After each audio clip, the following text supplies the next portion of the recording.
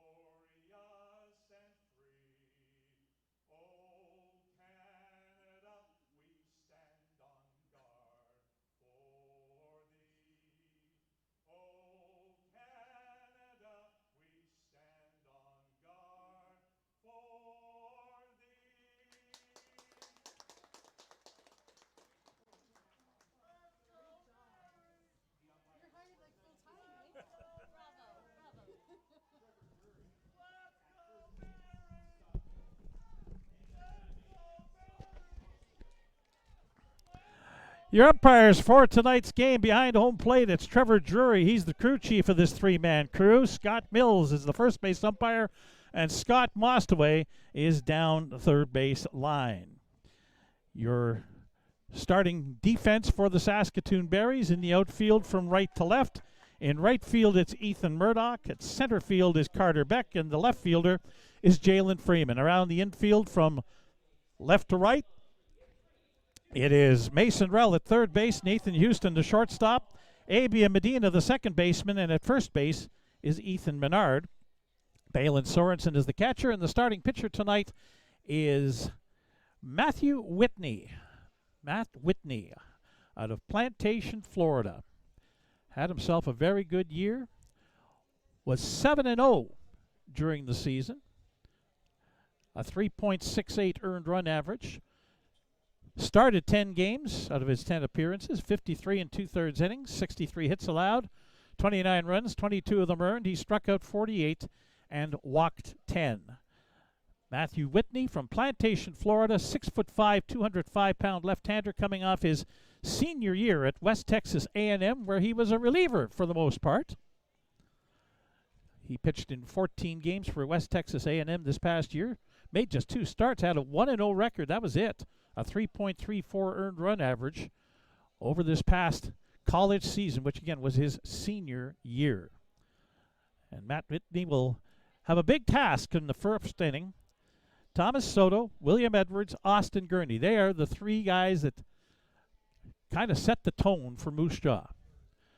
Soto, Edwards, and Gurney in game 1 back on Wednesday night each had singles to get the game started. And then they came up the next time around, and Soto drove in a couple of runs and scored. So he will bat right-handed. Will Thomas Soto to lead things off.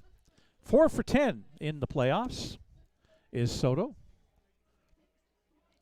4 hits and 10 at-bats, 3 runs batted in. He is the shortstop. And Matt Whitney kicks and fires. A breaking pitch on the inside corner at the knees, strike 1. And that pitch at 7:02 on Saturday evening, August the 9th. The last of the first-round playoff games in the Western Canadian Baseball League. Whitney bounces one in, 1-1. Winner of this game will face Regina. The Red Sox sweeping a best-of-3 series, 2 games straight from Medicine Hat. They await the winner of this one. A ball and a strike. Up and away from Soto, 2 balls and a strike from Matthew Whitney. Whitney pitched last season for Fort McMurray and found his way here to Saskatoon this summer. He'll pitch from the stretch even with the nobody on base. 2-1 pitch, line drive, but right at Abia Medina at second base. Well tagged, but defensed perfectly, and there's one away. It'll bring up the Aussie, William Edwards. William Edwards is the left fielder from New South Wales, coming off his junior year at the University of Sioux Falls. He's 2 for 7 in the first 2 games, hitting .286 with a run batted in. Right-handed hitter.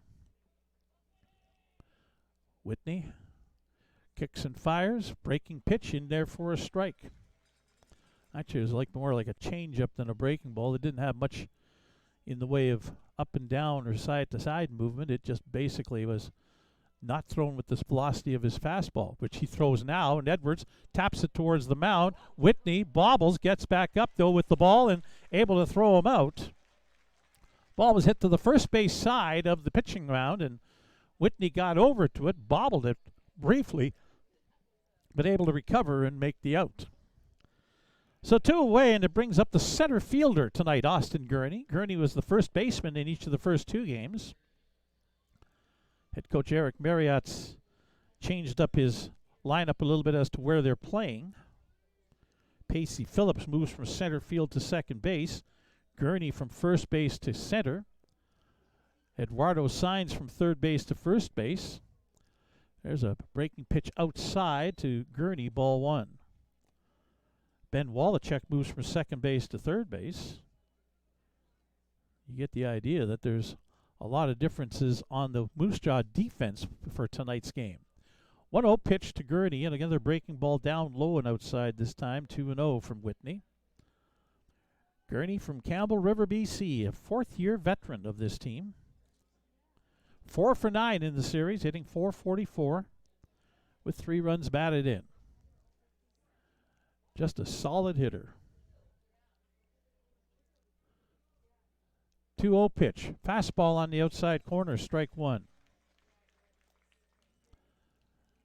Gurney coming off his senior year at Pikeville. Eduardo Saenz, the first baseman, on deck. We're just nicely underway here. Cued off the end of the bat towards third. Rell up with it. Player handed, throws on to first in time to get Gurney. And a 3 up, 3 down, top of the first inning for Matthew Whitney and the Saskatoon Berries against the Moose Jaw Miller Express. No runs, no hits, no Berries errors. Nobody left on base after a half an inning.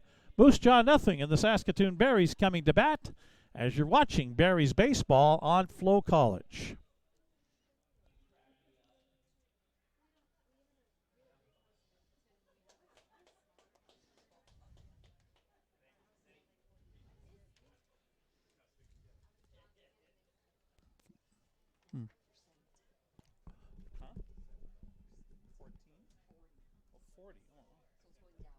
It's going down. Of course it's going down.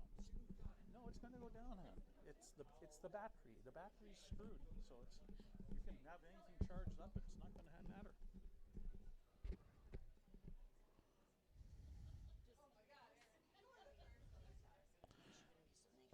Well, no, but I just know what's happening. Okay.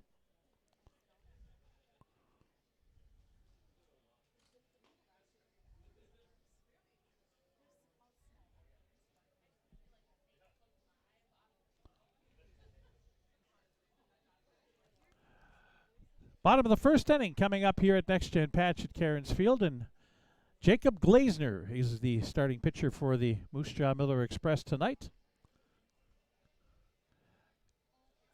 Glazner, a lefty, during the regular season. That's the batting stats. I want the pitching ones. He had 2 batting appearances. There we go. We find him now.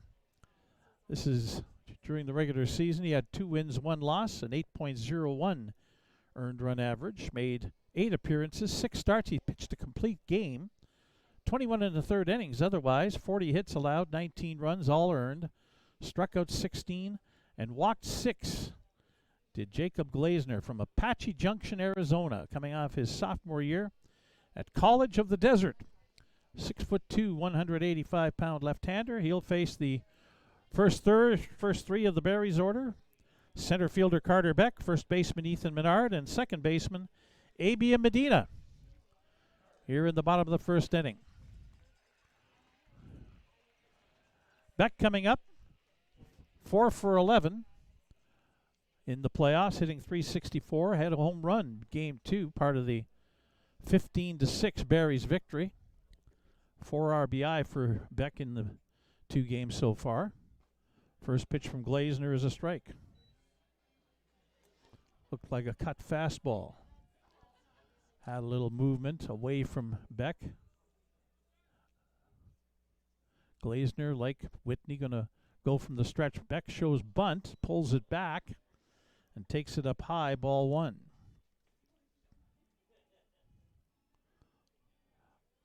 Game 3. Mentioned Regina waiting out west. Well, they've got their final matchup determined. Beck reaches out, hits a fly ball into left field. Drifting back, William Edwards, about 20 feet inside the foul line, makes the catch, and there's one away. The Okotoks Dogs will be at home to the Sylvan Lake Gulls tomorrow in Game 1 of the West Division Final.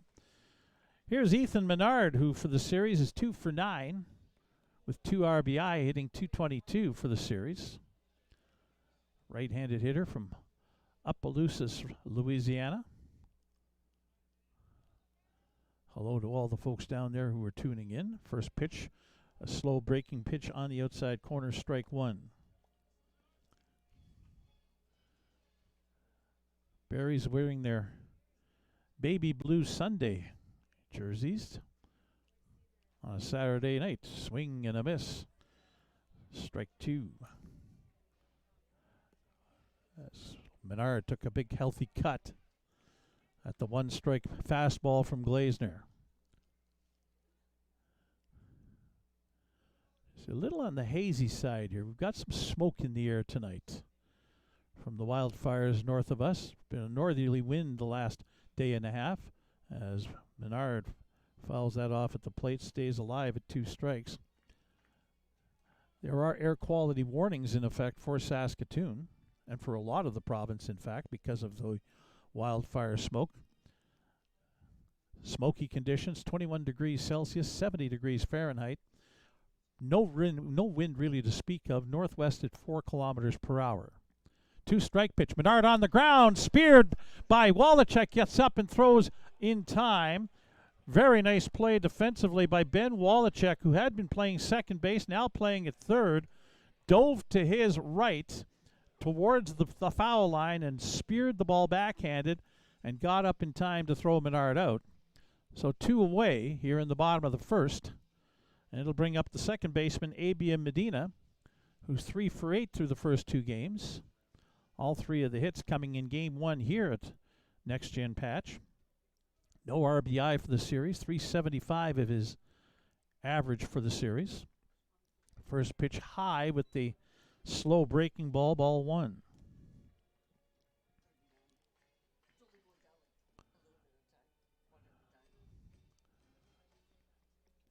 Glazner sets and delivers. Fastball up high, 2-0. Mason Rell, the Barry's third baseman, on deck. We are with you on the FloCollege webcast.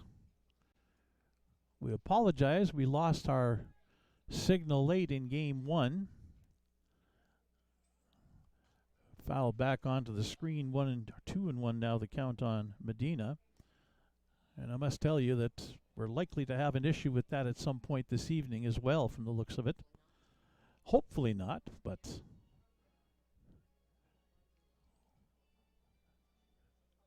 here comes Glazner with a 2-1 pitch. Fastball in there for a strike. 2 balls and 2 strikes to the Barry's second baseman, as Jacob Glazner has come back after throwing a couple of balls to start the at-bat to Medina from Ponce, Puerto Rico. Coming off his senior year at the Texas A&M International. 2-2 pitch, and that one is low. Ball 3, full count. I don't have quite the access to see Ben Wallachek, who's very emotional and will wear his thoughts on his sleeve and be very demonstrative what he feels should be strikes and balls from his position. He's at third base tonight, not second. 3-2 pitch, Medina back up the middle. That'll get through for a base hit as Soto with a dive on that ball that bounced several times in the infield before sneaking on through. First hit of the ball game, first runner of the ball game. And now it's Mason Rell with 2 away. Rell hitting .222 for the playoffs, 2 for 9 with an RBI. Barry's third baseman out of West Bend, Wisconsin.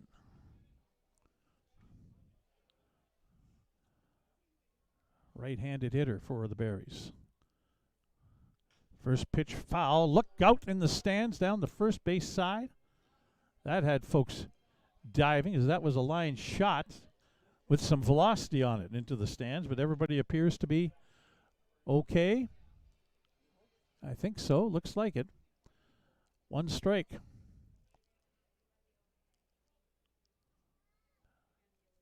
One strike pitch is inside on Rell, and Rell says it hit him. Home plate umpire Trevor Drury does not agree. 1 ball, 1 strike. Joe Carnahan comes out of the dugout a few steps and questions. And umpire Drury says, nope, close, but did not touch the jersey. Even if it touches the jersey, that's good enough to be considered a hit by pitch. Popped up now, foul territory and playable. Andy Rivas, the catcher, misplays it. Falls for a strike. First baseman Signs coming over probably had the better play on the ball, but catcher called him off emphatically and then missed it. So it's 1 ball and 2 strikes with 2 away here in the bottom of the first inning. And Rel gets another life.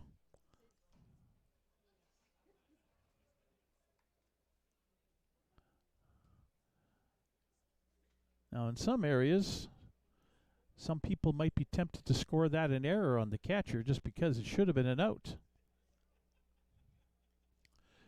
Medina going. Here's Rivas' throw down to second. They've got him by a long shot, as that was a ball thrown to Rel, but Medina gets tossed out. Catcher to second baseman for the third out, caught stealing. Rel will come to bat for the Berries in the bottom of the second inning. In the bottom of the first, no runs, 1 hit, no Moose Jaw errors, nobody left on base after 1 inning. It is Saskatoon nothing, Moose Jaw nothing. You're watching Berries baseball on FloCollege.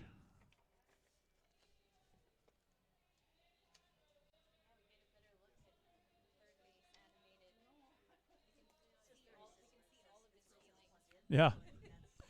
Except he doesn't have as good of a view of what's happening at home plate.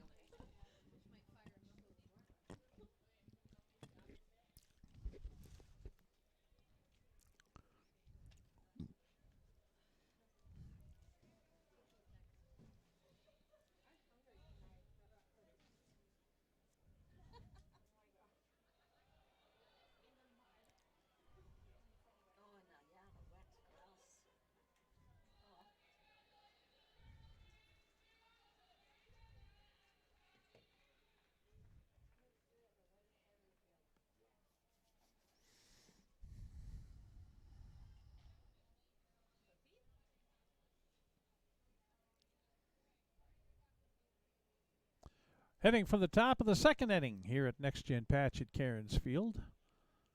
Game 3 of the best of 3 East Division semifinal. Saskatoon Berries and Moose Jaw Miller Express have yet to break the ice on the scoreboard. Matt Whitney will come on and face Eduardo Signs, their first baseman, DH Robert Estrada, and catcher Andy Rivas for Moose Jaw Miller Express. Signs, again, playing first base tonight. He'd been the third baseman in each of the first 2 games. Signs 1 for 6 in the series, 167. No home runs, no RBI. Matthew Whitney. First pitch popped up. This is into foul territory. Possibly playable. Ethan Menard scrambling around. He can't come up with it. That one blew back towards the infield on him, and he wasn't able to come up with it. So it's a strike on Signs. Ethan Menard and Balin Sorensen talking it over as to helping him out a little bit.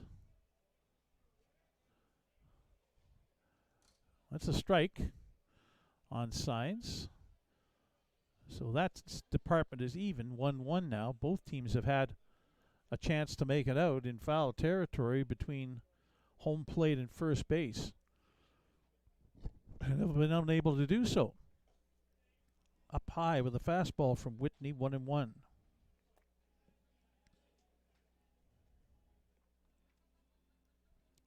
Signs in the regular season hit .284 with 8 home runs and 39 RBI.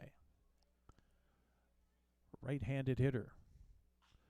Line drive and fair down the left field line. Into the corner. Signs around first. He'll come into second. Ethan Menard, Jalen Freeman, the left fielder, will get the ball back to the shortstop, Nathan Houston. And a leadoff double for Moose Jaw here in the top of the second inning.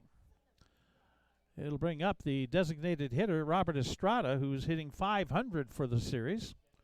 4 for 8.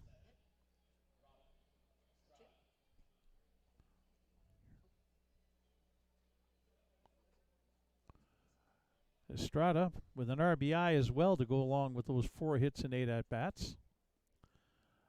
Ethan Menard playing in at first base.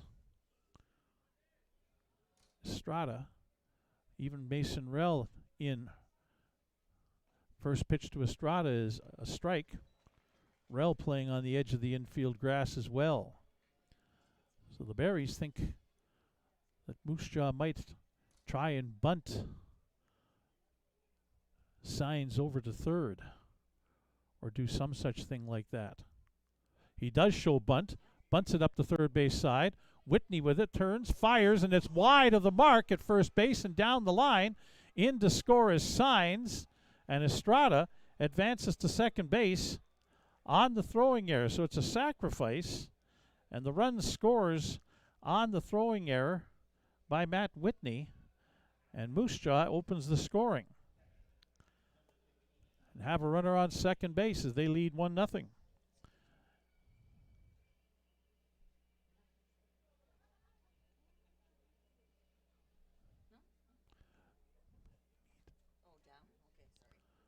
So Andy Rivas now.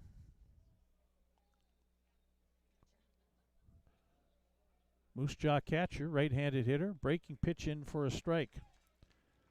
Rivas 1 for 7 in the series, 143 average. No homers, no RBI. Rivas from the Bronx, New York, coming off his senior year at Keystone College. Estrada at second base. Rivas hits this one in the air. Left center field coming over as Jalen Freeman makes the catch.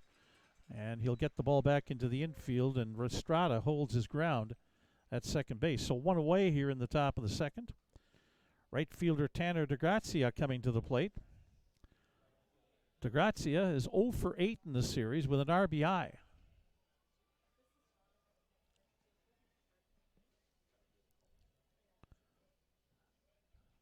DeGrazia from Rochester, New York, coming off his junior year at Pomona College.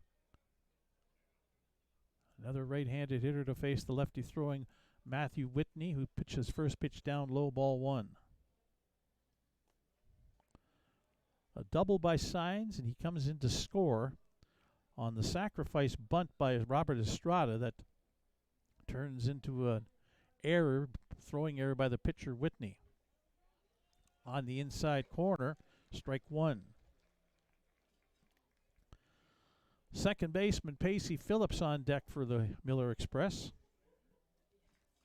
here in the top of the second inning. Whitney looks back at Estrada. Grazia on the ground. Into the hole at short. Houston with the play. Throws it across in time. Estrada will move on over to third base after the throw. Good long throw by Houston on the mark. And a good pick at first base by Ethan Menard at the other end to get the out. But now a runner on third with 2 away, and up comes Pacey Phillips. Left-handed hitting second baseman. Phillips coming off his freshman year at Bismarck State. Was 3 for 3 here in game 1 and 0 for 3 last night, or back on Thursday night in Moose Jaw in game 2. Pitch outside to Phillips, off the glove of Sorensen. He's able to look the runner back while going after the ball. Ball 1. 2 outs here in the top of the second inning. A run in for Moose Jaw and a potential second one 90 feet away at third base. Phillips does have 2 RBI in the series. Fastball in there for a strike, 1-1.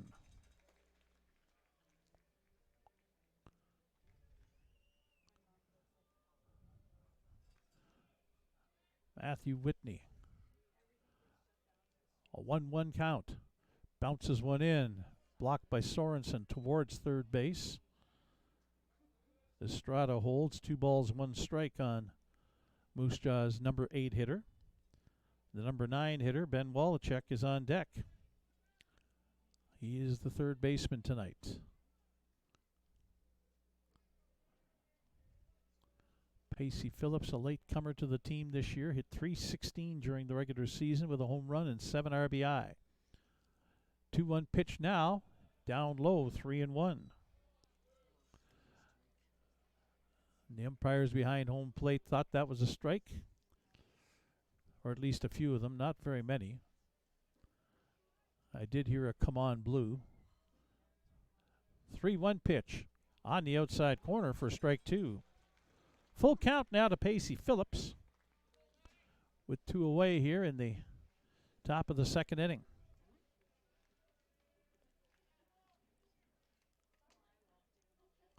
3-2 pitch. Hit back off of Whitney's glove and unable to make a play. Into the scores Estrada. Make it 2-0. An infield hit for Pacey Phillips.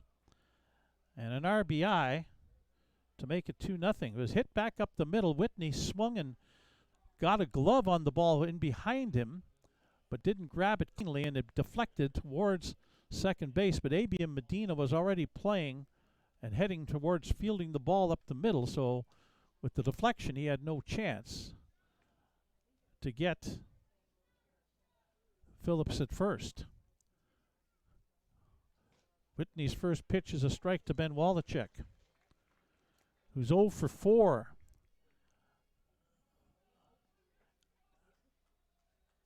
In the series.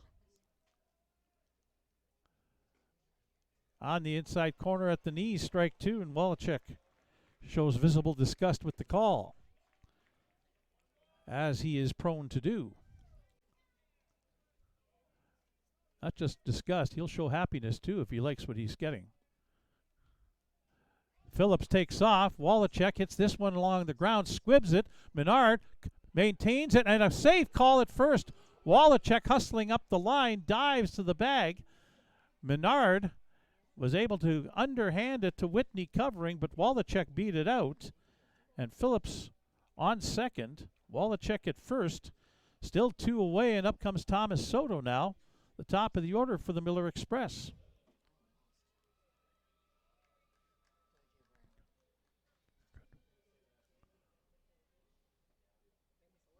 So back-to-back singles in the infield for Moose Jaw, driving in a run and keeping the inning alive. 2 runs in. And the top of the order, Thomas Soto, who lined out sharply to ABM Medina back in the first inning to lead off the ball game. First pitch from Whitney is in for a strike.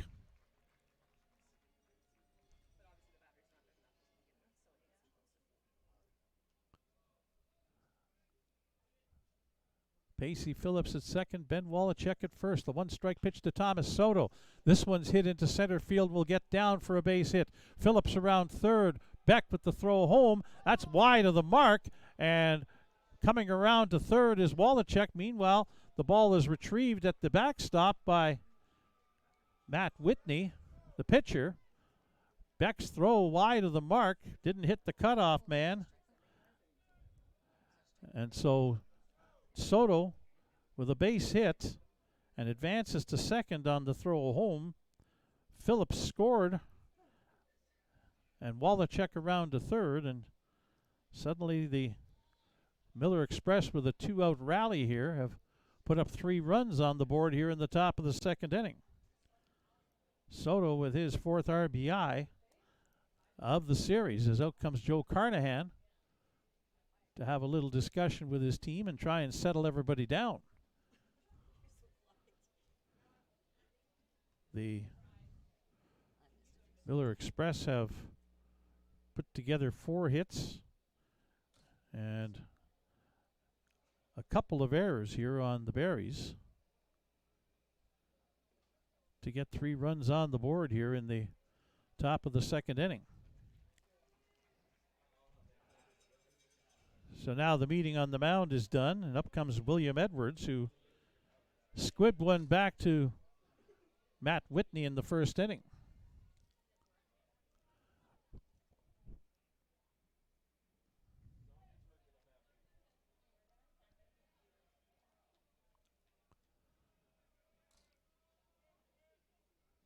Whitney, first pitch to Edwards. Is that a change-up in for a strike? 8th hitter of the inning for the Saskatoon Berries, and already warming up down the left field line is Zach Laird. Everybody should be available in the bullpen today, and Joe Carnahan might empty it out if need be. As the pitch is inside, almost clipped Edwards in the foot. He's able to step out of the way. Ball one. Whitney ran through the first inning, 1, 2, 3, with just 10 pitches unofficially. Had a few more here in the second inning. 1-1 pitch to Edwards. Hit in the air, left field. Jalen Freeman coming over into left center, makes the catch. And that ends the inning. But a big inning for Moose Jaw as they score 3 times on 4 hits. There were 2 Saskatoon Berries errors and 2 runners left on base. So after an inning and a half, it is Moose Jaw 3, Saskatoon no score. You're watching Berries baseball on FloCollege.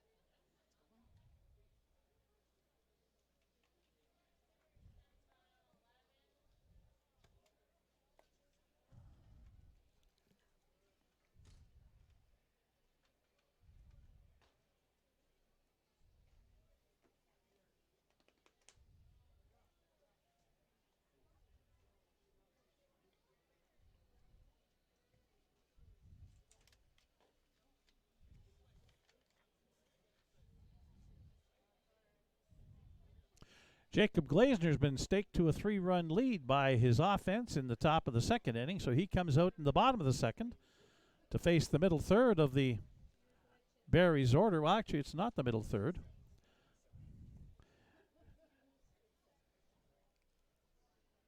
Nathan Houston is in the on-deck circle, so it wasn't a caught stealing on A.B. and Medina, even though he was. Rell struck out on the 1-2 pitch back in the bottom of the first inning. So there actually was a runner left on base for the Berries in the bottom of the first. So it's Nathan Houston coming up, not Mason Rell, as I suspected. Houston, right fielder Ethan Murdoch, and DH Corey Waters to bat against Glazner. 3 right-handed hitters here in the bottom of the second inning. Houston looking for his first hit of the postseason. Officially 0 for 7. Glazner's first pitch is up at the letters, strike 1. Melville, Saskatchewan product.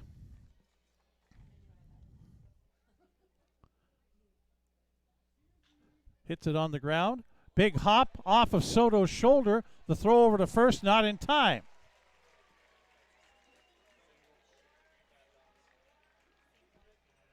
Base hit is the call for Nathan Houston's ground ball that took a tricky hop on Thomas Soto. So the Berries get the leadoff man on here in the bottom of the second inning. Brings up Ethan Murdoch. Houston's first hit of the playoffs. Breaking pitch from Glazner in for a strike to Murdoch, who's hitting 2 for 9 in the postseason. 2 runs batted in game number 2 back on Thursday night in Moose Jaw. On the ground to Soto. Flip to second for 1. Back to first, double play. That time no bad hop on Thomas Soto. He fields cleanly and starts a double play. And just like that, 2 away now for the Berries in the bottom of the second inning. It'll bring up Corey Waters, the DH. 4 for 10 in the series. 5 runs batted in.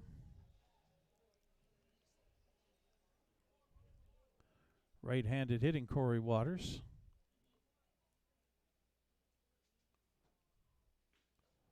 First pitch at a looping curve ball outside, ball one.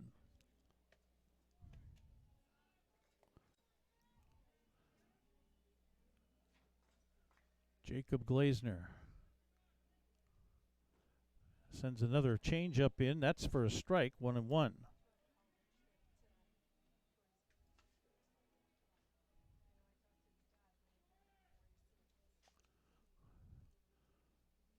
Waters from Saskatoon takes a breaking ball in there for a strike, 1-2.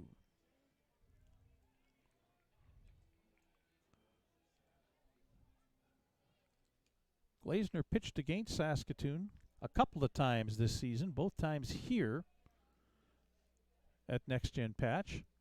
Breaking pitch down low. 2 balls, 2 strikes, 2 away. He pitched an inning of relief here in a 8-7 Barries win on July 7th. Didn't give up a run. Then started and was the losing pitcher on July 26th here, pitching 4 in the 3rd innings, allowing 11 hits, 4 runs all earned. Fastball fouled off and out of play towards the batting cage on the right field side. Count holds at 2-2. Catcher Balin Sorensen on deck.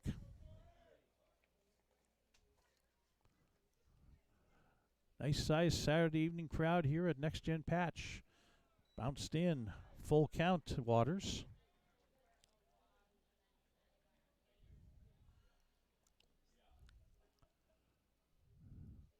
Glazner takes a moment behind the pitching mound. Now gets back up onto the rubber and is ready to deliver. Shakes off a couple of signs. And now likes what he gets from Andy Rivas. The 3-2 pitch. Fastball, swing and a miss, strike 3. Second strikeout for Glazner on the night. A hit for the Berries in the 2nd inning, but erased by a double play. No errors, and nobody left on base. After 2, Moose Jaw 3, Saskatoon no score, as you're watching Berries baseball on FloCollege. Pitching change.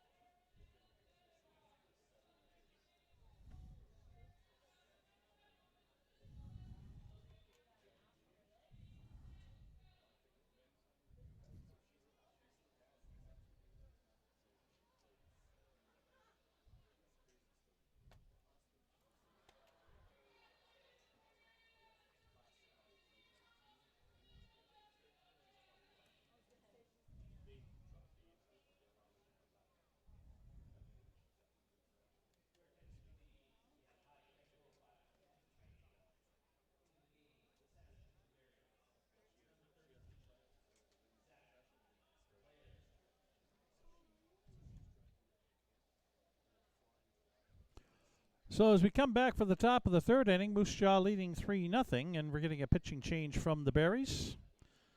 It'll be left-handed reliever Zach Laird coming on.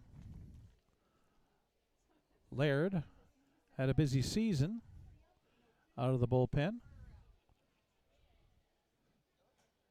This will be his 2nd appearance of the season of this series. He also pitched in Game 1. 2 innings, gave up a run earned on a hit. Struck out 4. During the regular season, Zach Laird pitched in 19 games, all in relief, 4 wins, no losses, a save, a 2.14 earned run average. Pitched 21 innings, 13 hits allowed, 5 runs, all earned, struck out 38 and walked 12.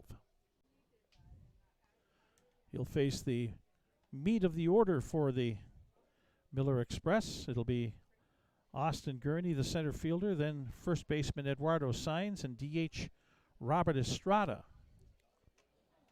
As Whitney pitched 2 innings, Matthew Whitney gave up 4 hits, 3 runs. I don't believe any of them were earned.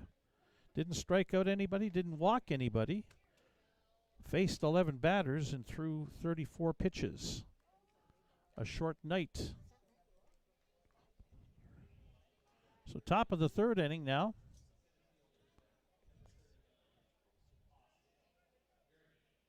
And here comes Austin Gurney now.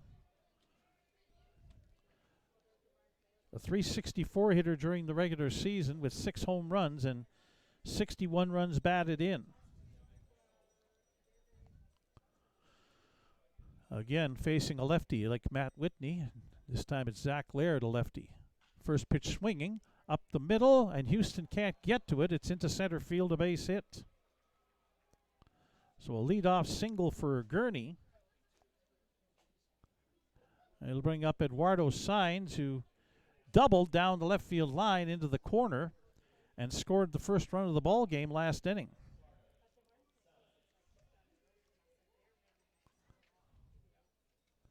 Saenz from Laredo, Texas, coming off his junior year at Texas A&M International, where he knows ABM Medina, the Barry's second baseman. Laird's pitch up high, ball 1.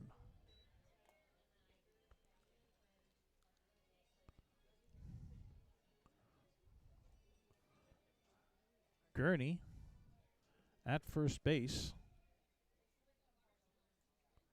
with that leadoff single. Saenz check swing. They'll check over at first and get a strike call. 1-1 the count. First base umpire Scott Mills confirming.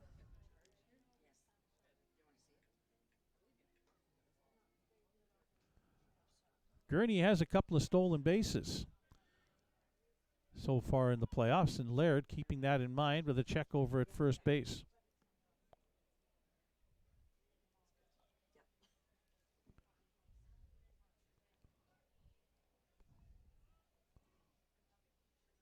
One and one count to Eduardo Saenz here, with Gurney on first in the top of the third inning. Breaking ball down low, 2-1. DH Robert Estrada on deck for Moose Jaw.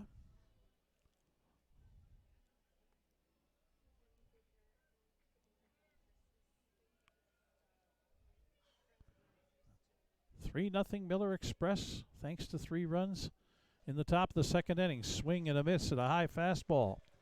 2-2 the count.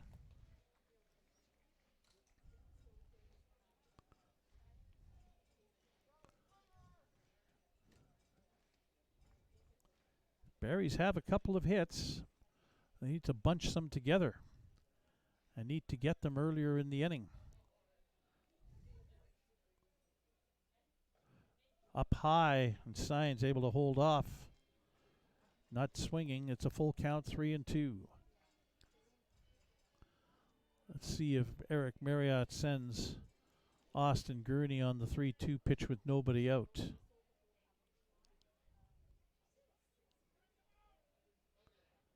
Zach Laird ready to deliver. Not going. Called strike 3 on the outside corner. 1 away. They'll bring up Robert Estrada, who dropped down a sacrifice bunt and had the bunt thrown away by pitcher Matt Whitney, allowing him to get all the way around to second base and allowed Eduardo Saenz to score the game's first run. Estrada not in a sacrifice situation, I don't believe, here right now, although Mason Rell creeping up at third base, even with the bag, and maybe even with the infield grass now, as Laird with a check on Gurney at first base. Estrada from Maracay, coming off his senior year at Keystone College, takes a strike.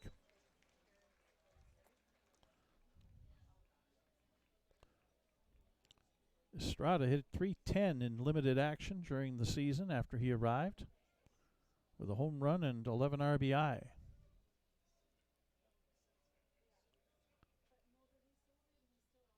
One strike pitch hit in the air to right field.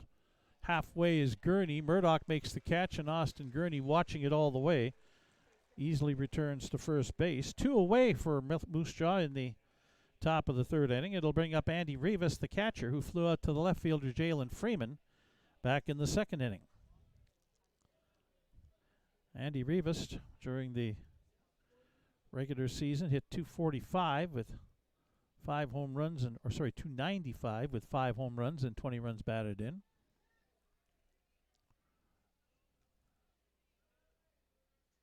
Breaking ball in for a strike. That was a much slower velocity pitch than what Laird normally throws, and that would have thrown Rivas off.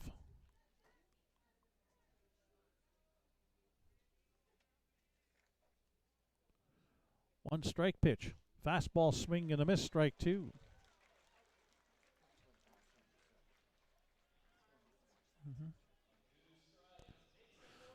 So now, public address here at Next Gen Patch at Cairns Field, trying to get the crowd to get loud, get noisy, rally behind the Berries defense. Laird bounces one in. A good block by Balin Sorensen on the 2-strike curveball, 1-2. Right fielder Tanner DeGrazia is on deck.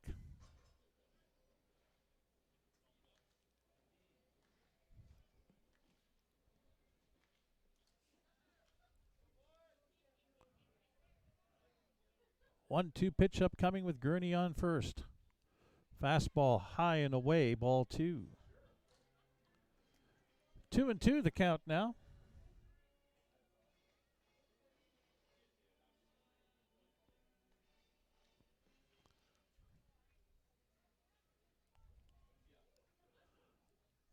Two balls, 2 strikes, 2 out, runner on first. Top of the 3rd inning, breaking ball. Rivas fouls it off, stays alive at 2-2.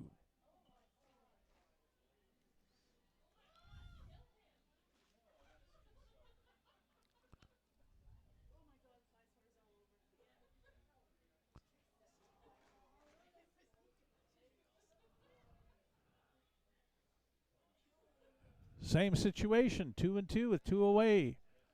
Laird's pitch, breaking ball, swing and a miss, strike 3. Couple of strikeouts for Zach Laird in the top of the 3rd inning. For Moose Jaw, no runs, 1 hit. There were no Berries errors and 1 runner left on base. After 2.5, it is Moose Jaw 3, Saskatoon no score. As you're watching Berries baseball on FloCollege.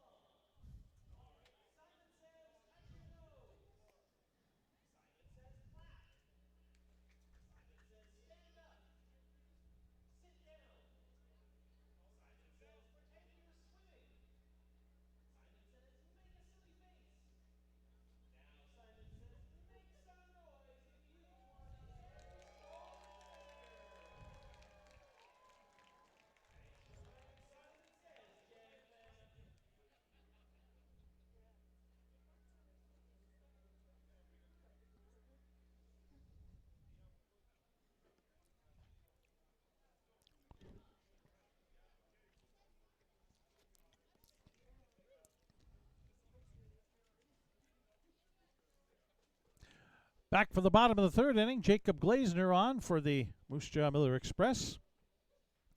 He'll finally get through the full order of the Saskatoon Berries here in the bottom of the 3rd inning. It'll be the catcher Balin Sorensen and the left fielder Jalen Freeman. And back to the top of the order for center fielder Carter Beck as the Berries down 3-0 heading to the bottom of the 3rd inning.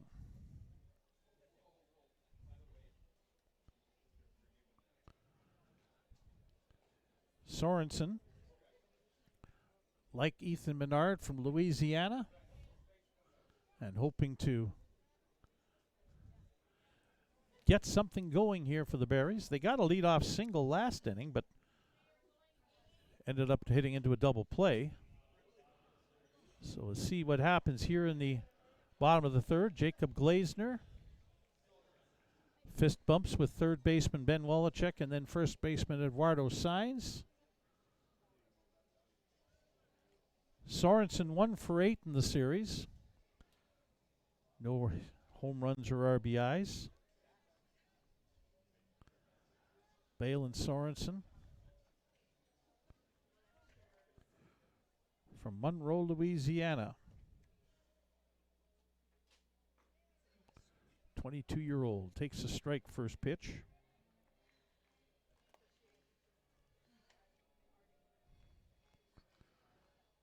Went to high school at the Riverfield Academy in Rayville, Louisiana. First pitch, another pitch there, and fouled off out of play towards the batting cage. Quickly behind, 2 strikes to Jacob Glazner.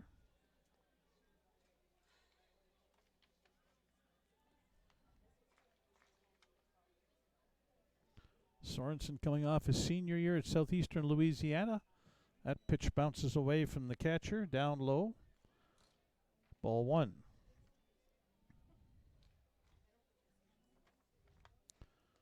Sorensen has power. 7 home runs this year, 33 runs batted in with a .278 average. And now time is called as Glazner and Rivas, the catcher, trying to come together on what they're going to throw here. 1-2 to Sorensen.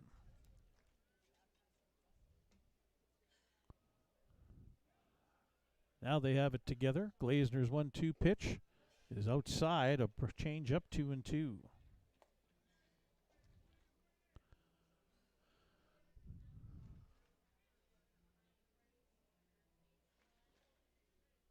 Glazner ready to go again with a 2-2 count now on Balin Sorensen. Swing and a miss on that changeup. Strike 3. That's 3 strikeouts for Jacob Glazner through the first 2 1/3 innings. So now he'll face Jalen Freeman, who's 4 for 9 in the series. Couple of RBI to go with that .444 average.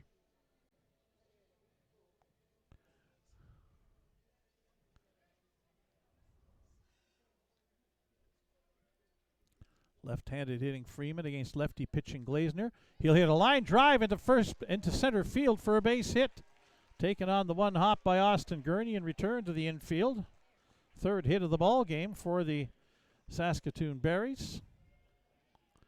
They'll bring up the top of the order Carter Beck, who hit a little lazy fly ball to left field his first time up for an out. Beck hit .385 during the regular season, 9 home runs and 45 runs batted in.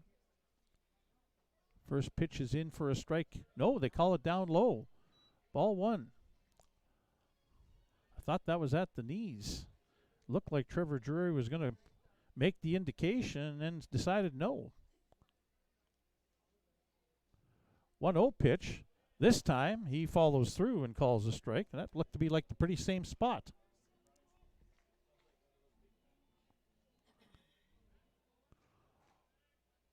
One and one the count on Carter Beck.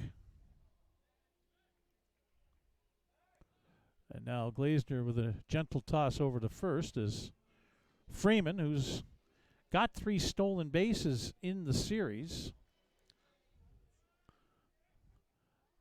and had a schwack of them in the regular season, 17 of them. Is at first. Called strike on Beck. 1 ball, 2 strikes now on the Berries center fielder.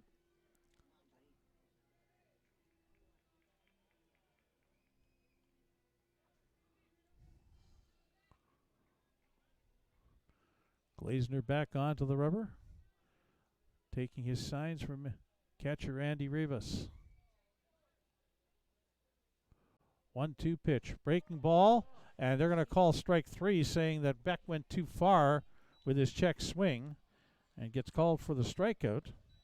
So 2 away, and up comes Ethan Menard, who was robbed of a extra base hit back in the first inning on a diving stab at third base by Ben Wallachek. Menard, a .392 hitter during the regular season, 3rd best in the WCBL with 12 home runs and 39 RBI. He'll hit off the end of the bat into center field for a base hit. Freeman didn't see where the ball went to and was trying to pick up the third base coach, Chance Wheatley, but he'll stop at second. 2 men on with 2 away, and it's Abiam Medina who singled his first time up. Medina hit .360 during the regular season with 3 homers and 41 runs batted in. Left-handed hitting Medina against left-handed pitching Jacob Glazner.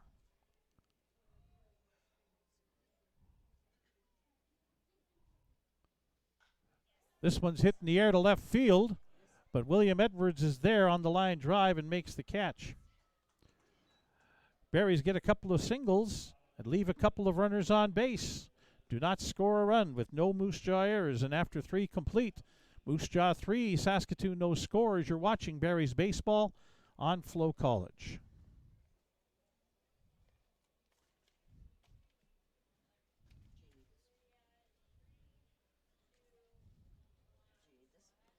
Yeah, I do. Just hang on.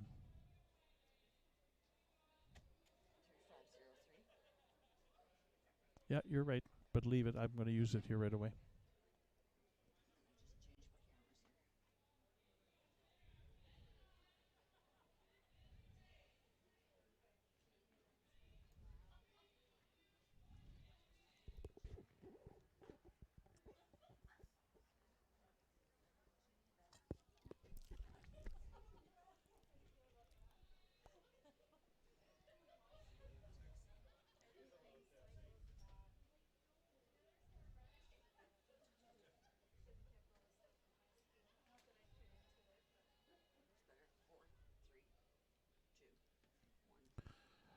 The unofficial line score through 3 innings here at Next Gen Patch at Cairns Field for the Moose Jaw Miller Express.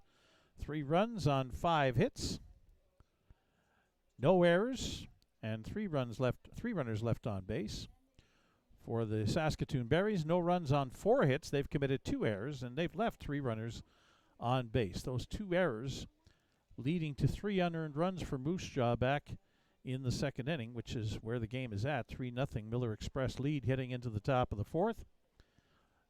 Zach Laird, the second pitcher of the night for the Berries, on to face the bottom third of the Moose Jaw order. Right fielder Tanner DeGrazia, second baseman Pacey Phillips, and third baseman Ben Wallachek. DeGrazia grounded out to the shortstop Nathan Houston back in the 2nd inning. DeGrazia hit .332 during the regular season with 6 home runs and 37 runs batted in. Laird's first pitch hit on the ground. That'll roll its way into right field, a base hit. Ethan Menard chose not to go after it, but Abian Medina couldn't range far enough to his left to get it, and it slides on into right field. 6th hit of the game for Moose Jaw. It'll bring up Pacey Phillips. Phillips single drove in the second Moose Jaw run back in the 2nd inning, and then came around eventually to score the 3rd run. Phillips hit .316 during the regular season with a home run and 7 RBI. Started to show bunt as he brought the top hand up the barrel, but up high, ball 1. Phillips now with 5 hits in 5 of his last 6 games, hitting .500. End of the regular season included. That's up high as he pulls the bat back on the attempted bunt, 2-0. Phillips has a home run and 8 RBI in the last 5+ games as well. So he's been productive at the plate.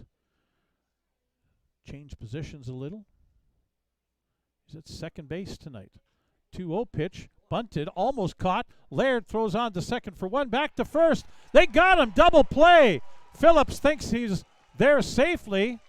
First base coach thinks so as well, but Scott Mills, the first base umpire, with an emphatic out call and a double play off a sacrifice bunt attempt, allows the Berries to get a couple of outs. So 2 away, and Ben Wallachek, the third baseman, coming to bat. Wallachek managed an infield single his first time up.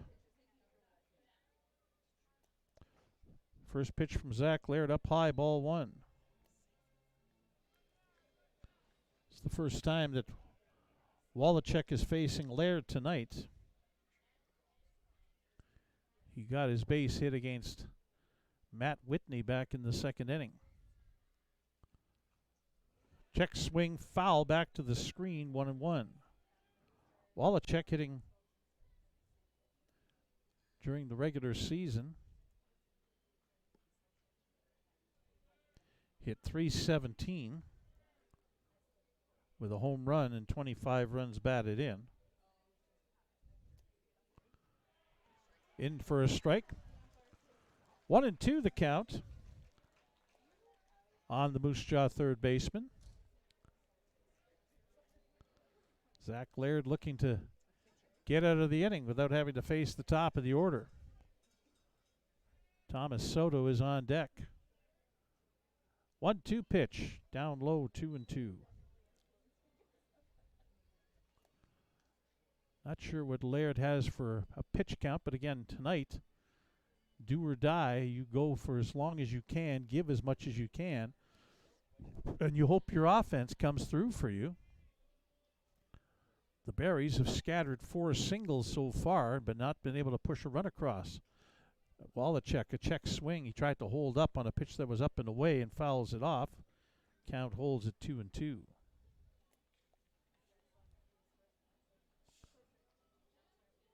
Ben Wallachek from Wichita, Kansas, coming off his junior year at Indiana State University. So he's facing Zach Laird, a teammate, during the last scholastic year. A line drive right to Medina ends the inning.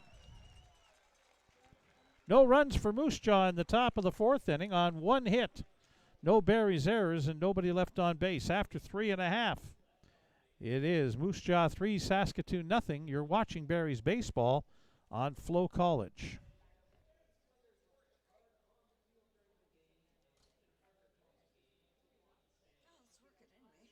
Yeah, what's the percentage at now?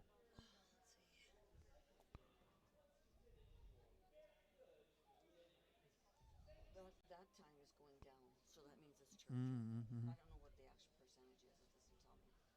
Well, if you clicked on it, it probably would. I don't want to wreck anything. Oh, okay. 42. Yeah, so it's going up. Okay.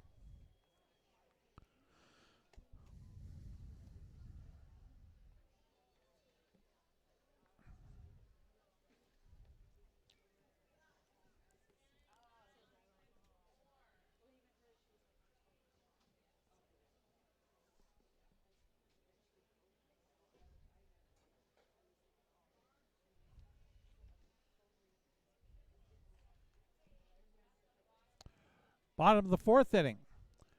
And the only game that's being played in the Western Canadian Baseball League is round 1 of the playoffs is wrapping up here tonight.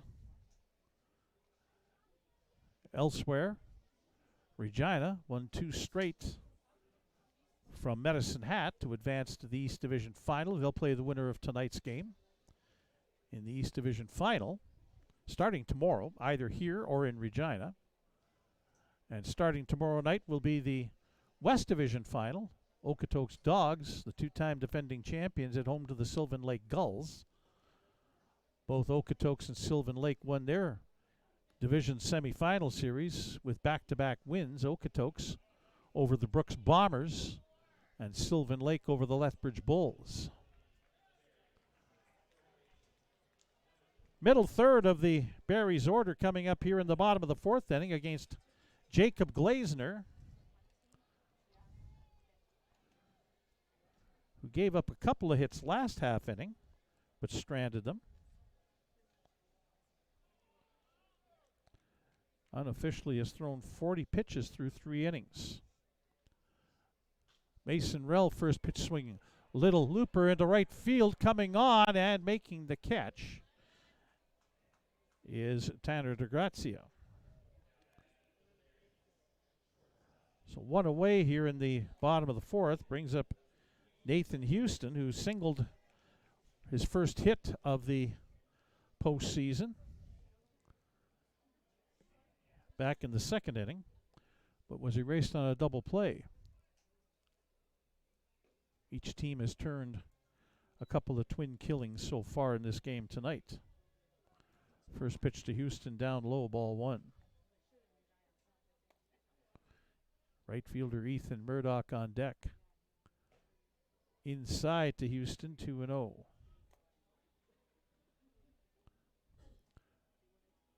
Houston hit .312 during the regular season with 3 home runs and 38 runs batted in. 2-0 pitch. Hit in the air. Right center field. Long run for Austin Gurney. He won't get it. It'll get to the fence. Houston around second. Digging for third. And he will slide in head first safely with a triple.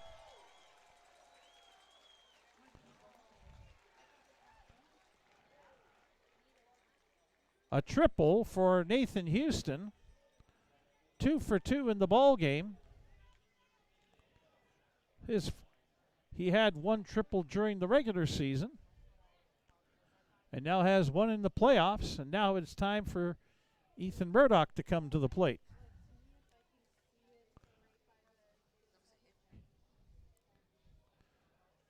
Murdoch grounded into the double play back in the second inning.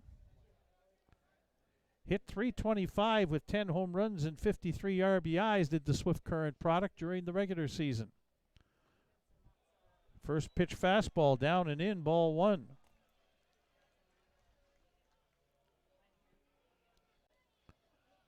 Corey Waters, the DH, on deck.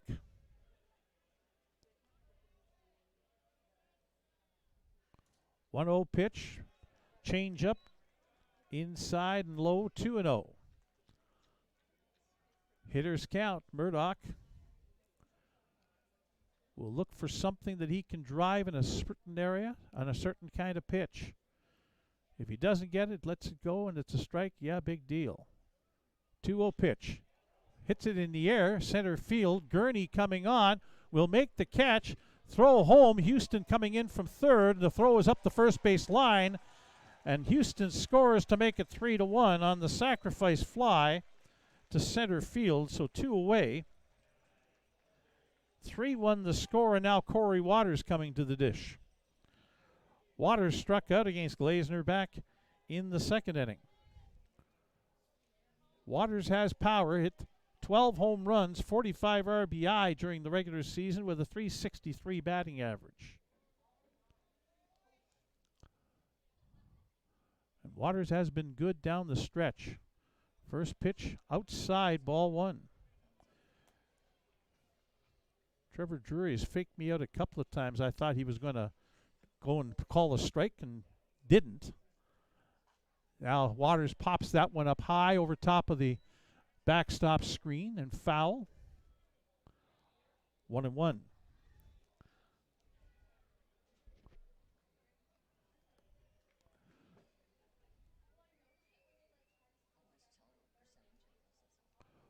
One count. Waters hits it hard. This will go off the shoulder of Soto.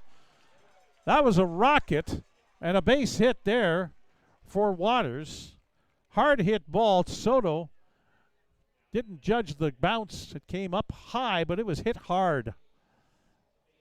So an infield hit for Waters. And it'll bring up Balin Sorensen as here comes Eric Marriott, the head coach, out to chat.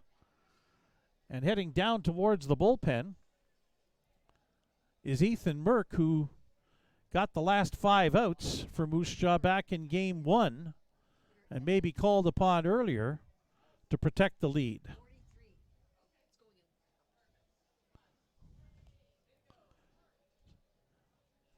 Sorensen struck out his first time up against Glazner. A little bit of a discussion going on here between Eric Marriott, the head coach, his pitcher Jacob Glazner, and everybody else in the infield, and that now is broken up just before home plate umpire Trevor Drury makes his way out. See if Sorensen can get it going.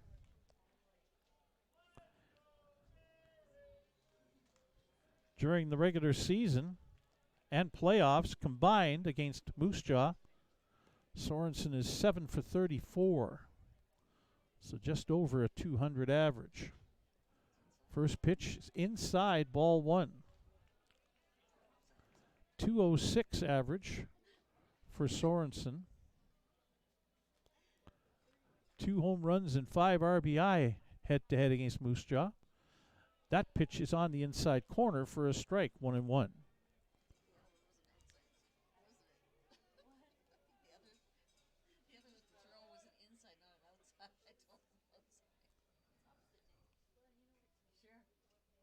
One pitch. Sorensen puts a charge into this one.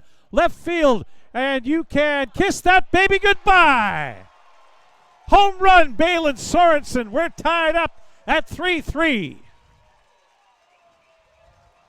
I told you last time up Sorensen had power with 7 home runs during the regular season. Oh yes, the second-year member of the Berries gets his first of the postseason. He's hit 15 home runs as everybody comes out of the dugout to greet the popular catcher here at Next Gen Patch. A 2-out, 2-run home run and a 3-3 tie now in the bottom of the 4th inning. And now Jalen Freeman at the plate takes a called strike on a breaking ball. Meanwhile, down the left field line, Laird is getting some extra tosses in with this long half inning. Or down the right field line, I should say. Pitch outside to Freeman, 1-1. Ethan Burke continues to throw for Moose Jaw down the left field line in the bullpen. 1-1 pitch is just down low. 2-1. Top of the order, Carter Beck on deck for the Berries.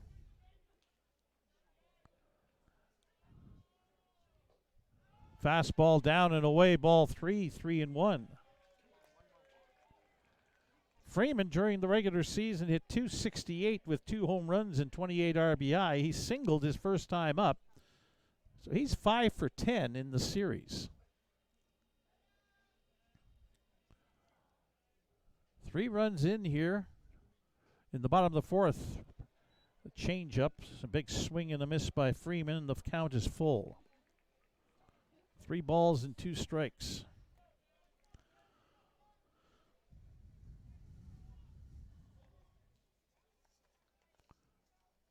Another one of those has popped up foul towards the screen and will get up high on the screen. Count holds at 3-2.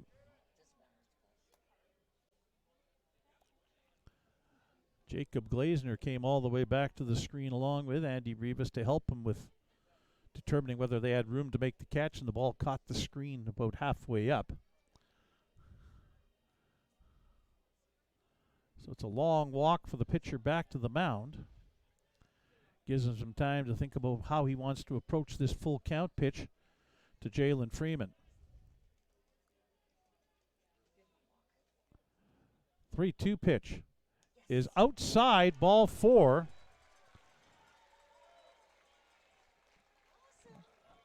Freeman to first. Carter Beck, who's 0 for 2, coming to the plate. Beck's had hits in each of his last 4 games, the final 2 of the regular season and the first 2 of this series. 8 for 21 now, including the 0 for 2 tonight, hitting .381. This one squibbed towards first, picked up, the toss over to first base. He's there safely. Glazner, the left-handed thrower, falling off towards third base with his delivery, had a little bit of extra room to go to get to the bag, and Eduardo Sainz fielded the ball on the infield grass, and by the time the underhand flip to Glazner was made, Beck arrived at the same time and was safe. And so an infield hit for Carter Beck, Freeman up to second, and that's going to be all for Jacob Glazner, I'm pretty sure here, as Ethan Merck is going to be coming on to the ball game to replace Jacob Glazner, who slams his fist into the glove as he makes his way off of the mound and towards the dugout.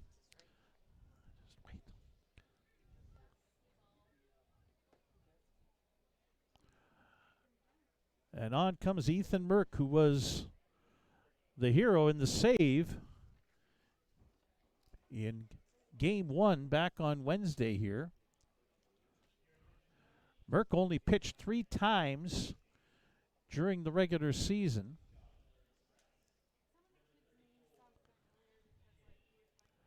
As we take a look, he had a start in amongst those 3 appearances in the regular season.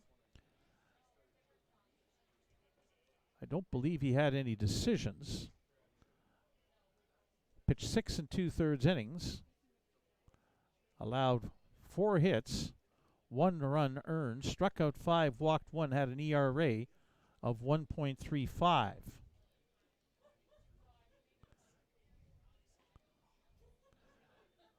And of course, the one game against the Berries, he pitched an inning and 2/3 for the save, facing 6 batters. The only runner that made it safely was on an error.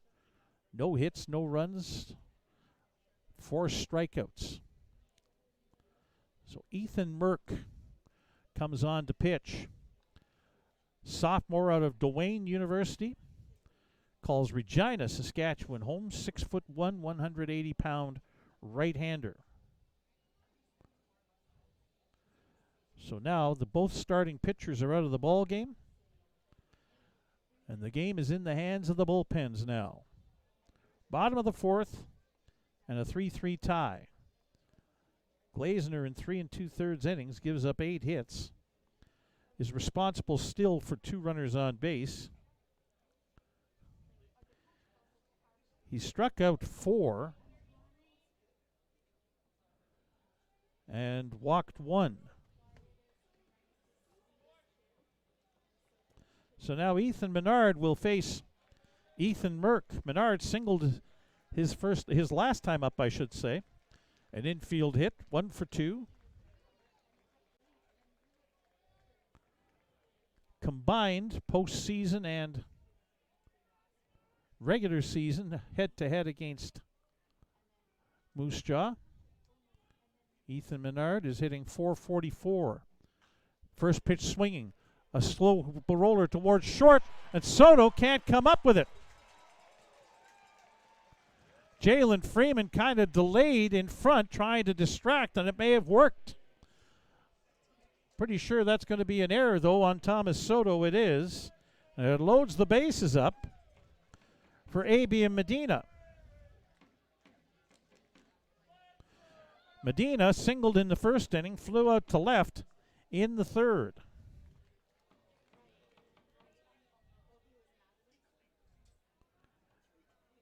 Medina hitting .375 in his last 4+ games, 6 for 16. First pitch swinging, fouls it off. That's going to end up in the parking lot in behind the third base bleachers. Strike 1. 9th man up to the plate here for the Berries in the bottom of the 4th inning. They've got the bases loaded with 3 runs in.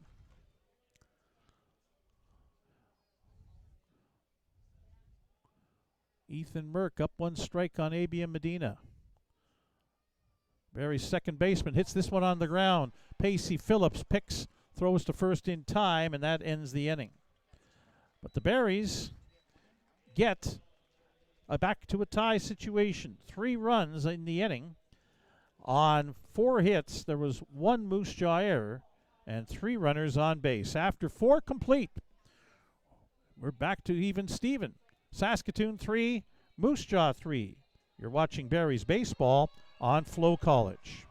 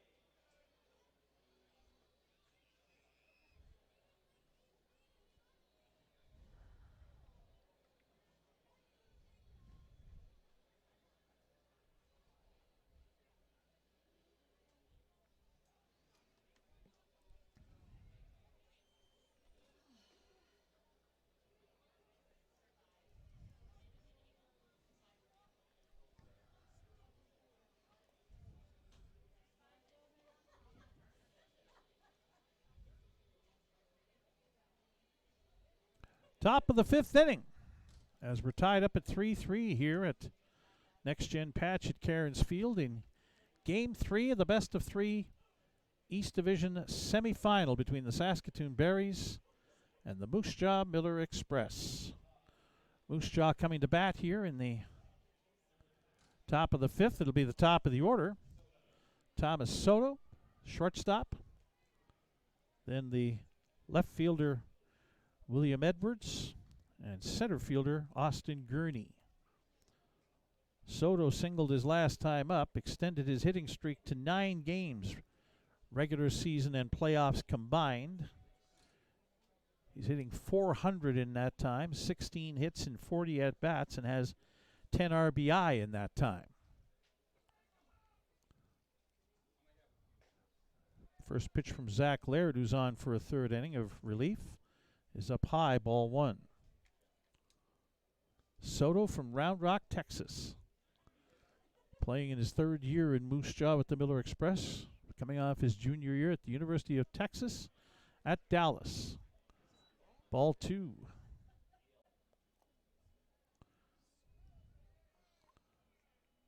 An all-star in the WCBL, Thomas Soto.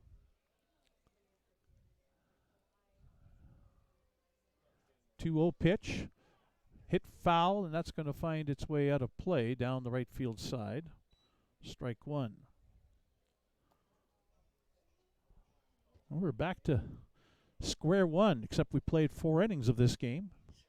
Tied up at again.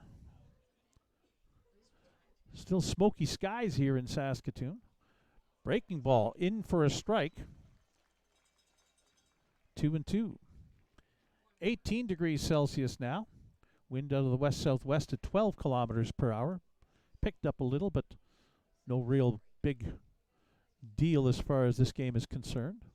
2-2 pitch. Soto swings at a breaking ball down and in and fouls it off towards the third base Miller Express dugout. Stays alive at 2 balls and 2 strikes. We're 80 minutes into this game. Hope you're enjoying the only game in the Western Canadian Baseball League playoffs on this day. The last one in round 1 of the playoffs.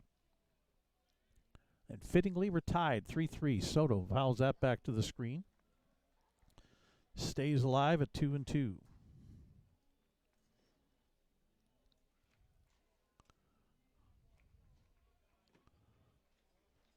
Zach Laird, who by my unofficial count has thrown 30 pitches in 2 innings plus.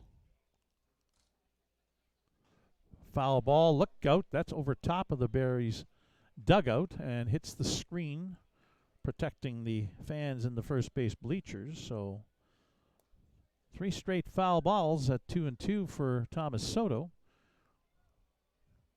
bringing Zach Laird's pitch count up. Nobody warming up down the right field line for Saskatoon. All quiet down the left field side now for the Moose Jaw Miller Express. Laird's 2-2 pitch on the inside corner, a called strike 3. Soto contemplating whether that's correct or not. He'll dejectedly go back to the Moose Jaw dugout. They'll bring up William Edwards. Edwards hit .364 during the regular season with 9 home runs and a league-leading 66 runs batted in. In fact, that's a single-season record for RBI in a season. 66 of them for Edwards. But he's 0 for 2 tonight. First pitch fastball is outside, ball 1.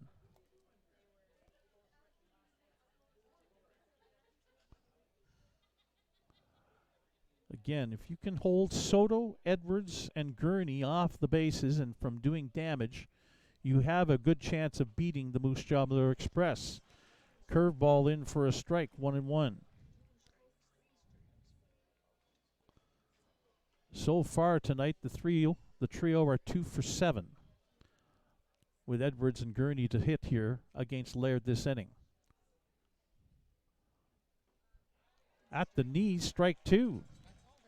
On a fastball from Zach Laird. 1-2 the count.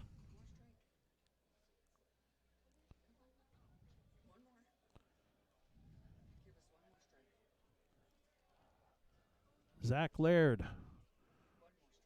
from Indiana State via Langley, BC. 1-2 pitch. Now cut fastball is down and in. 2-2.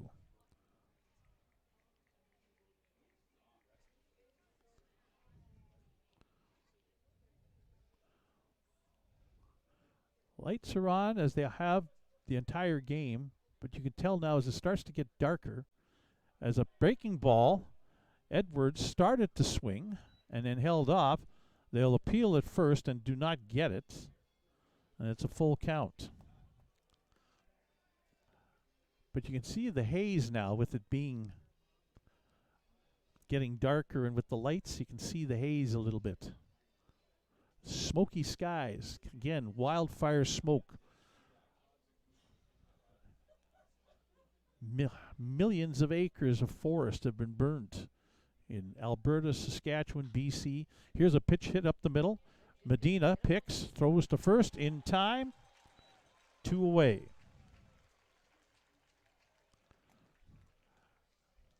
But if you get the right wind, a northwest, or in our case, a north wind, it'll bring that wildfire smoke down south into the cities and into the more populated areas of Canada. We've had issues with it, not just in Western Canada, but it's made its way into the provinces of Ontario, Quebec, and even into the Maritimes, way out in the East Coast. Austin Gurney up now. Singled in the 3rd inning. He's 1 for 2. First pitch from Laird, a breaking ball outside, ball 1. Gurney extended his hitting streak back to, or up to 9 games in his last at-bat. He's hitting above 500 in that time. As a pitch in for a strike.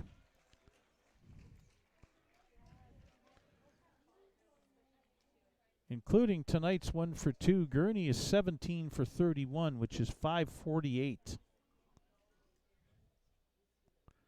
3 home runs and 12 RBI. Swing and a miss on a fastball from Laird. 1 ball and 2 strikes. Down the right field side in the bullpen. Berries have got action in the bullpen. That's Matthias Tronson who's warming up. A right-hander. 1-2 pitch, swing and a miss. Gurney strikes out. That's 4 strikeouts for Laird. I think that may have just been his last pitch he throws in this ball game, as he gets the Moose Jaw Blue Express to go no up, nothing across, no runs, no hits, no Barry's errors, nobody left on base. After 4.5, halfway home in Game 3 of the best of 3 East Division semifinal, it's tied up at 3. Barry's and Miller Express, as you're watching Saskatoon Barry's baseball on FloCollege.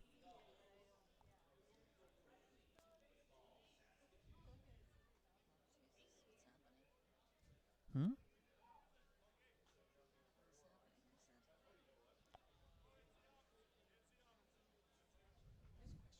Hmm. When they hit a home run, Mm-hmm. Beck did. How come he only went to 3rd and not home? How come what? Beck.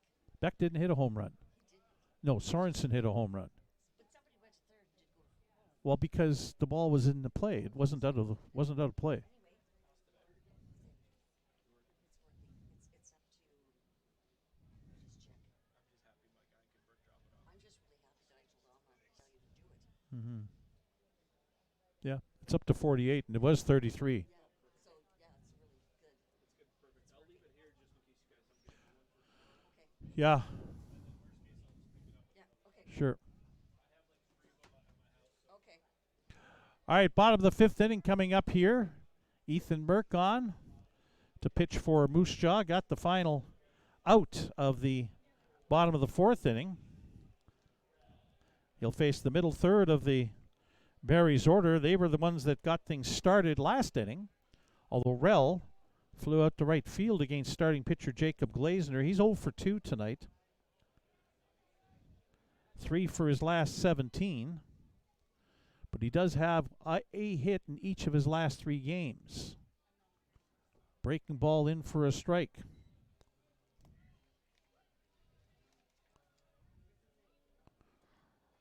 One of Rel's 3 hits in his last 3+ games was the grand slam home run. Inside, Merck now 1-1 against Rel. The grand slam home run in the bottom of the 10th inning back on Sunday that gave the Berries their WCBL regular season record for wins at 45.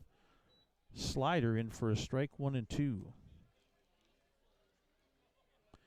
Nathan Houston, who got things started really for the Berries in the last inning with a triple, is on deck. Ethan Merck's 1-2 pitch. Hit back up towards the middle. Taken on the hop by Pacey Phillips. The throw to first, not in time. Signs picked it, but Burrell able to hustle and get down the line safely.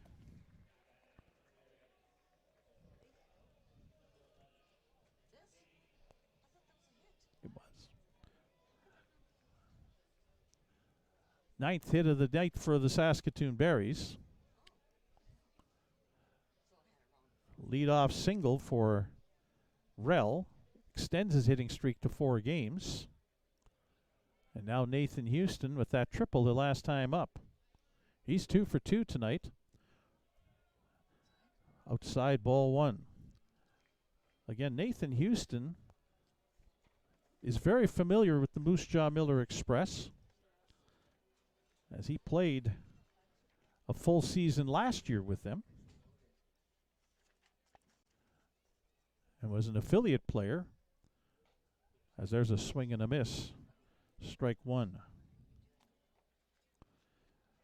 Back in 2023 as an affiliate with Moose Jaw, Houston was 0 for 7 in the 7 games and 8 plate appearances.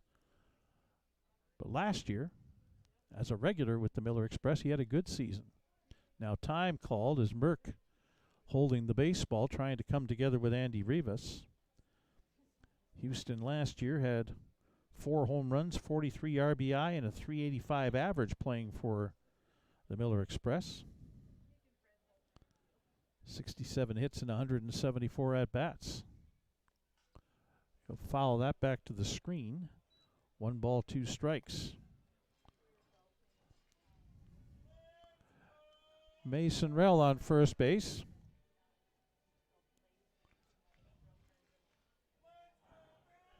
Rel in the regular season had 13 stolen bases.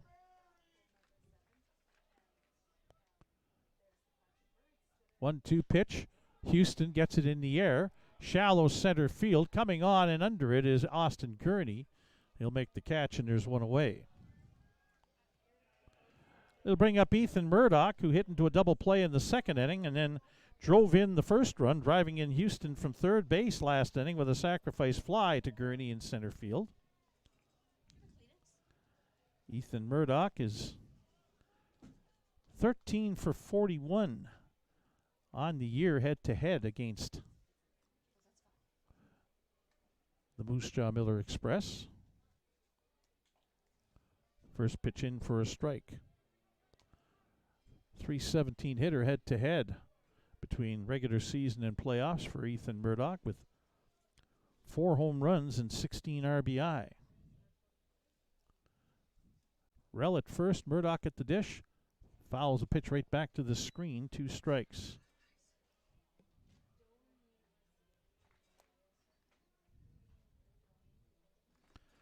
Corey Waters, the DH, on deck for the Berries. Ethan Merck way ahead. Now he'll throw over to first to check on Mason Rel, who dives back into the bag safely. Bottom of the 5th inning, Game 3 of the best of 3 East Division semifinal, tied at 3-3. Merck's 2-strike delivery. Murdoch fouls it off, and that's way out of play down to the first base side. Count holds at 2 strikes.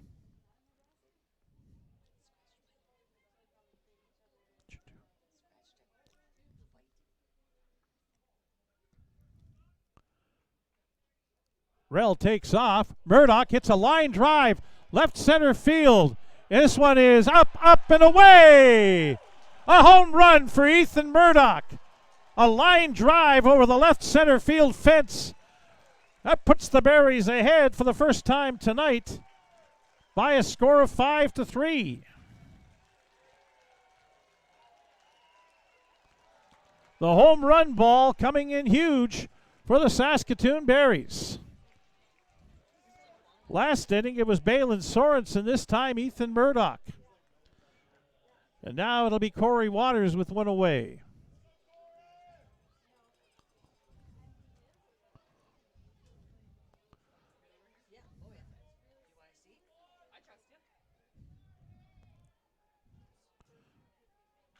Waters' first pitch swinging, hits it foul, way out of play down the right field side, strike one.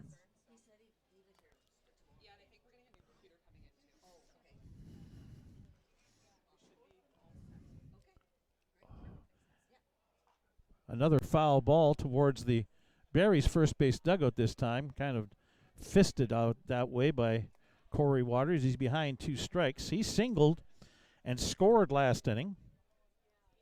His single preceded the Balin Sorensen 2-run home run. Sorensen is on deck. Waters hits a fly ball down the left field line, but that is hooking foul out of play. Count holds at 2 strikes. Sorensen with that hit last at bat extended his hitting streak, regular season into the playoffs, to 12 games. Comes into this at bat hitting .420 in that time. He fouls off another pitch out of play down the right field line. Count holds at 0-2. Waters 21 for 50 in that time with 2 home runs and 16 RBI.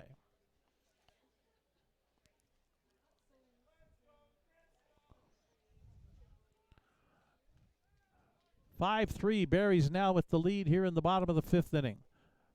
A pitch up high to Waters, 1-2.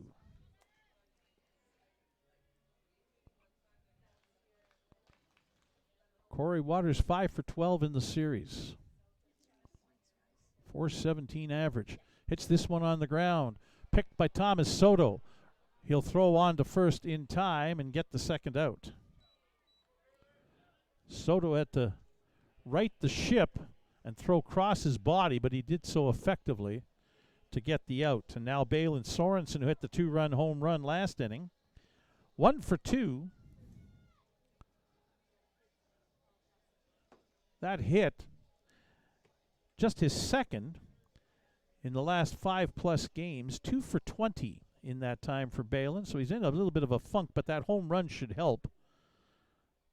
A home run and 2 RBIs on that one pitch. Swing and a miss at a Merck sweeping pitch, strike one. Jalen Freeman is on deck for Saskatoon. Matthias Tronson was warming up down the right field line. Another breaking pitch, slider, swing and a miss, strike two. Sorensen couldn't lay off of it.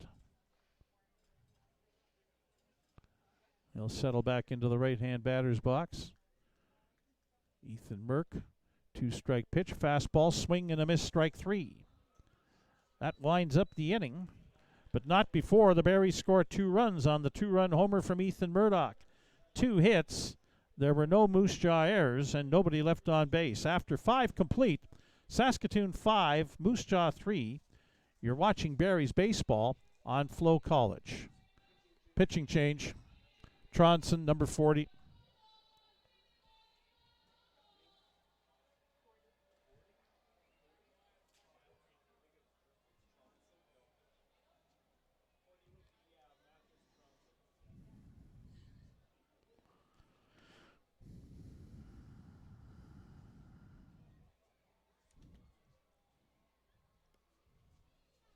Ooh, thank you.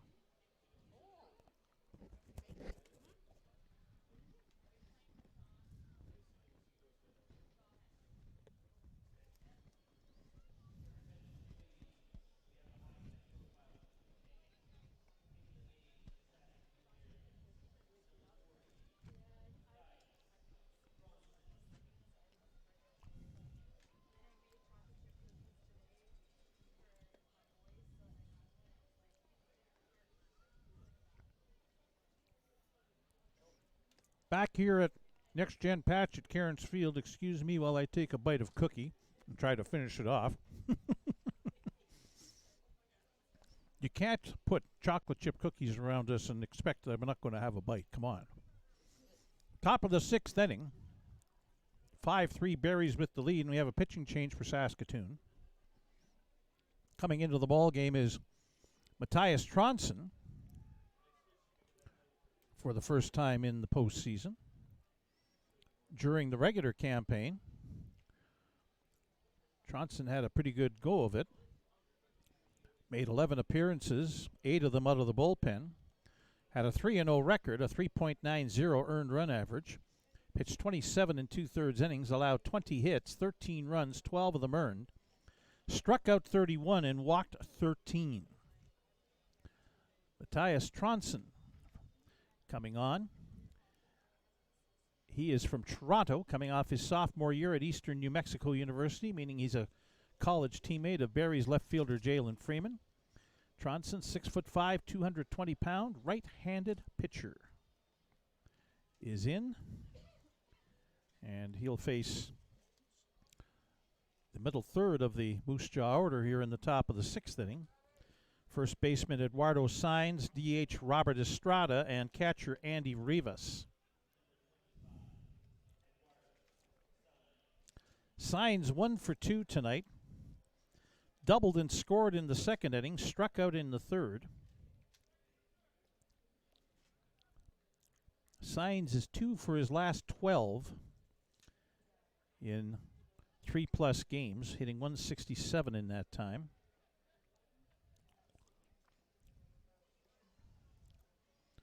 Right-handed hitter, and for the first time tonight, the Berries have a right-handed pitcher on the bump. Matthias Tronson's first pitch, a swing and a foul off, knocks the mask off of the head of Balin Sorensen. He's all right. Strike 1.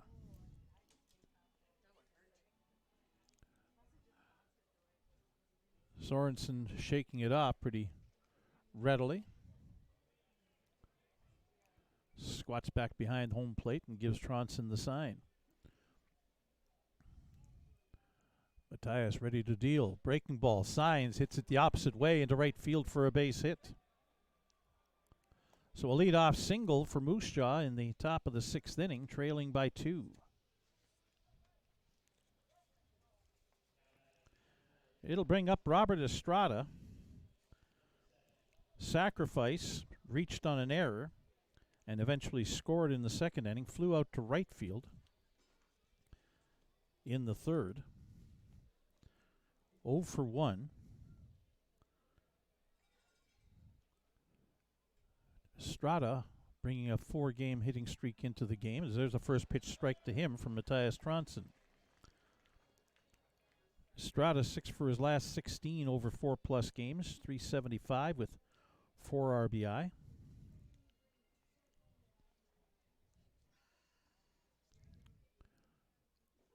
Down low, 1-1.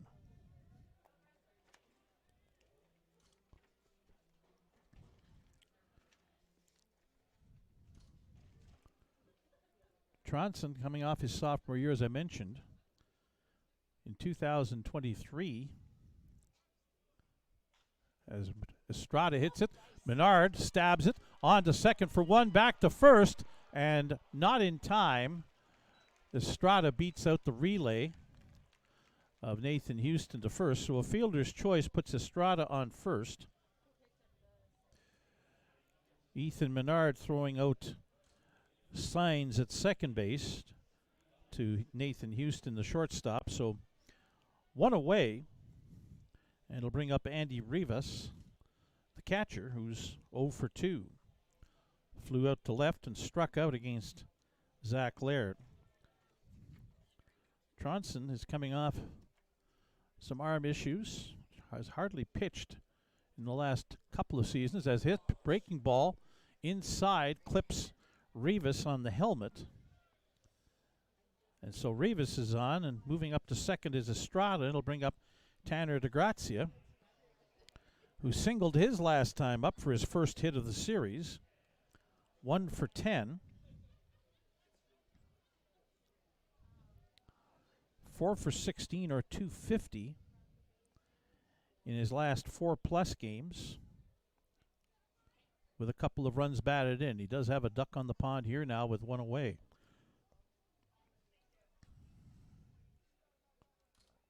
Estrada, the runner at second. Tronson's first pitch is a slider down low, ball 1.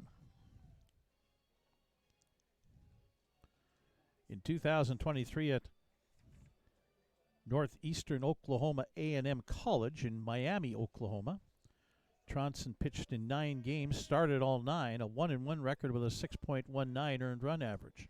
Breaking ball in there for a strike, 1-1. Pacey Phillips, the second baseman for Moose Jaws, on deck. Menard playing even with the grass at first base, not holding on the runner. Foul back off to the screen. 1 ball, 2 strikes on Tanner DeGrazia.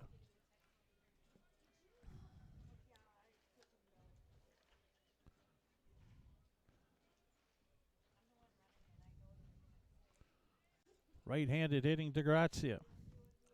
Waiting on a 1-2 pitch from Matthias Tronson.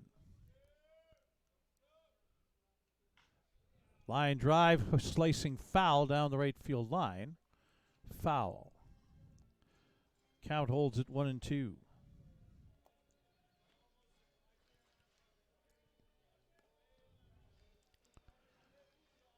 (5-3) Saskatoon leads here in the top of the 6th inning. Game 3 of the best-of-3 East Division semifinal. Winner advances to play Regina in the East Division Final starting tomorrow. No rest for the wicked.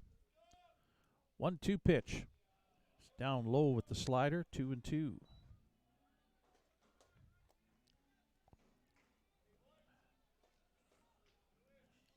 Tanner Hosick is starting to throw down the right field line in the Berries bullpen.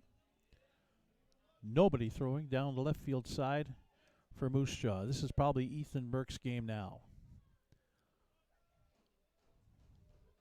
Probably the best they have on the bench.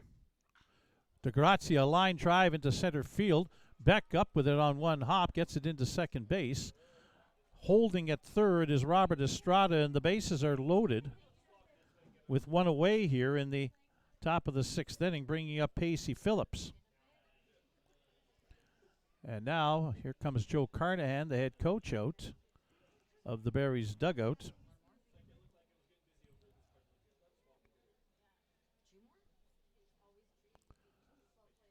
He looked down to see if Tanner Hosick was ready, and I believe the call is being made to Tanner Hosick to come on. So I believe we are going to get a pitching change for the Berries here, and indeed we are. Tronson faces 4 batters, gives up a couple of hits, hits a man, gets 1 out. Now at the base is loaded, Tanner Hosick will come on for the second time in the series. Sorry, first time in the series. Hosick was the Berries' closer at times during the year.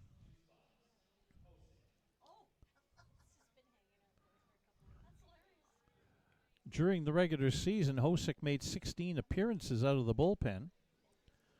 2 wins, 2 losses, 5 saves, a 2.70 earned run average. He threw 20 innings, gave up 16 hits, 9 runs, 6 of them earned, struck out 21, and walked 4.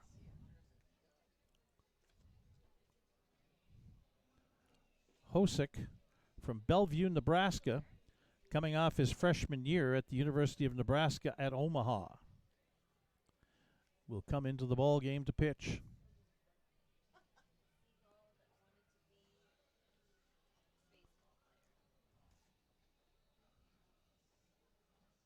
We have a rabbit out on the field?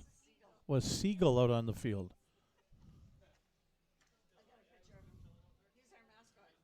All right. Well, everybody wants to see what Game 3 is all about, obviously, a deciding ball game. As Hosick is completing his warm-up pitches, he'll pitch to Pacey Phillips. In a key spot in this ball game. 5-3, Barry's with the lead, only one out here in the top of the sixth, and the bases are juiced.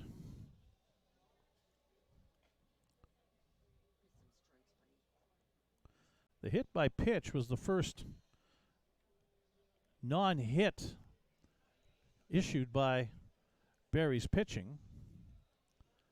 They haven't walked anybody yet, but the hit batsman by Tronson put a man on base. And now here comes Pacey Phillips. 1 for 2, singled and scored in the second inning, grounded into a double play in the fourth. Key moment here in this ball game. In the top of the sixth, right-hander Hosick against left-handed hitting Pacey Phillips.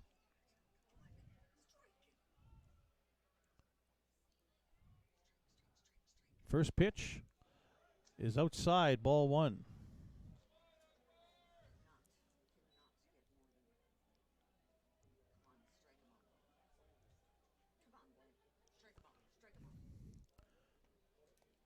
One 1-0 pitch upcoming to Phillips.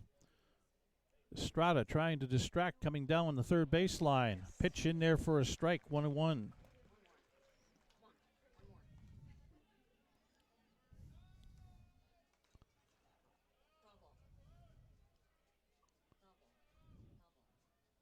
Robert Estrada at third, Andy Rivas at second, Tanner DeGrazia at first. Swing and a miss, strike 2. Third baseman Ben Wallachek on deck for the Moose Jaw Miller Express. We're threatening here in the top of the sixth. Barry's infielders playing back at double play depth. They are prepared to give up a run in order to get it out at the very least and maybe turn 2. Foul back, and that hit the pole, the supporting pole for the backstop screen, and bounced right back to Valen Sorensen behind the plate. Phillips holds on at 1 ball and 2 strikes.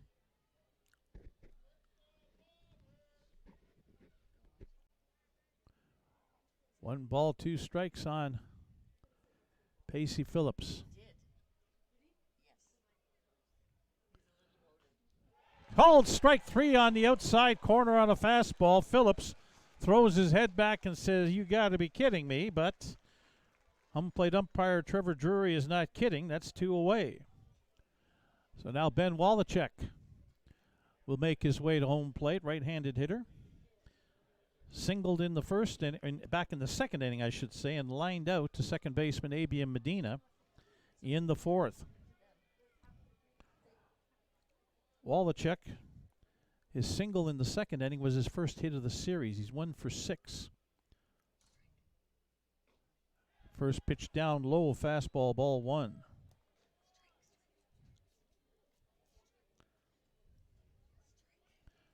Top of the order is on deck in Thomas Soto, so Hosick would love to get it out here and start with the top of the order next inning. On the inside corner for a strike. As if Soto comes to bat here in this inning, it means Moose Jaw has scored at least 1 run, because there's nowhere to put Ben Wallachek, but the base is loaded. 2 out. Tanner Hosick with a 1-1 pitch upcoming. Up high. 2 balls and a strike. Wallachek checked his swing.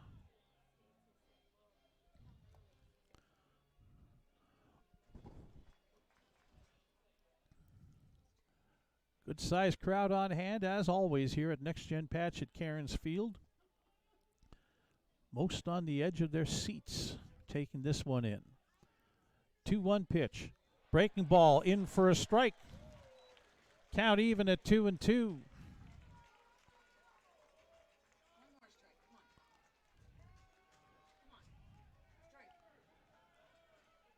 Top line on the Next Gen Patch at Cairns Field scoreboard is Deuces Wild. 2 balls, 2 strikes, 2 outs. Tanner Hosick pitching to Ben Wallachek. 2-2 pitch is a breaking ball inside, full count. 3-2. The runners will be moving with this pitch.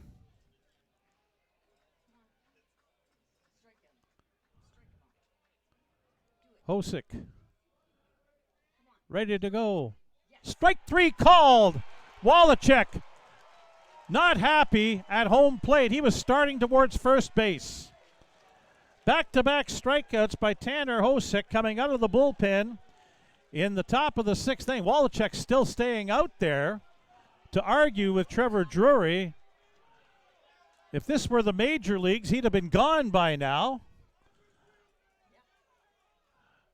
Wallachek is still grousing at Trevor Drury, the home plate umpire. In the end, no runs for Moose Jaw in the top of the 6th inning on 2 hits.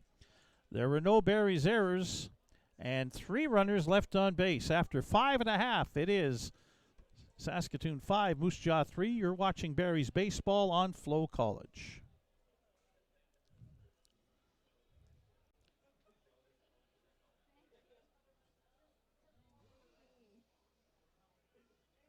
It's working. He's going to bring that again tomorrow. He's going to bring that tomorrow. Or leave it here tonight. Okay. Sure, I know. Go ahead. We have time. Oh, that's nicer. Thanks.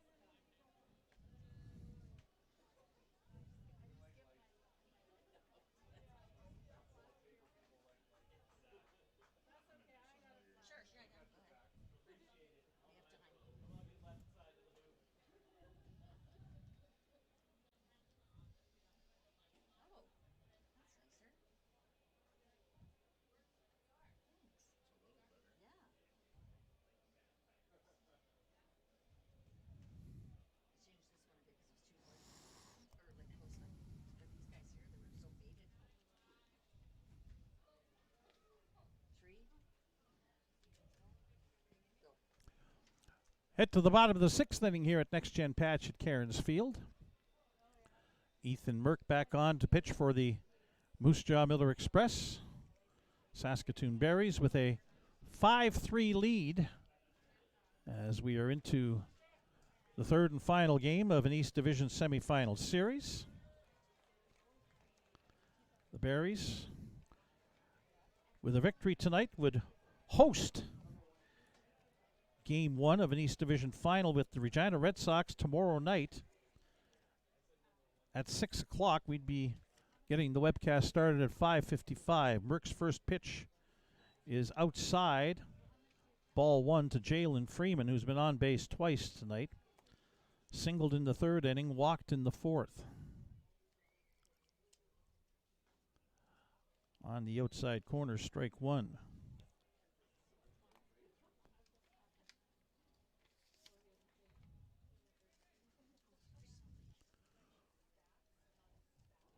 One pitch. Freeman on the ground. That one skips by Wallachek at 3rd, who thinks it's foul.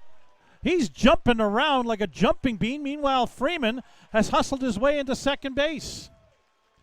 And Ethan Merck, the pitcher, trying to calm Ben Wallachek down at 3rd. Wallachek dove to his left to try and stop the hit from Freeman. It got by him into left field, and the third base umpire made the emphatic fair ball call, Scott Mostaway. And Wallachek got up and was just jumping around mad because he thought the ball was foul because he didn't field it.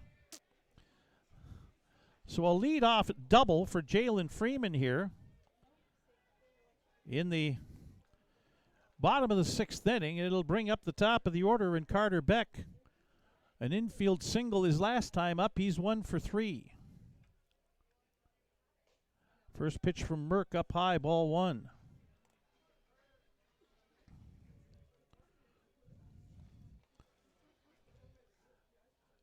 Beck for the season head-to-head against Moose Jaw is 17 for 45. He squared to bunt and bunts it foul. 1-1.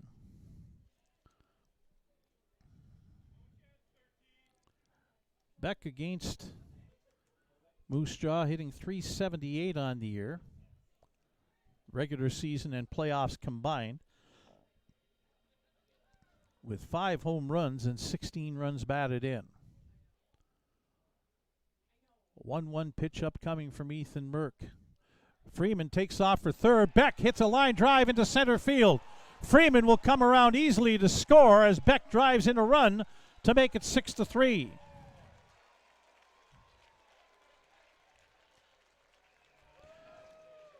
Jalen Freeman has scored to make it 6-3 as he's been on base all 3 times tonight. And now here's Ethan Menard, who's 1 for 3.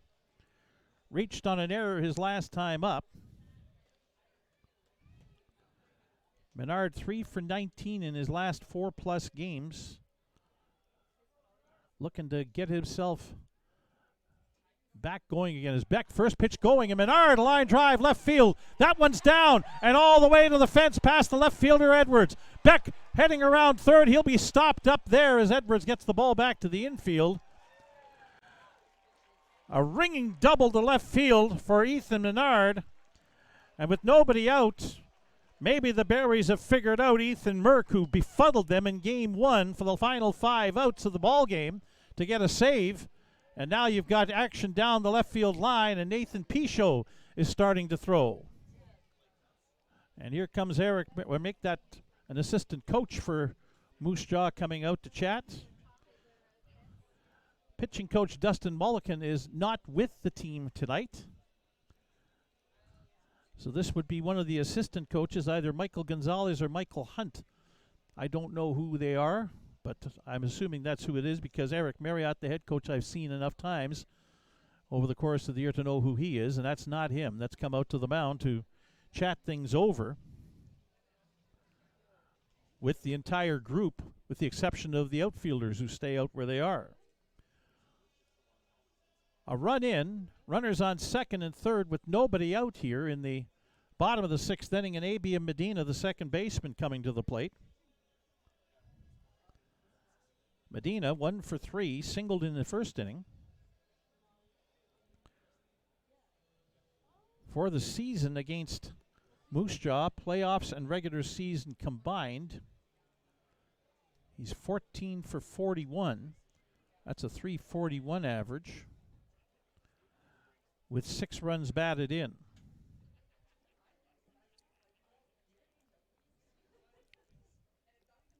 Ethan Merck's first pitch is down and blocked by Andy Rivas, ball 1.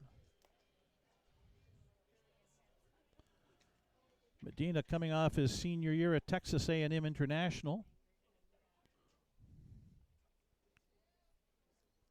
Infield playing sort of in.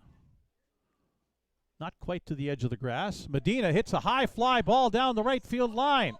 Near the corner, and it's off the fence. In to score is Carter Beck from third. Ethan Menard had to hold because they weren't sure whether Tanner DeGrazia was going to be able to make the catch, but Medina is into second with a double and drives in Beck to make it 7-3. And again, runners on second and third, and now here comes Eric Marriott, the head coach, out to get Ethan Merck, and Nathan Pichot will come into the ball game.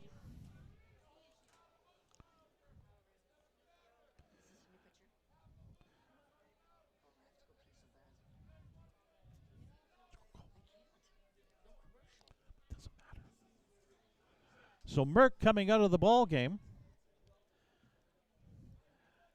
Got the one out in the bottom of the 4th inning and got 3 outs in the 5th, but gave up a couple of runs, and he's given up a couple already here. So he's got an inning and a third plus in. He's given up 6 hits in the ball game. The Berries have 14 hits tonight. And Merck is still responsible for the runners on base, but he's already given up 4 runs, as it's now 7-3 for the Berries. Merck had a strikeout and no walks allowed. Let's see, he faced 11 batters. And And through, let's see, 6, 7, 9, through 33 pitches. So now Nathan Pichot into the ball game. He pitched in game 1 of this series against the Berries.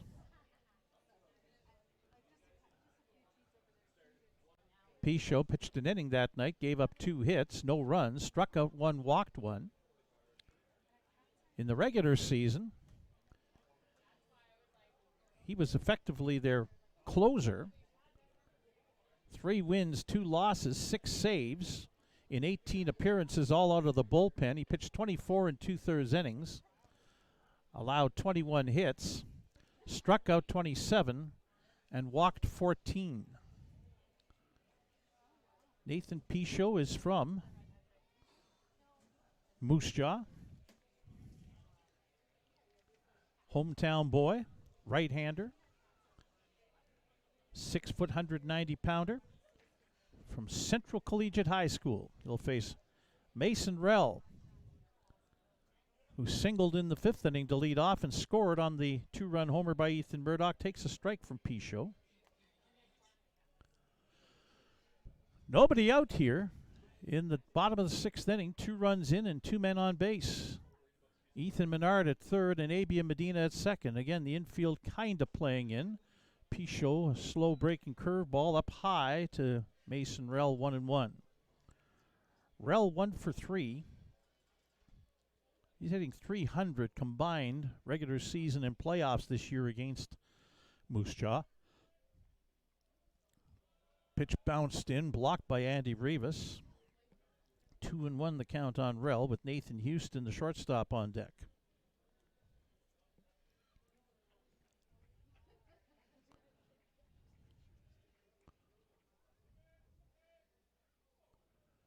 Pichot glaring in, looking for a sign from Andy Rivas. Again, that slow breaking pitch, and it's a swinging bunt up the third baseline. Pichot tried to bare-hand it and get the throw off, but couldn't do it. He ended up falling. And an infield single for Mason Rell drives in Ethan Menard to make it 8-3 as Medina held at second base.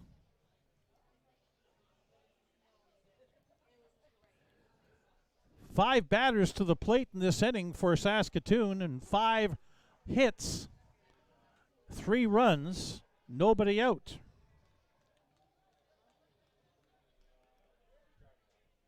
So Nathan Houston now, who's 2 for 3, tripled and scored the Berries' first run back in the 4th inning.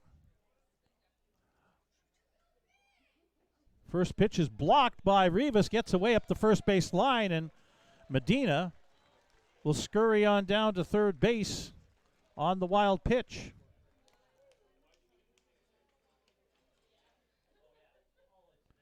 Ethan Murdoch on deck.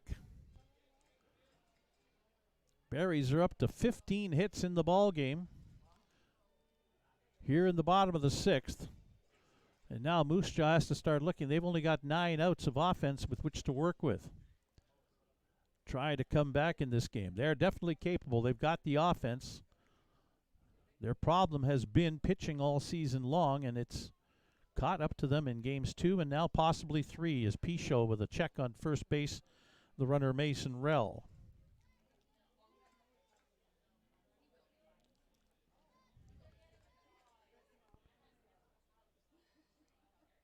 Another player who's wearing a hoodie starting to stretch down the left field side for Moose Jaw, possibly to go in and pitch if need be.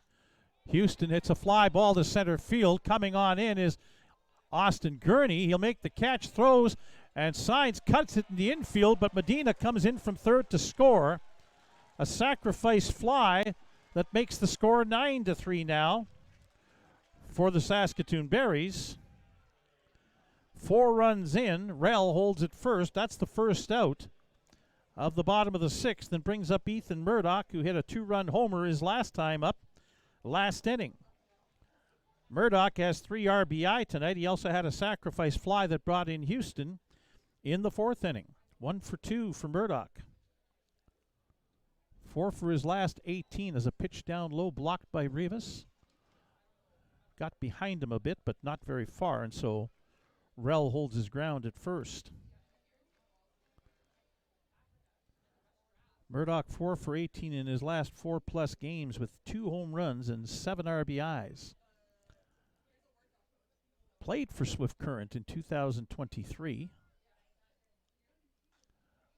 Came here to play for Joe Carnahan, for whom he was, as that's into the screen and a strike, 1-1.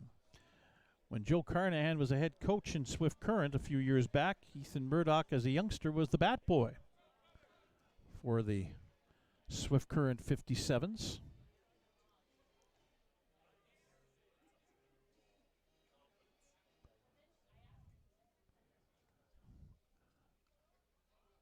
Pichot, third pitcher of the night for Moose Jaw. Breaking ball down low, 2-1.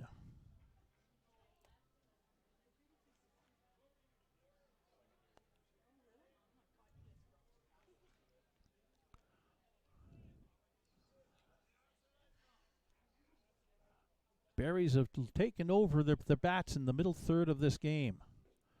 Again, outside from Pichot, 3-1. Moose Jaw scored the first 3 runs of the game in the second inning. Couple of Berries errors leading to 3 unearned runs. And they held that lead into the bottom of the 4th. And the Berries scored 3 in the 4th, 2 in the 5th, and a 4 so far here in the 6th. As there's ball 4 up high to Murdoch, and Rell will go down to second base. First and second with 1 away, and up comes Corey Waters, who's 1 for 3. Singled and scored in the 4th inning, extending his hitting streak to 12 games. Waters is 13 for 36, playoffs and regular season combined against Moose Jaw this year. That's a .361 average, with 2 home runs and 9 runs batted in. Pichot's pitch, Waters fouls it off. That's way over top of the first base bleachers. Probably onto the Bob Van Imp softball diamond. Strike 1.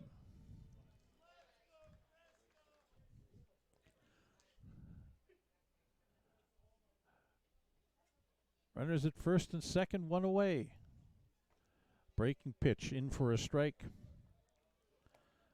0-2 to Waters. Catcher Balin Sorensen on deck.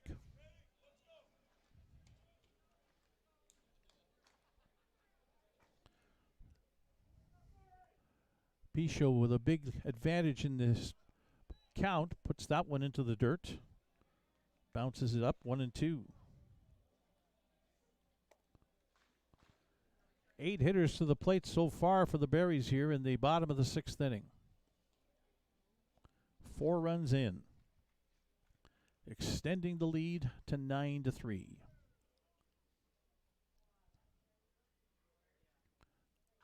Waters taps it towards third. Wallachek takes it on a hop, throws on to first in time. He was looking to maybe tag Rell as he went by, but the ball was slowly bounced towards him. That the only play he ended up having was throwing on to first to get the second out. So Mason Rell to third, Ethan Murdoch to second. And the 9th hitter of the inning, Balin Sorensen to the plate. Sorensen's 2-run homer in the 4th inning tied this game at 3-3. He's 1 for 3 in tonight's game. Combined, 9 for 33 between regular season and playoffs head-to-head against Moose Jaw, as that pitch is outside ball 1. That's a .273 average for Sorensen on the year against Moose Jaw. 3 home runs, 7 RBI in total.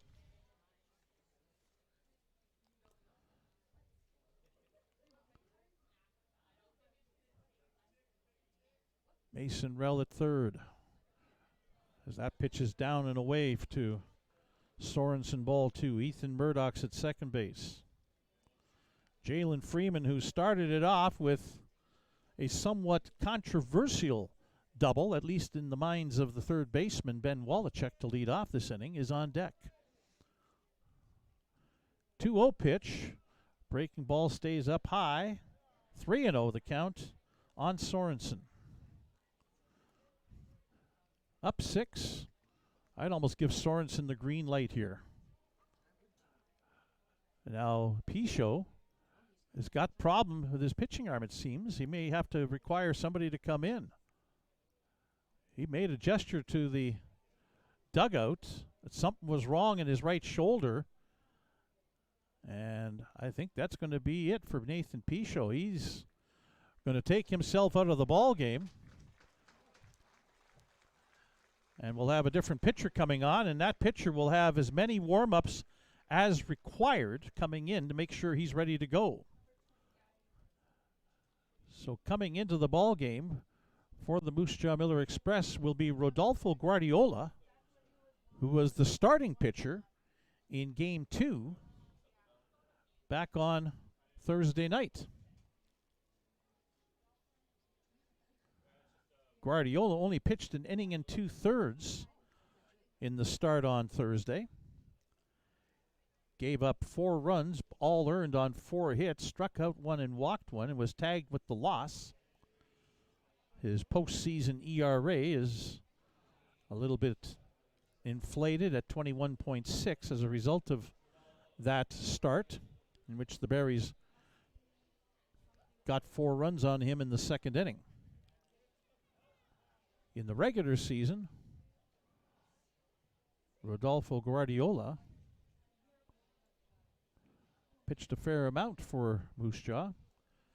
10 times, 9 starts. He had a 4-1 record, a 4.12 earned run average, through 52 1/3 innings during the regular season, allowed 52 hits, 32 runs, 24 of them earned, struck out 37, and walked 24. Guardiola, during the regular season, faced Saskatoon 3 times.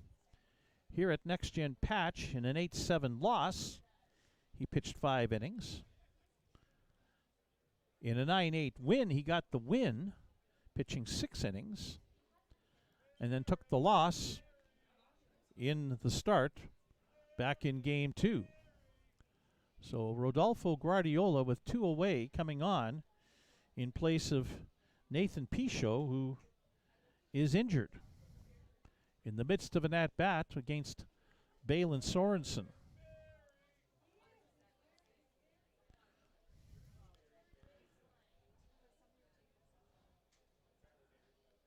Ethan Merck started the inning, gave up 4 straight hits, 3 doubles and a single. Pichot surrendering a single, a sacrifice fly, walked the batter, got an out, again, got the 2 outs. But a 3-0 pitch to Balin Sorensen, and he takes himself out of the ball game, feeling the effects of something in his right shoulder. And so Rodolfo Guardiola gets as many warm-ups as he requires to take over, and he's ready now. Guardiola from Laredo, Texas, coming off his sophomore year at Texas A&M International, 6'3", 210-pound right-hander. He'll face Balin Sorensen with a 3-0 count already.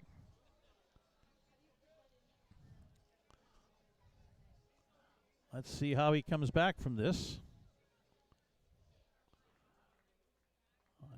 Now if I'm Sorensen, I'm not getting the green light 3-0. I want to see what this guy has. If he throws a strike, good for him. 3-0 pitch is in for strike 1.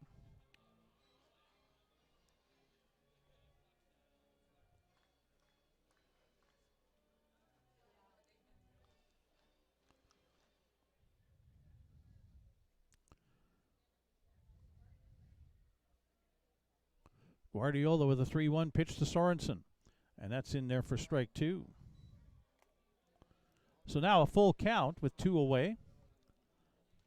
Mason Rell at third, Ethan Murdoch at second. 9th hitter of the inning for the Berries here in the bottom of the 6th.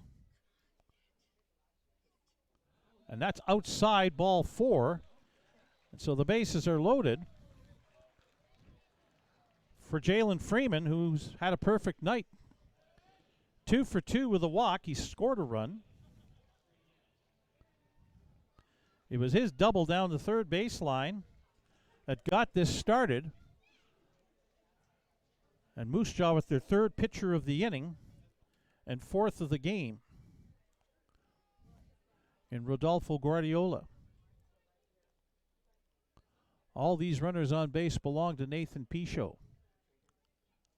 Guardiola's first pitch, Freeman fouls it off. That's out of play down the third base side. Strike one.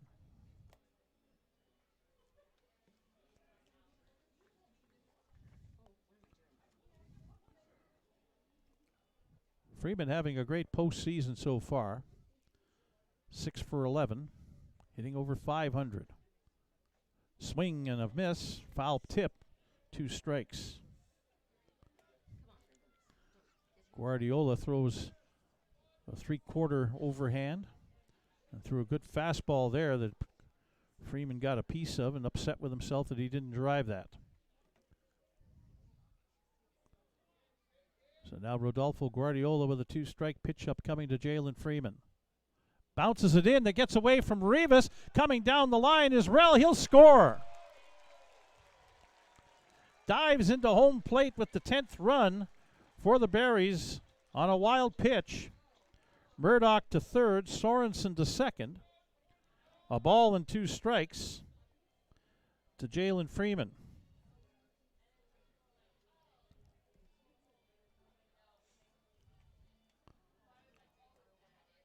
A long half inning. Tanner Hosick has had to sit around and wait a long time. He doesn't mind too much because he's got a 7-run lead now. Pitch up high and dropped by Rivas in behind him, but he's able to scramble and get it. 2 balls, 2 strikes on the Berries left fielder. In the top of the order, Carter Beck on deck for the Berries. Will he get a second chance in this inning? 2 balls, 2 strikes, 2 outs in the bottom of the 6th. The pitch inside almost clipped Freeman, and it's a full count.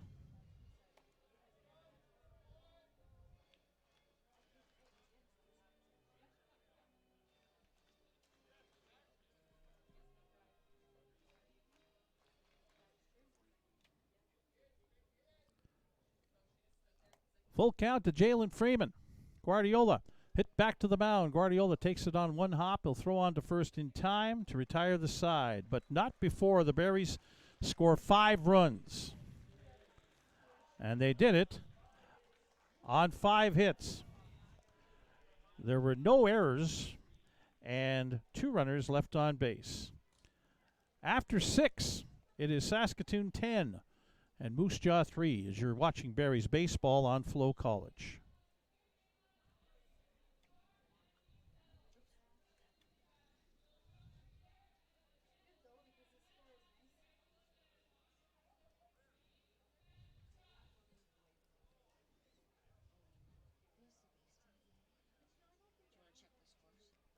Right away, yep.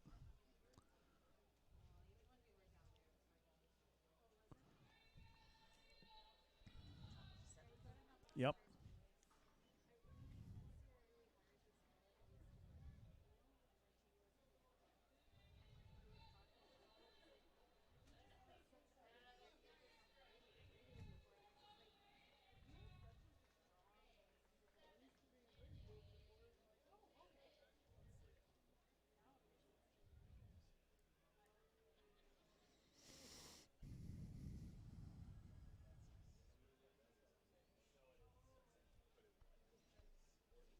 Your unofficial line score through 6 innings of play for the Saskatoon Berries, 10 runs on 15 hits.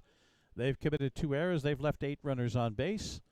For the Moose Jaw Miller Express, 3 runs on 8 hits. They've committed 1 error, and they've left 6 runners on base.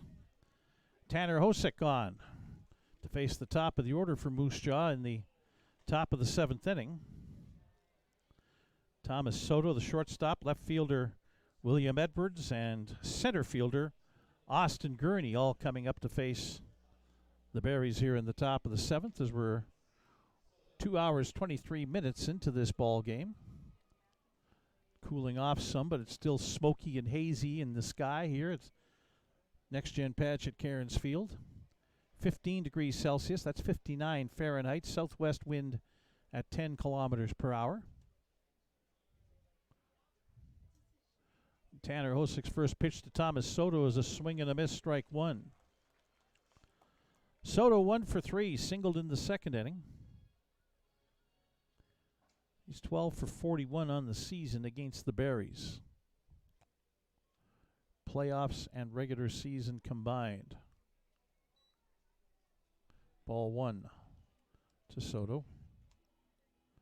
That's a .293 average on the year with 8 runs batted in.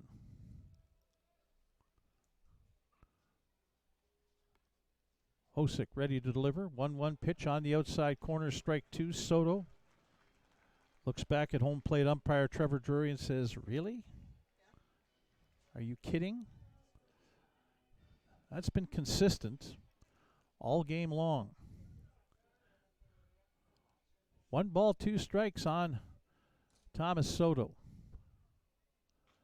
Fouled off at the plate, staying alive. Good spoil by Soto. 1 ball, 2 strikes.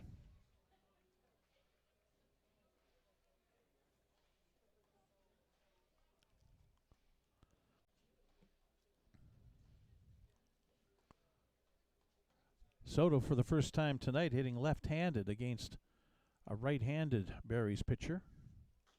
He'll foul that off towards the Moose Jaw dugout. Stay alive at a ball and 2 strikes.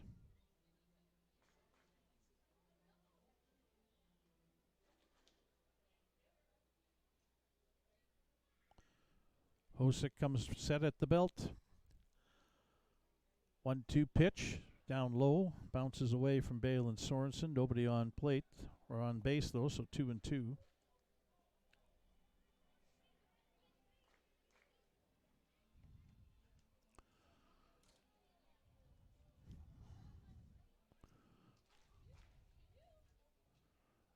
Now the 2-2 pitch. Swing and a miss, strike 3. 3 batters faced, 3 strikeouts for Tanner Hosick.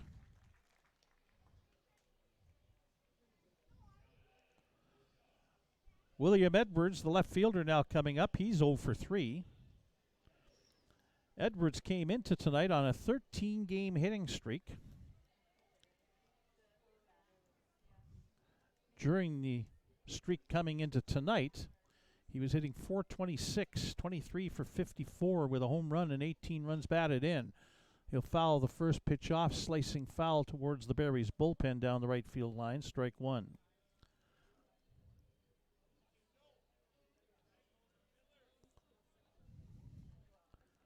But the Berries have done a good job on Edwards so far tonight.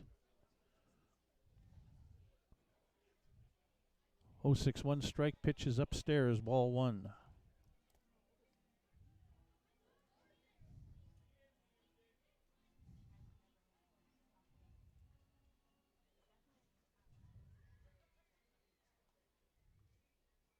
One pitch is at the knees for a strike. 1-2. Edwards kind of glares at the plate and says, "Yeah, I guess so."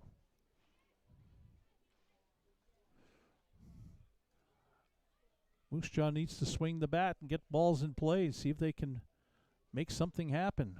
Edwards fouls that off. That one's off of the light standard, I think. Yeah, it did come back onto the field of play. Count holds at 1-2. That shook some of the insects that were hanging around the light standard.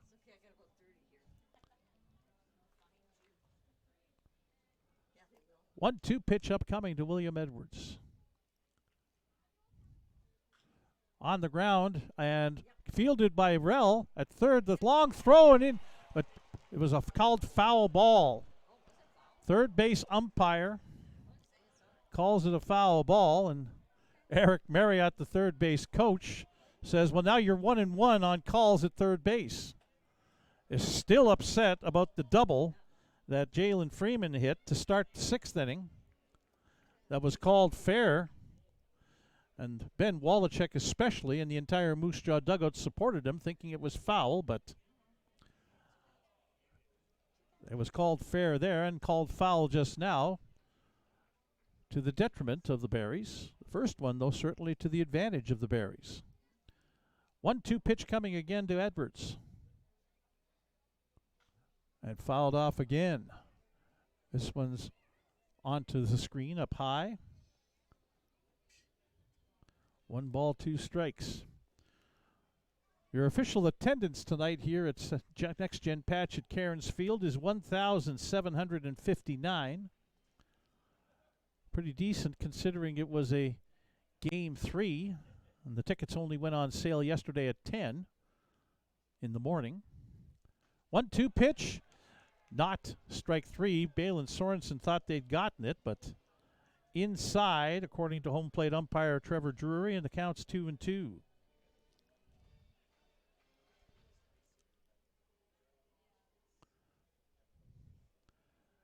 Edwards hanging in, making Hosick throw some pitches. 2-2, fisted towards the first base side. Hosick to Menard, who had started to come after the ball and had to scramble back to the base as Hosick made the play for the second out. That was almost disastrous as Menard started towards the ball and Hosick called him off, and Menard then had to scramble back to first base, find the base with his foot, catch the ball from Hosick and make the out. So now Austin Gurney, the center fielder tonight, is 1 for 3.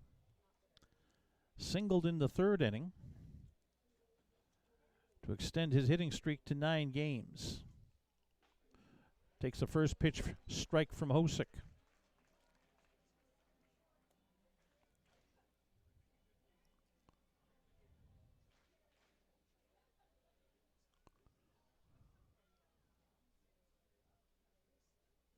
Down low with the 1-0-1 pitch, 1-1. Gurney single extended his hitting streak, regular season into playoffs, to 9 games. Against the Berries, 18 for 44 this year. Breaking ball outside, 2-1. Let's see, 18 for 44 is 409 for Austin Gurney head-to-head against the Berries with 10 RBI. 2-1 pitch, fastball, actually a slider that's inside and low, 3-1.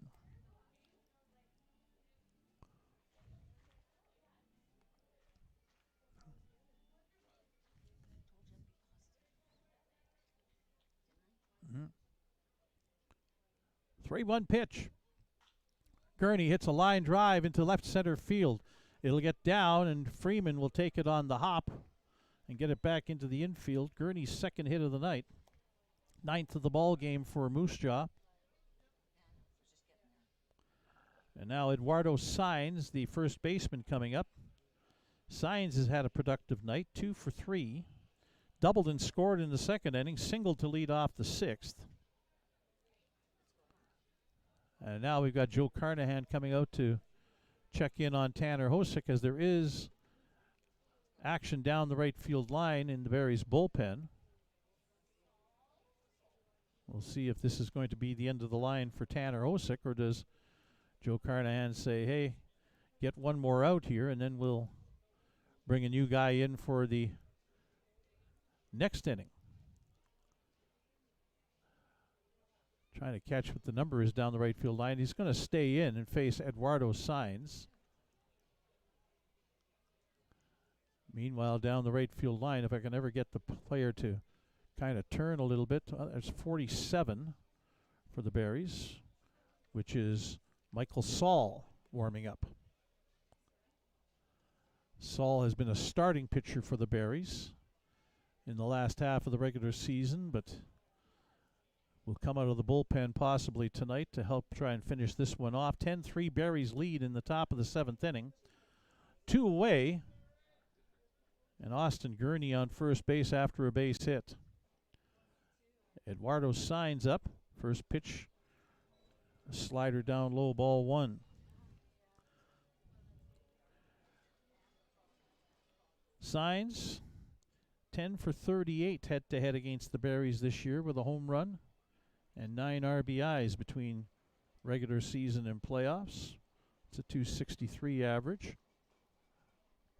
Check swing foul at home plate. 1 ball, 1 strike.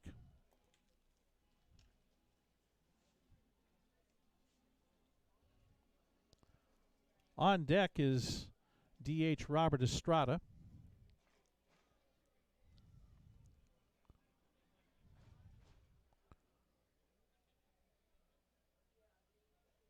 Hosick comes set at the belt. 1-1 pitch coming to Eduardo Sainz. And down low, 2-1. And the home plate stands umpires in the diamond section have their thoughts on that call. 2-1 the count on Eduardo Sainz.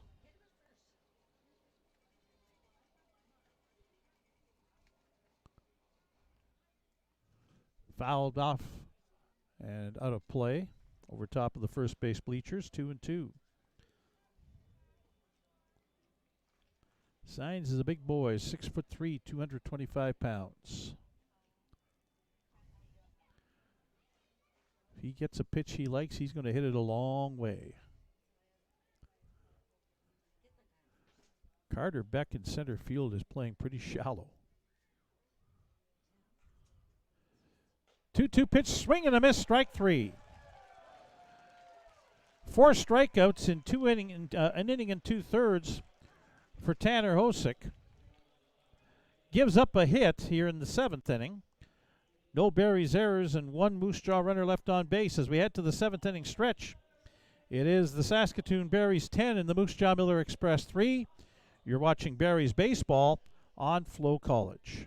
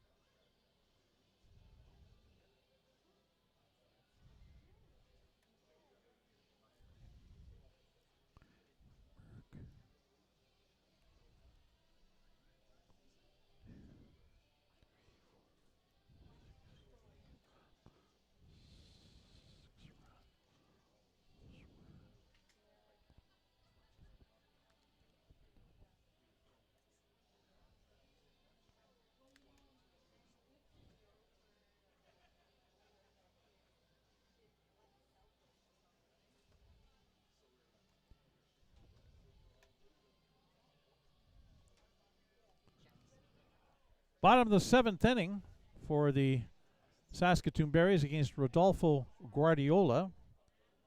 As we're going to check on a few things here. And 3. That's good. Rodolfo Guardiola coming back on to pitch for Moose Jaw. He'll face the top of the Berries order in the bottom of the 7th inning. Carter Beck, Ethan Menard, and Abiam Medina.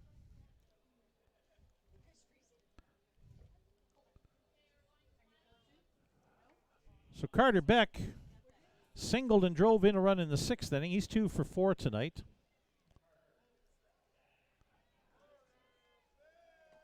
Beck 18 for 46 on the season against the Moose Jaw Miller Express, which is now a .391 average.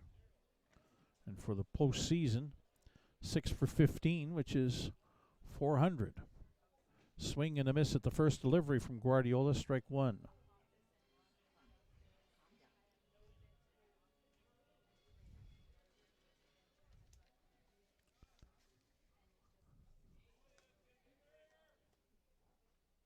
Pitch down low, bounces away from the catcher Andy Rivas, 1-1 the count.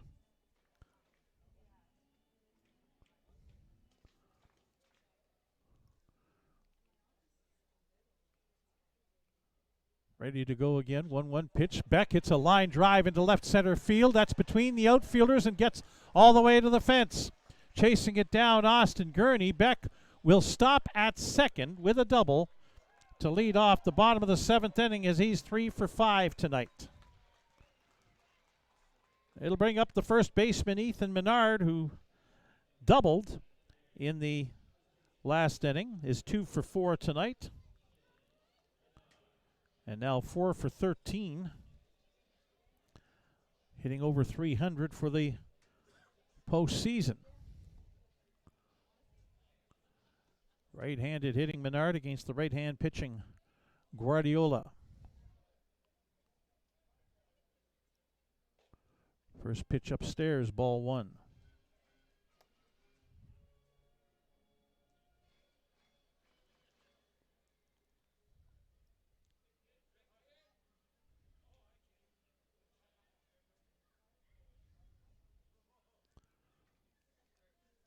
One 0 pitch coming. In for a strike to Menard, 1-1. Barry's up by 7 here in the bottom of the 7th inning. It's not done, but I'd be remiss if I did not tell you that the East Division final would start here tomorrow if the Berries go on to win this game. They would take on the Regina Red Sox at 6 o'clock tomorrow night as that pitch down low to Menard, 2-1. If that ends up being the case, our stream on FloCollege would start at 5:55.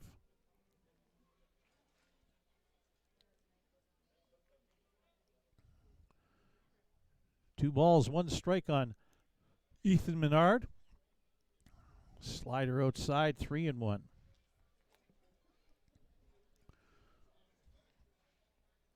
Fourth pitcher of the night. Rodolfo Guardiola had to come on when Nathan Pichot had something go wrong in his right shoulder. Popped up in the infield, way up high. Shortstop Thomas Soto will make the catch, and Beck anchors himself on second base, so that's one away. It'll bring up Abiam Medina, who's had a big night. Couple of hits in 4 at-bats. He's now 5 for 12 for the postseason. Doubled and scored in the 6th inning. Drove in a run. Drove in Carter Beck, who's on second base right now. Shortstop Soto sneaking up in behind Beck as Medina fouls the first pitch down the left field side and just over the boundary fence to the ballpark out of play. One strike to the second baseman, Medina. Mason Rell, the third baseman, is on deck.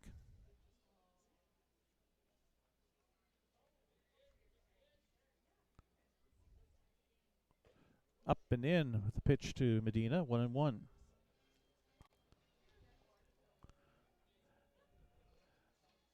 More action now down the left field line. Actually, both bullpens have pitchers going.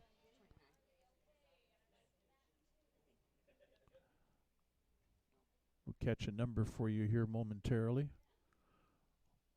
1-1 outside to Medina, 2-1. Let's get the old binos out and have a look here. That's a 36, it looks like. 38.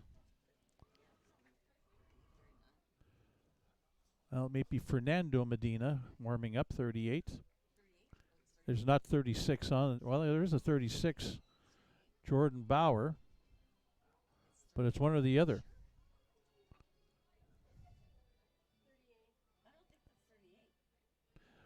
Well, we can't tell between the 6 and the 8. Tough to tell. Meanwhile, it's 2-2 here on Abia Medina. One away here in the bottom of the 7th inning. We do know Michael Saul, number 47, is throwing down the right field line in the Berries bullpen. Called strike 3 on Medina for the second out. Backdoor breaking pitch catching the outside corner.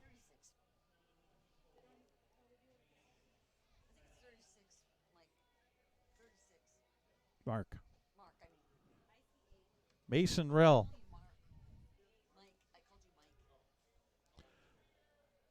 Mason Rell 2 for 4, a couple of runs scored on a couple of singles.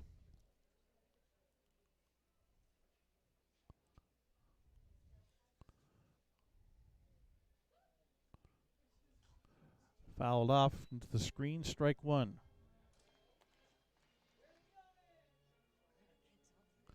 Carter Beck with a leadoff double. Still there.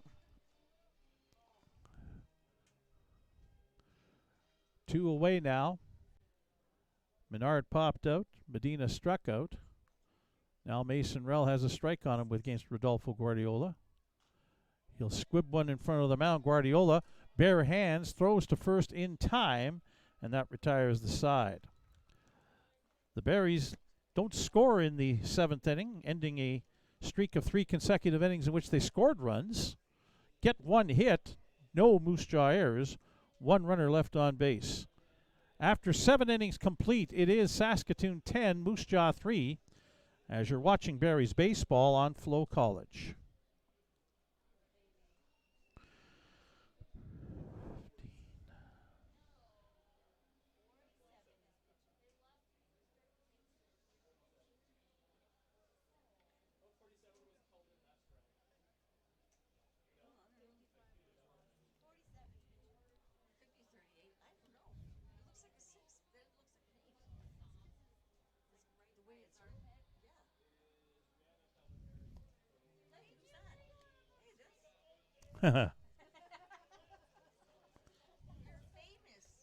Oh, yeah.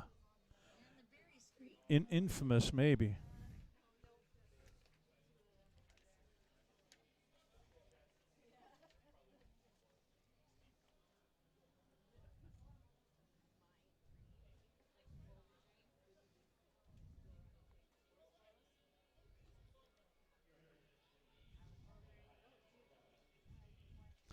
So as we head to the top of the 8th inning, the 5th pitcher of the night for the Saskatoon Berries coming on. It'll be Michael Saul taking over for Tanner Hosick, who pitched an inning and 2/3, allowed 1 hit, no runs. He struck out 4, didn't walk anybody. He faced 6 batters and unofficially threw 36 pitches. Michael Saul into the ball game now. Saul will start off against Robert Estrada, the DH, then the catcher Andy Rivas and the right fielder Tanner DeGrazia. Saul's first pitch is a called strike. Estrada 0 for 2 tonight. Sacrificed, got on an error. There's a pitch that's a ball, 1-1. Eventually, Estrada scored after reaching on the throwing error back in the 2nd inning. There's a line drive base hit for Robert Estrada into right field. And that gets Moose Jaw, the leadoff runner, on here in the 8th inning, as Estrada now has a 5-game hitting streak, thanks to that base hit. So now it's Andy Rivas, the catcher, 0 for 2, hit by a pitch last time up in the 6th inning. Rivas 2 for 18 with a home run and an RBI head-to-head against the Berries between regular season and playoffs. Saul's first pitch is in for a strike.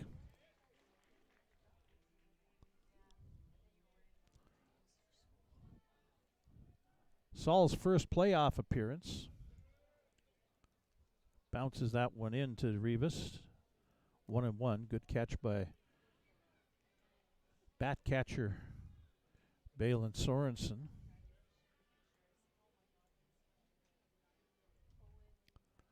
Michael Saul.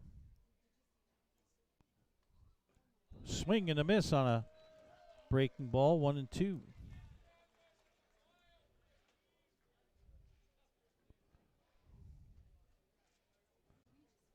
Saul in the regular season made 12 appearances, or 11 appearances, 7 starts. A swing and a miss on a breaking pitch, strike 3. Rivas strikes out, 1 away.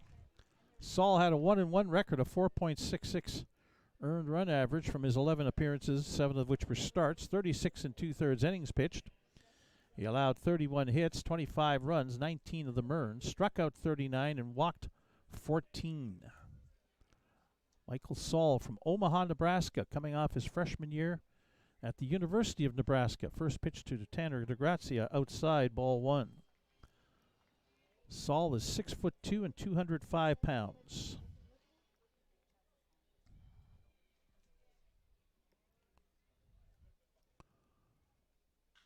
DeGrazia hits this one high in the air, twisting foul down the right field side. Trying to get to it is Ethan Menard, but that one will fall foul well beyond anybody's reach. He, Abian Medina, and right fielder Ethan Murdoch all gave chase. It's a 1-1 count now on Tanner DeGrazia, who's 2 for 3. Came into this game 0 for 8 in the playoffs. So he's saving it a little bit with a couple of hits tonight. Up high to DeGrazia, 2-1.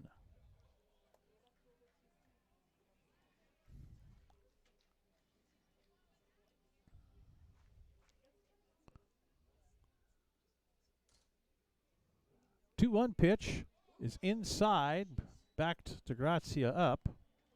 3 balls and 1 strike. Both bullpens are quiet now. 3-1 pitch. DeGrazia on the ground. Rell had a bad hop on him as he tried to pick it, and everybody is safe. Estrada advances to second. And we'll see what our official scorers say here. They're going to call it an error on Mason Rell. 3rd error of the night for the Berries.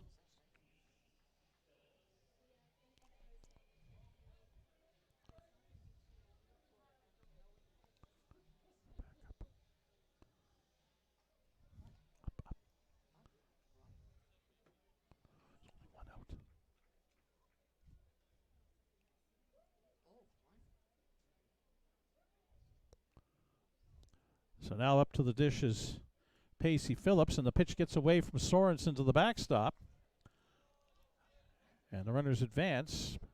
Estrada to 3rd and DeGrazia to 2nd. With 1 away here in the top of the 8th inning.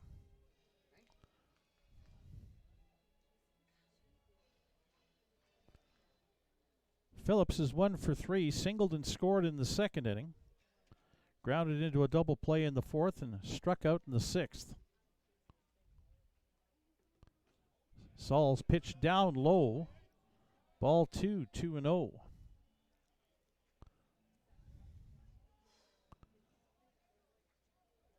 Moose Jaw threatening to come back in this inning. That's a strike at the letters, 2-1. Pacey Phillips from Roberts, Saskatchewan. Down low and inside, 3-1. Pacey Phillips coming off his freshman year at Bismarck State. Came to the team later in the season, second half of the year. Fouled back high onto the screen in front of us. Full count on Pacey Phillips. Ben Wallachek, the 3rd baseman, on deck.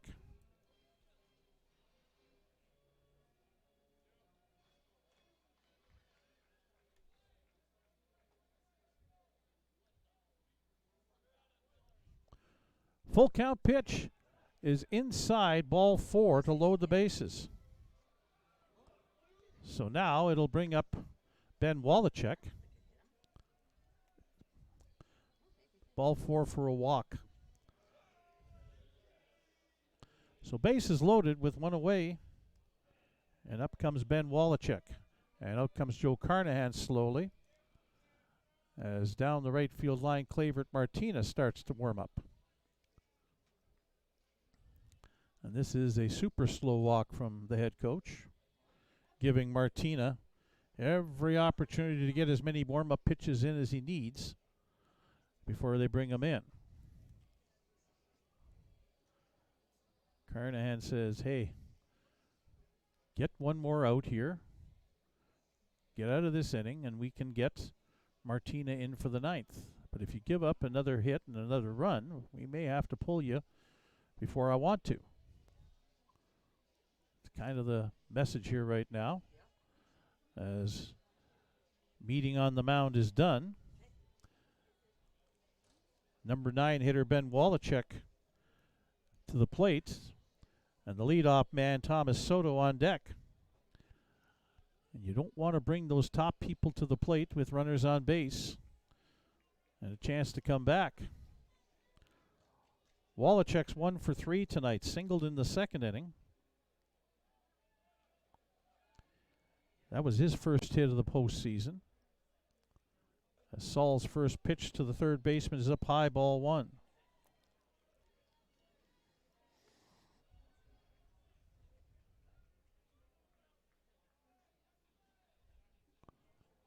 Michael Saul's 1-0 pitch. Wallachek fouls it up high onto the screen and over the screen, actually. 1-1.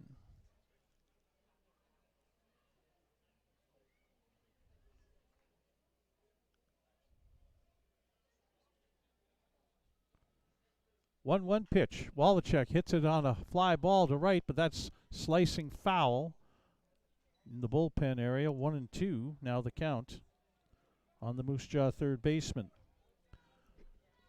who didn't like the strike 3 call on him the last time he was at the plate.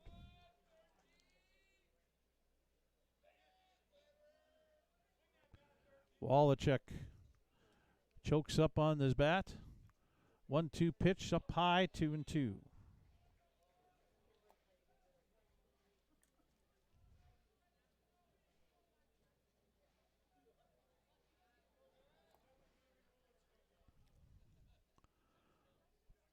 Bases loaded for Moose Jaw with 1 away here in the top of the 8th inning, trailing 10-3. Swing and a miss. No. Oh, no, you hit yourself. Are you kidding me? Foul tip that Sorensen juggled, and as a result, count holds at 2-2. Sorensen came close to holding on to that for the second out. Now a 2-2 pitch, and it's foul back to the screen by Wallachek. Hanging in there at 2-2. Michael Saul trying to wriggle out of this as he's got Robert Estrada on third base, Tanner DeGrazia at second, and Pacey Phillips at first. A 2-2 count. Line drive into left field. Will get down for a base hit. Freeman will pick it up and get it back into the infield. A single and an RBI to make it 10-4 as Estrada scores. DeGrazia up to third, and Phillips pulls up at second base. And here comes Joe Carnahan, and that's going to be the end of the line for Michael Saul as Thomas Soto comes to the dish. Score is 10-4 now. And that's going to be the end of the line for Michael Saul as he pitches a third of an inning. Gives up 2 hits. Still responsible for the 3 runners on base. Struck out 1, walked 1. He faced 5 batters. And let's see, he threw 24 pitches. So now it's Clavert Martina, the 6th pitcher of the night for the Berries, coming on to work here, and he'll face the top of the order for Moose Jaw. Thomas Soto, William Edwards on deck. Clavert Martina was busy during the regular season, made 18 appearances, 2 of them starts, 1 win, no losses, 2 saves, a 2.55 earned run average. Martina threw 31 2/3 innings, allowed 31 hits, 9 runs, all earned, struck out 27, and walked 8.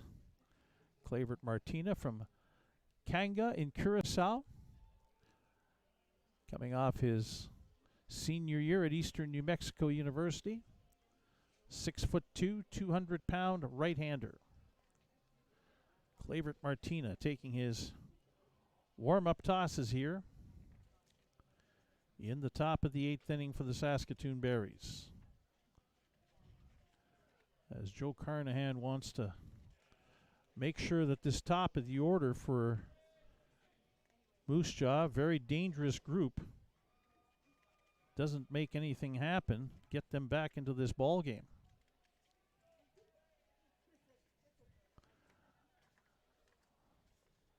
Martina knows a lot about the Moose Jaw Miller Express. He's pitched in this league for a few years now. Last year in Swift Current, 2022 with Regina. Soto to the plate. First pitch is down low, ball 1. Soto 1 for 4, singled in the second inning, struck out his last 2 times up. Batting left-handed against Martina. Again, the bases are loaded for Moose Jaw. 1 run in and 1 away.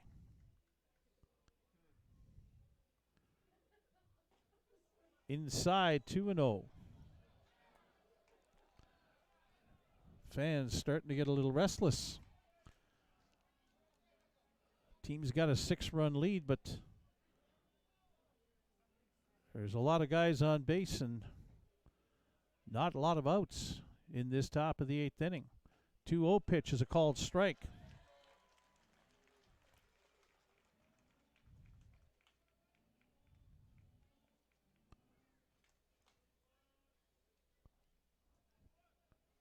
Clavert Martina taking the sign from Balin Sorensen. 2-1 pitch is at the knees, strike 2. Soto first didn't like it and then said, yeah, you know what, I guess maybe you're right. I'm not that tall a guy. My knees aren't that far off the ground. 2-2 the count. Fans trying to help out, making some noise. Soto, line drive down the right field line. That's fair. 1 run in to score. Here comes the second run. Churning around third and heading for home is Wallachek, as Soto will glide into third base with a triple, and it's 10-7 now. As a 3-run triple makes it 10-7. Everybody on base scored. Closes the book on Michael Saul, who gives up 4 runs, 3 of them earned.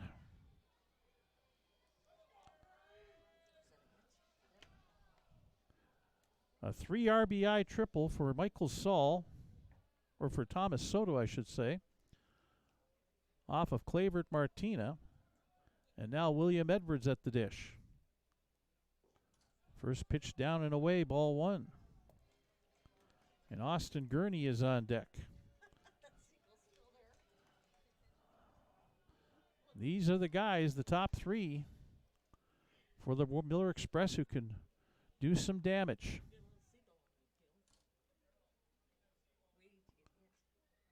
1-0 pitch on the ground. It's foul over just wide of third base. A ball and a strike on Edwards.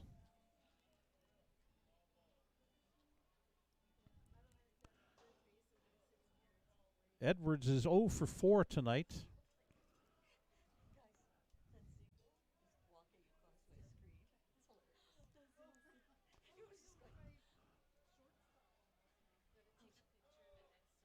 Barry's defense playing back. They're prepared to give up a run to get an out.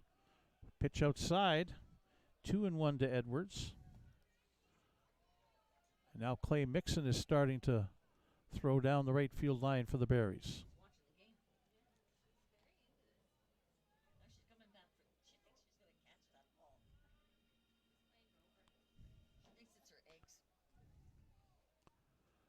Martinez 2-1 pitch to William Edwards. And a little looper into left field for a base hit. That'll bring home Soto, and it's 10-8. And suddenly the tying run is coming to the plate in the person of Austin Gurney. Oh, that's not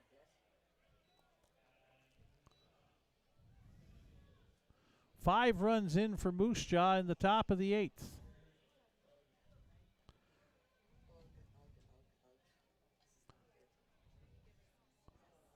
And there's life in the Moose Jaw dugout.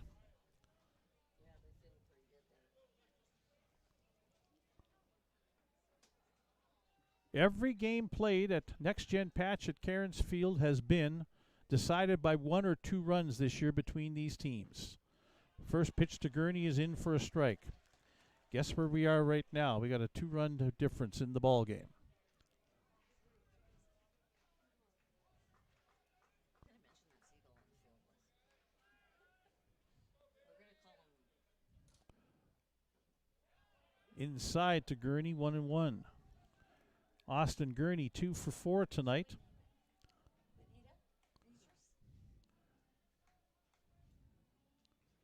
He's 6 for 13 in the series.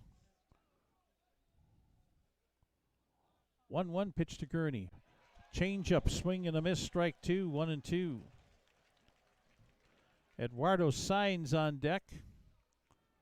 He would be the 9th man to the plate for Moose Jaw in this inning, as they'll bat around from the looks of it, unless Gurney hits into a double play. 1-2 pitch. Edwards going. Gurney with a fly ball into center field. Coming on is Beck. Can't make the catch, but will throw it on into second. And Edwards able to get in there just ahead of the throw. So 3 straight hits, and now here comes Joe Carnahan out to see Clavert Martina, with Clay Mixon throwing in the bullpen. And Eduardo Signs coming to the dish. The tying run is on first now for Moose Jaw. And we're going to get a pitching change. Clay Mixon's going to come in. Martina does not get an out. 7th pitcher of the night for the Saskatoon Berries.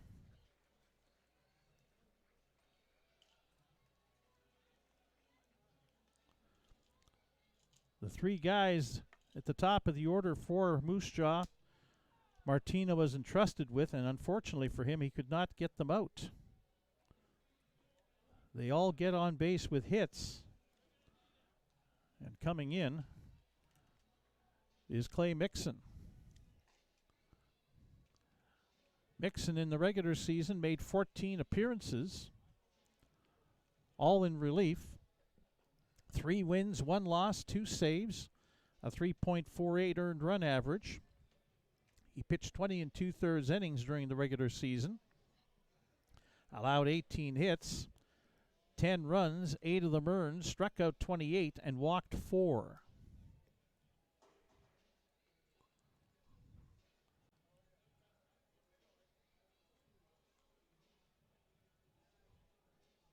This will be Mixon's first postseason appearance. He's from Baytown, Texas, coming off his freshman year at Dallas College, Brookhaven. 6'2", 220-pound right-hander. And suddenly we have some late-game drama. The Berries look pretty good, leading 10-3. But now here come the Miller Express back, and Eduardo Signs to the plate. Signs struck out his last time up. 2 for 4, doubled and scored in the second inning, singled to lead off the 6th. First pitch strike to Eduardo Signs.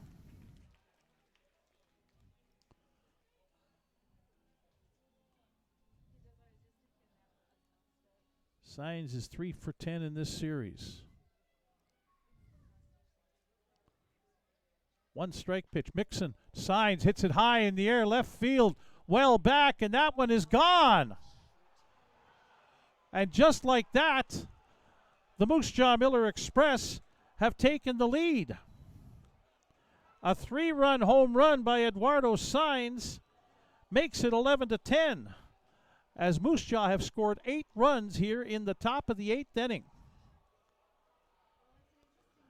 And this place has gone silent. Only one out here in the top of the 8th inning. The other 8 people have all scored, and it's a big-time celebration outside the Moose Jaw third base dugout. So now Robert Estrada, the DH who started this with a single to right field against Michael Saul, takes a pitch down low, ball 1. Wow, has this turned around in a big hurry. Pitch outside from Mixon to Estrada, 2-0. Fans who thought they were watching this team move on now have got to look for some kind of a late game comeback, as there's a strike called on Robert Estrada. He's 1 for 3 tonight with a sacrifice. At the knees, strike 2, 2-2.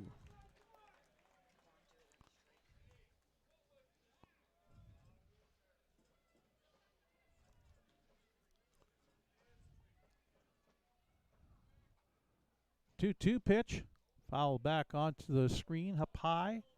Count holds at 2-2.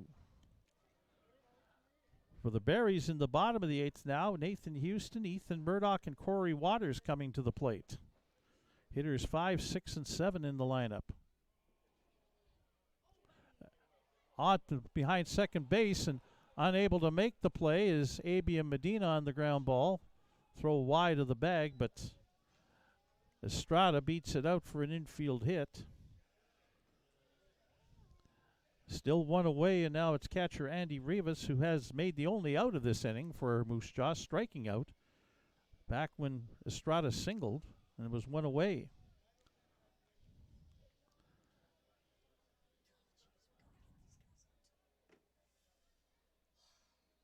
That's 7 hits for Moose Jaw in the inning. An error by the Berries as Estrada takes off for second. Sorensen's throw down and the ball into center field, but Carter Beck is there to back it up. I didn't catch what the pitch was to Rivas, whether it was a ball or strike or not.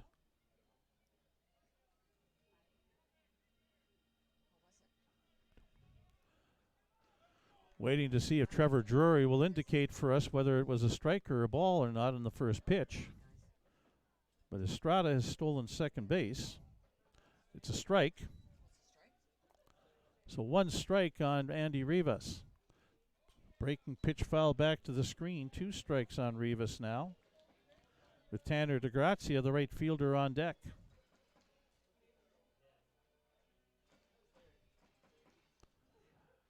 Now Moose Jaw's in the conversation towards, if they win, they can just head down to Regina and play game 1 of the series tomorrow night against the Red Sox. On the ground, Nathan Houston with it. Throws on to first base in time for the second out. Rivas has made both outs so far in this inning for Moose Jaw. It'll bring up DeGrazia, who reached on an error and scored earlier this inning. The error on third baseman Mason Rell. It's the only unearned run that the Berries have given up here in this top of the 8th inning. Mixon's first pitch to DeGrazia is inside, ball 1.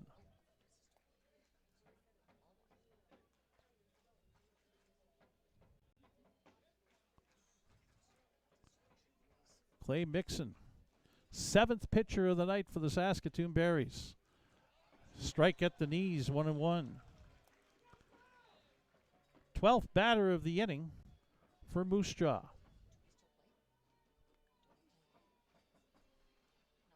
Oh, yeah. DeGrazia back up the middle. That one's going to get into shallow center field. Houston fielded it, throws it on home, but Estrada able to score as Sorensen couldn't catch the one-hop throw. Estrada all the way around to score to make it 12-10 on the infield hit by Tanner DeGrazia. Pacey Phillips will come up to bat now. He walked and scored earlier in the inning.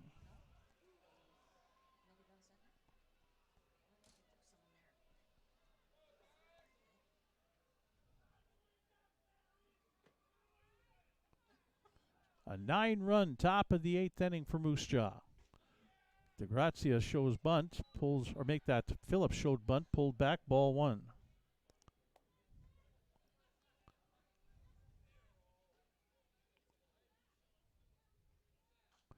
Fouled back high onto the screen above us, 1-1.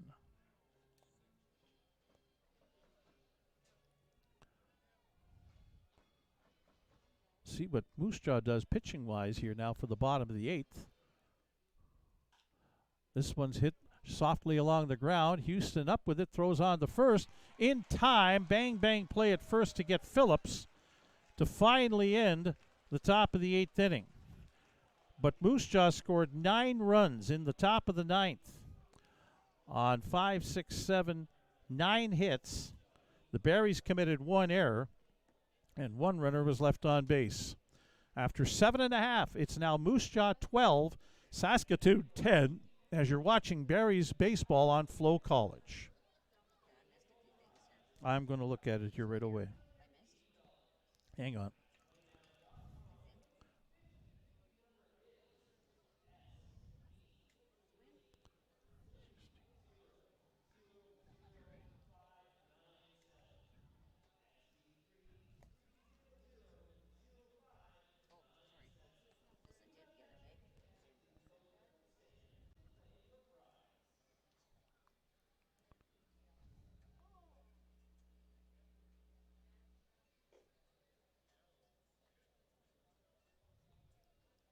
Okay.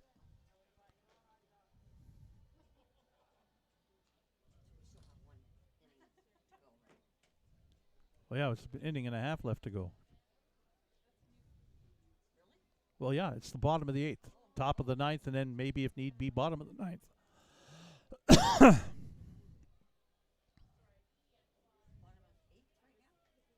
Yep.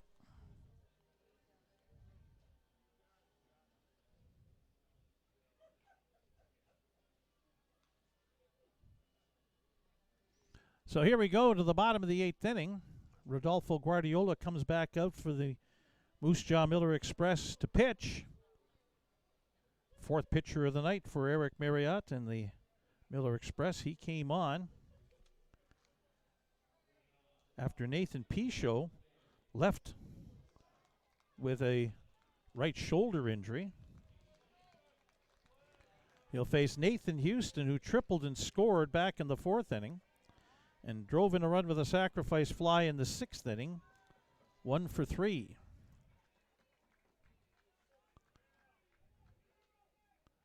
Guardiola wanting Rivas to go back through his signs. First pitch at the knees for a strike.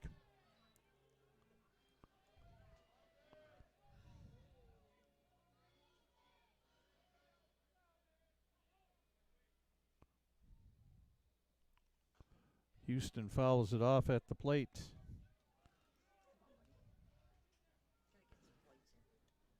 Two strikes on Nathan Houston.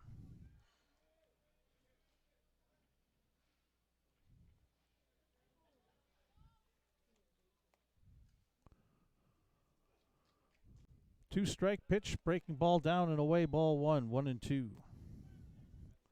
Now it's the Berries who are down to only 6 outs left to use to try and come up with a victory. Come back. Line drive center field. Austin Gurney, though, is there as it held up in the air for a little too long, and that's one away. This ball game well over 3 hours now, 3 hours and 17 minutes. Still smoky, hazy skies, 15 degrees Celsius, and the winds out of the west-southwest at 8 kilometers per hour. Ethan Murdoch to the plate. Murdoch hit a 2-run homer back in the 5th inning. Drove in a run with a sacrifice fly in the 4th. Guardiola outside with a Slider ball 1. Murdoch 1 for 2. He's also walked tonight.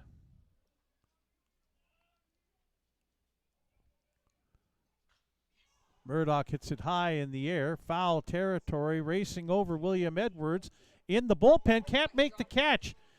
He stepped on the bullpen mound, slipped and fell off his glove into the ground, and it's a strike, 1-1.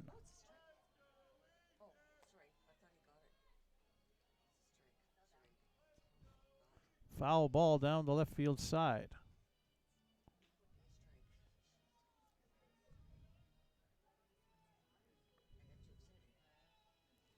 So Murdoch back to the batter's box.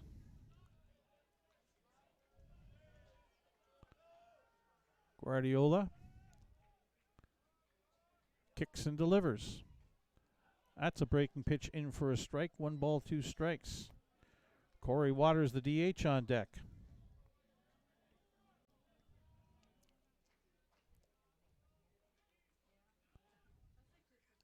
One, 2 pitches down low and inside, 2-2.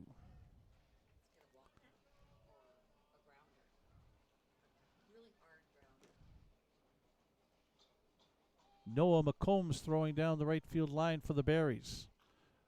Murdoch cues that foul up the first baseline. Count holds at 2-2.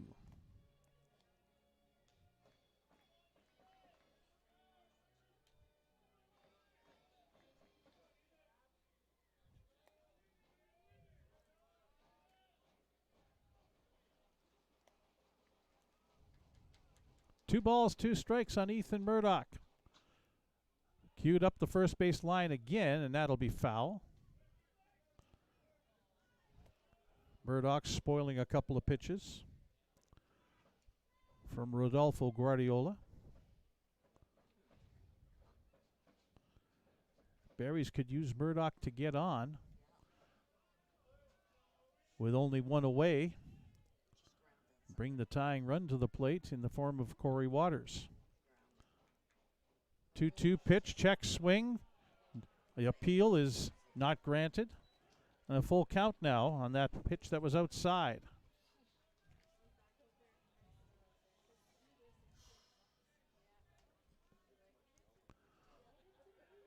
Eighth pitch of the at-bat between Rodolfo Guardiola for Moose Jaw and Ethan Murdoch at the plate for the Berries. 3-2 pitch. Foul back to the screen.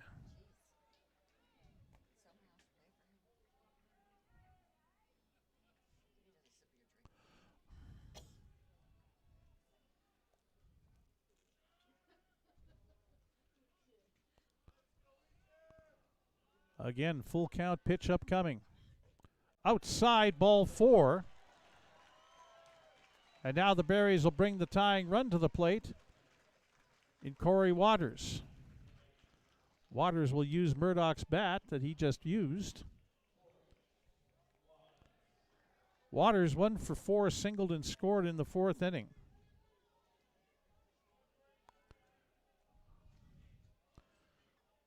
Berries DH can certainly make some things happen with the bat. Down low, first pitch, ball 1. Down the right field or left field line, Moose Jaw has action in their bullpen.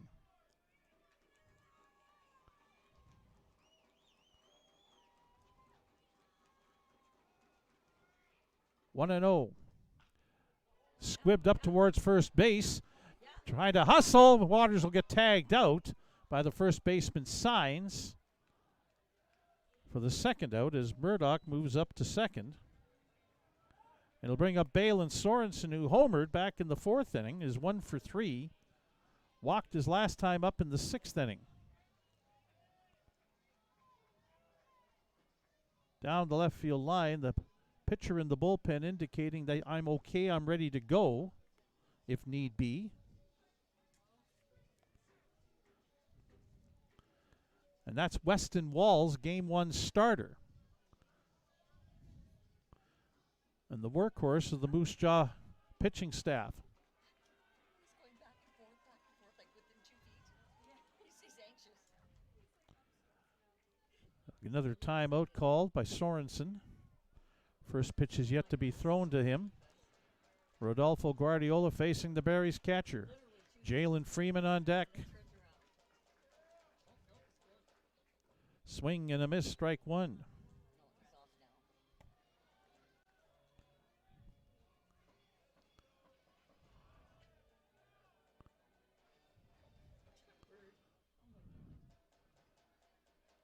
1 strike pitch to Sorensen with Murdoch at second. 2 away, bottom of the 8th inning. At the knees, strike 2.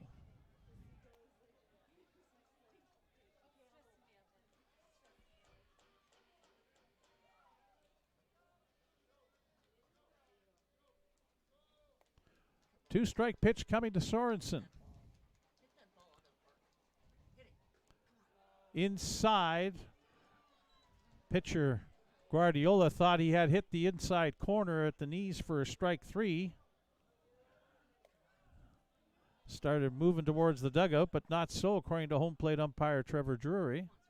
So now he has to recompose himself and threw a 1-2 pitch to Balin Sorensen.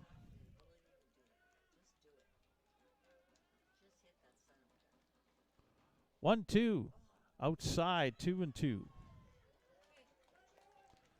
Jalen Freeman hoping to get an at-bat on deck. Barry's number 9 hitter who's 2 for 3 tonight. Lots of offense in this game. 22 runs, 34 hits.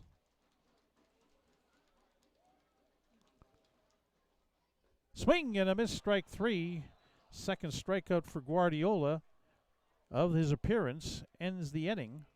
No runs, no hits.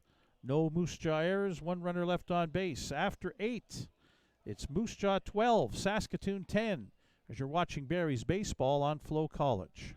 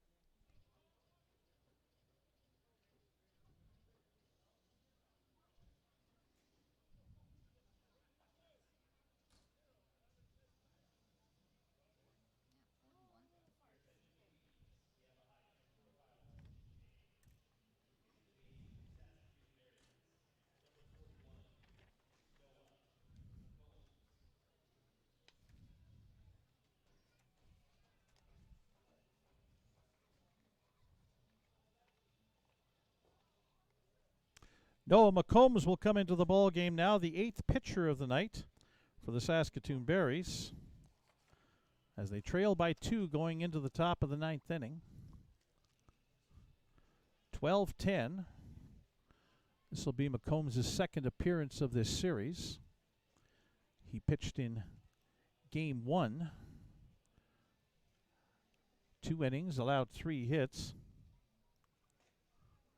No runs, struck out 1, walked nobody.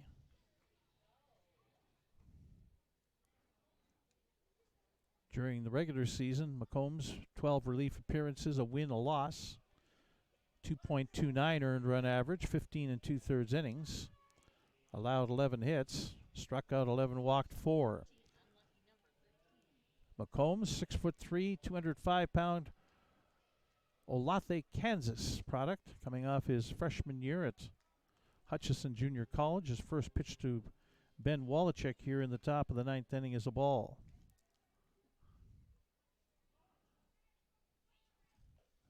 Berries get a strike from McCombs. Need a clean inning or a scoreless inning from McCombs so that they can bring up Jalen Freeman. Carter Beck, pitch breaks down low, 2-1. Freeman, Beck, and Menard in the top of the 9th, or in the bottom of the 9th for the Berries. Strike on the inside corner to Wallachek, 2-2.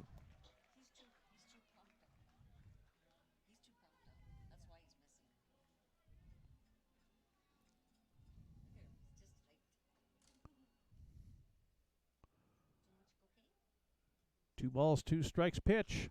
Wallachuk fouls it off, and that one's just over top of the first base bleachers, over top of Section A. Count holds 2-2 on the number 9 hitter, who's 2 for 4. Singled and scored last inning, part of the 9-run. Top of the 8th for the Moose Jaw Miller Express. Now 2-2 pitch hits him. Inside pitch by McCombs. Wallachuk takes it as a badge of honor as he's on his way to first. It'll bring up Thomas Soto, the top of the order. Soto tripled against Clavert Martina in the top of the 8th inning and cleared the bases. Part of the 9-run comeback in the top of the 8th. So McCombs with a leadoff hit batsman, and here comes Soto showing bunt, and then pulls back and swings away and fouls it back to the screen, 1 strike. Soto squaring to bunt, got Mason Rell at third base charging. Rell is at the edge of the grass, shows bunt again, backs it off, and takes the ball 1-1.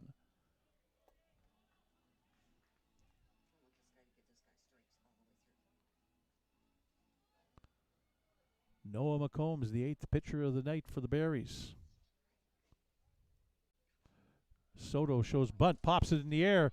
McCombs will catch it on the fly, and Wallachuk holds at first base. 1 away, it'll bring up William Edwards, who singled and scored last inning. Drove in Soto's triple. Edwards 1 for 5 tonight.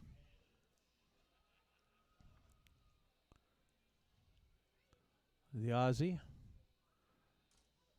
with a runner on first. Set a single season record for RBI with 66 as he takes a strike from Noah McCombs, and Edwards didn't like that pitch call from home plate umpire Trevor Drury.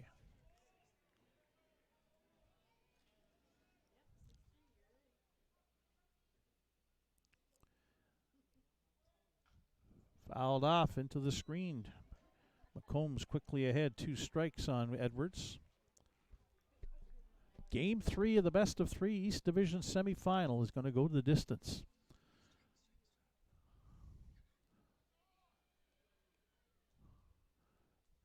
Taking off Wallachuk, pitch up high, the throw down. Wallachuk's under the tag. And that's a ball and 2 strikes as Wallachuk gets himself into scoring position now. Berries would love, or Moose Jaw would love another run and get some more insurance. They would love to get a 3-run lead right about now. The lead is nice, period, but 2 can be overcome pretty quickly.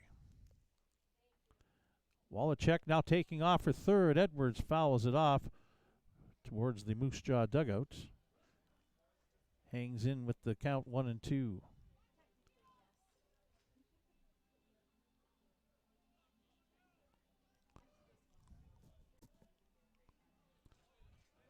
One and two, the count on William Edwards. 1 away in the top of the 9th. Austin Gurney on deck. Wallachuk moving off second to Little. And again, Edwards fouls it off. Stays alive. Rarely strikes out.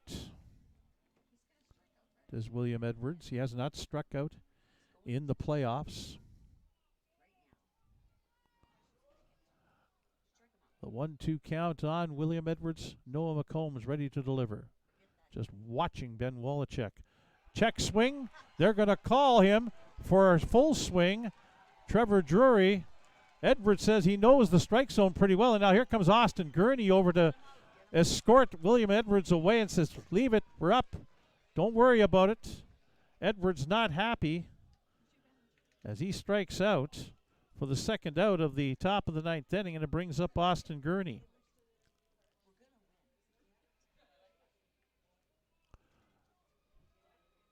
Wallachuk, the runner on second base, And now Gurney, who's 3 for 5, singled and scored last inning. McComb's pitch fouled off towards the Berries' first base dugout, strike one.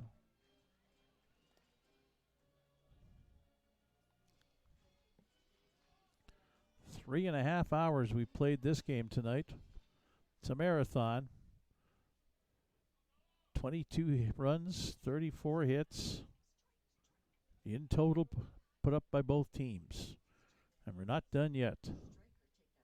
One strike pitch, swing and a miss on a fastball, strike two.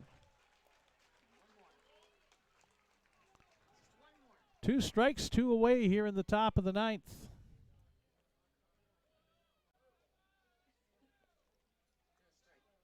Eduardo signs the first baseman, hoping he gets a chance.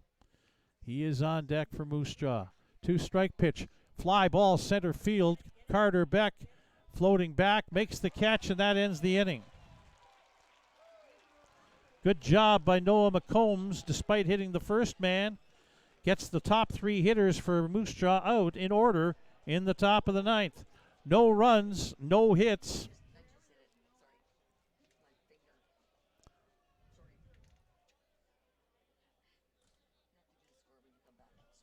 Mm-hmm.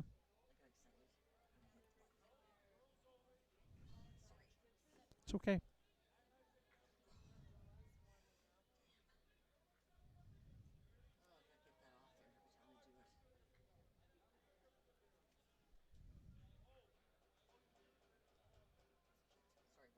That's okay.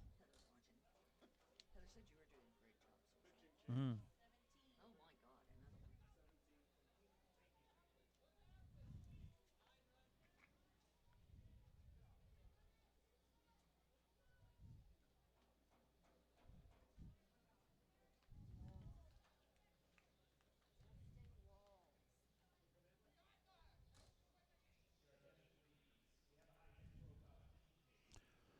So we head to the bottom of the ninth inning. Last chance for the Saskatoon Berries. They trail by 2 at 12-10, and they'll face the workhorse for the Moose Jaw Miller Express out of the bullpen.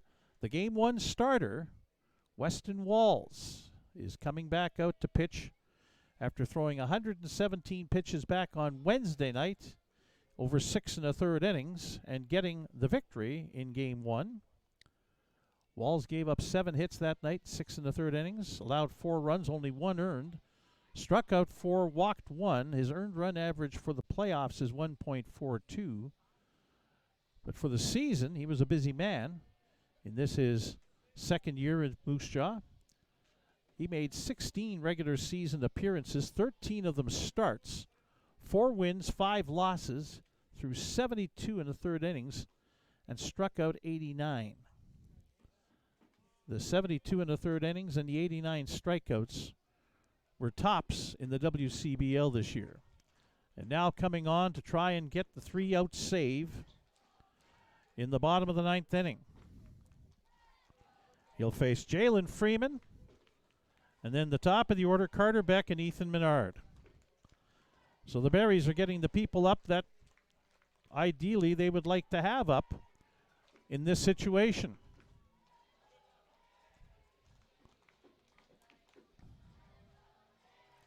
As I said, Walls threw 117 pitches and faced 32 batters. Just 4 days ago, as Jalen Freeman comes to bat, 2 for 3, doubled and scored in the 5-run 6th inning when it looked like the Berries had this one put to bed. It was 10-3. But Moose Jaw rallied with 9 in the top of the 8th and lead it now coming to the bottom of the 9th. And here's Weston Walls. First pitch, Freeman. One hopper back to the mound. Walls fires to first in time for the first out. So now it'll be Carter Beck. Berries down to their final 2 outs. Beck has hit in his last 3 at-bats. 3 for 5, 2 runs or 1 run scored, and has driven in a run.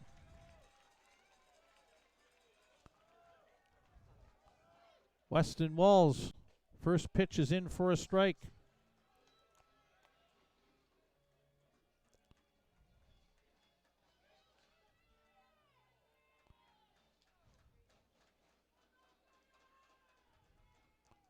One strike pitch. Fouled off. Quickly, Walls is ahead of Beck 0-2. With Ethan Menard on deck.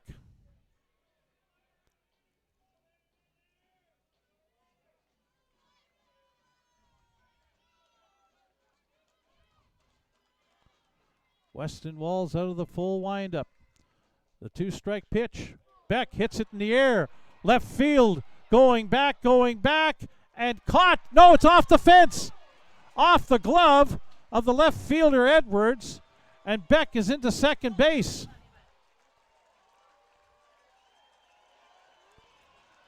It looked like Edwards had the ball in his glove and then crashed into the left field fence and couldn't hang on.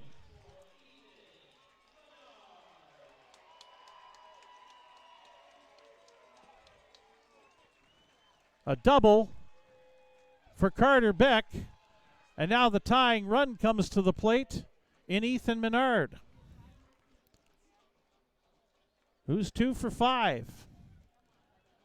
Doubled and scored in the 6th inning.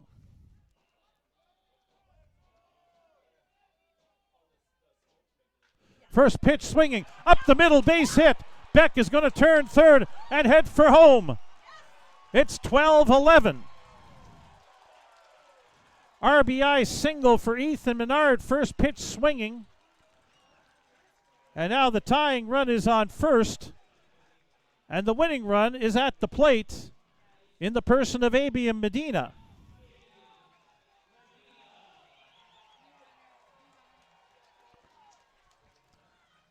Medina 2 for 5 tonight. Doubled and scored and drove in a run in the 3rd inning, singled in the 1st.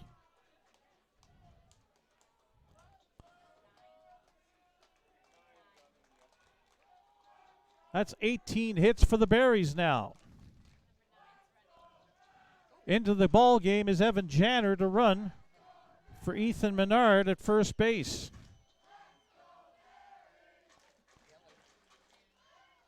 Janner could very well try and steal a base and get into scoring position.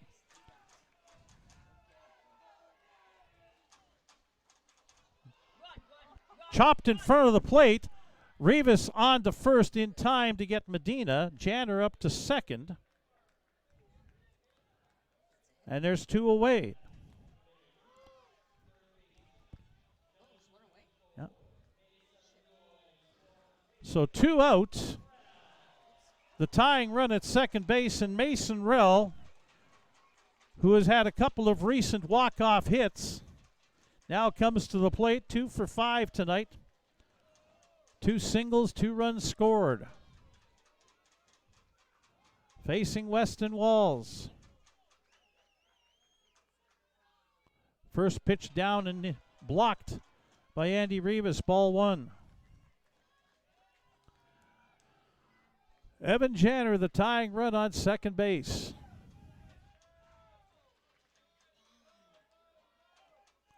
Mason Rell at the dish. 1-0 pitch. Slider outside, 2-0. Nathan Houston is on deck for the Berries.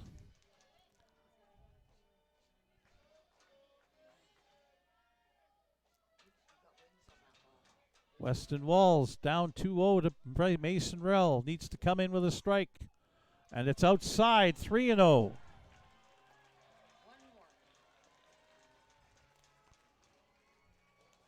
Rell represents the go-ahead run, the winning run. If he walks, the winning run is on base for Nathan Houston, the former Moose Jaw Miller Express. 3-0 pitch in there for a strike, 3-1. He has to do that again. And Rell knows that.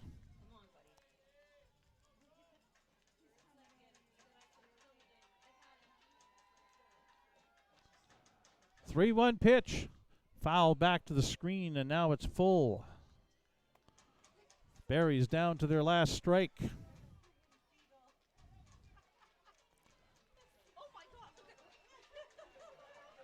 And the Seagull that's been in the outfield all game has suddenly made his way into the infield, wants to get a closer look. Full count. 2 away. Bottom of the 9th. Walls' pitch. Hit up the middle, base hit. Around third, coming home is Evan Janner. This game is tied up again at 12-12. Of course it is. Did you really think this was going to be done in 9 innings, folks? It may still yet be done in 9 innings, but if it is, it's going to be a Barry's win. But for now, we're tied up as an RBI single by Mason Rell has tied this game. And Nathan Houston to the plate with 2 away.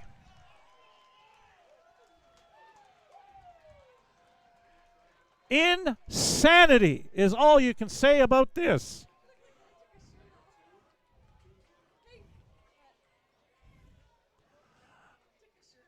Somebody needs to get his clothes back on in the stands.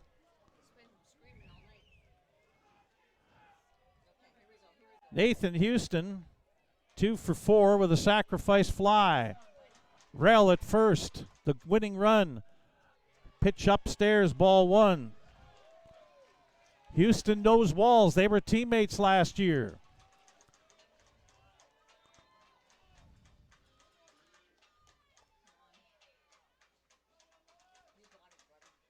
One 0 pitch.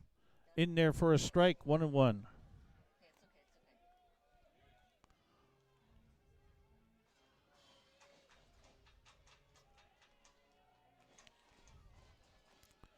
Weston Walls came in for the bottom of the 9th, trying to get a save. Outside, 2-1.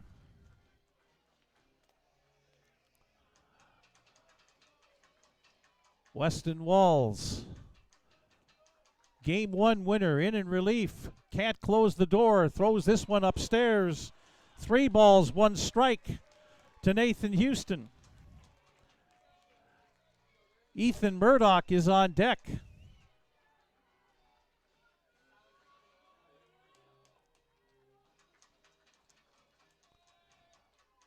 Mason Rell at first.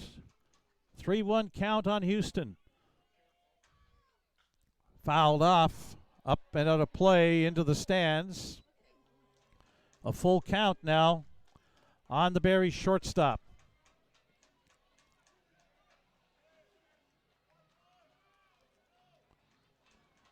We had this situation just a batter ago, and Mason Rell came through with a big base hit to drive in the tying run. What does Nathan Houston do? Rell's on first. The potential winning run. 3-2 pitch. Popped up. Foul territory. Under it is Eduardo Saenz. He'll make the catch, and we're going to extra innings. But the Berries rally in the bottom of the 9th. 2 runs on 3 hits. There were no Moose Jaw errors and 1 runner left on base. After 9, as we head towards 4 hours of this ball game, it's 12-12. Moose Jaw and Saskatoon as you're watching Barry's baseball on FloCollege. Zdunich into the game at first.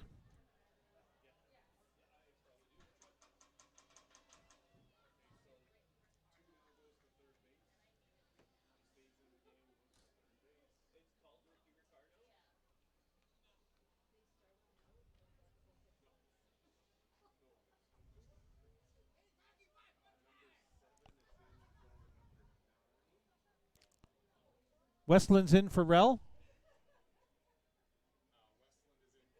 Okay.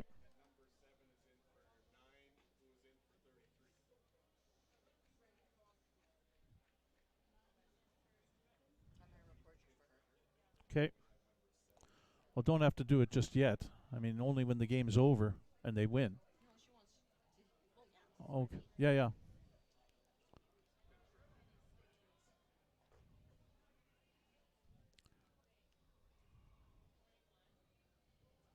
All right, extra innings. Why not? Game 3 of the best of 3 East Division semifinal is going to a 10th inning. Tied up at 12-12. Austin Gurney will start the 10th inning on second base for Moose Jaw. And it'll be the 4, 5, and 6 hitters to face Noah McCombs for Moose Jaw. It'll be Eduardo Saenz, Robert Estrada, and Andy Rivas. Saenz gave Moose Jaw the lead back in the 8th inning with a 3-run homer that made it 11-10.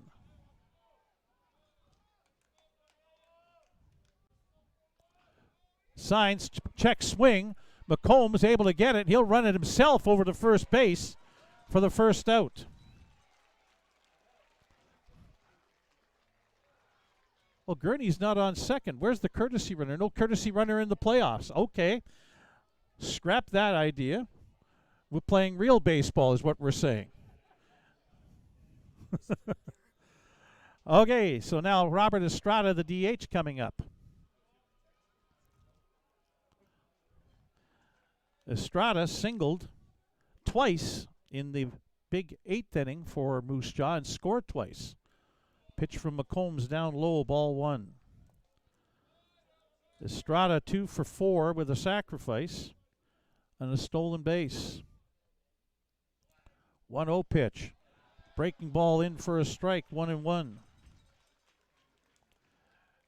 Barry's in the bottom of the 10th. We'll have Ethan Murdoch, Corey Waters, and Balin Sorensen coming to the plate. But they got to get out of the top of the 10th first as Estrada fouls that off at the plate and is 1-2.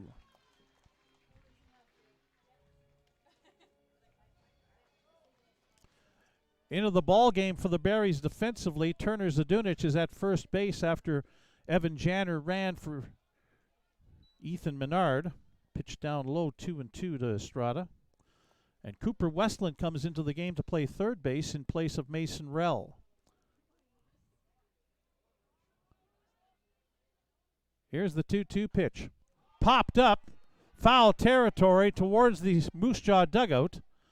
Westland is there, makes the catch, and there's 2 away. Andy Rivas now coming to the plate, the catcher. He's 0 for 4 tonight, hit by a pitch once. I feel we are. Right-handed hitting catcher for the Miller Express up against Noah McCombs, who's into his 2nd inning of work. And a breaking pitch in for a strike.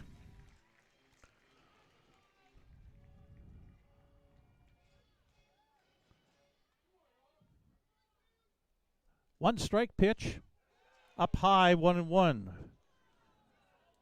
Fans, most of whom have stayed out of the 1,759, are thinking every pitch is a strike right now that McCombs throws, although that one is a swing and a miss by Rivas, and it's 1-2.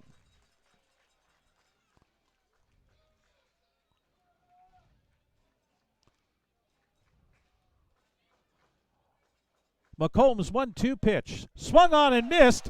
Dropped by Sorensen. He'll go and complete the throw, the strikeout, to finish the inning. Nothing across for Moose Jaw in the top of the 10th. No runs, no hits, no Barry's errors, nobody left on base. After 9.5, Saskatoon 12, Moose Jaw 12. You're watching Barry's baseball on FloCollege.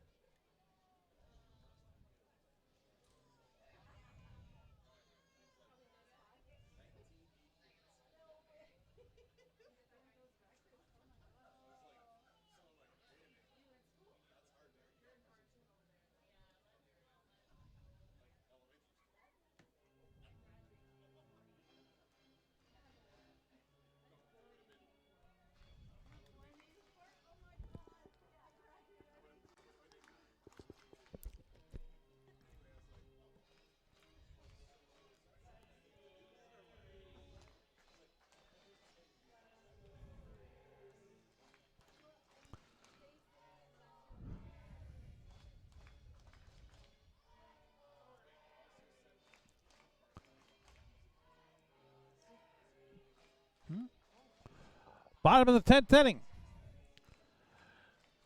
12-12 tie. Again, postseason in the Western Canadian Baseball League. No courtesy runner. You got to score it legit. Berries will send up Ethan Murdoch, Corey Waters, and Balin Sorensen against Weston Walls.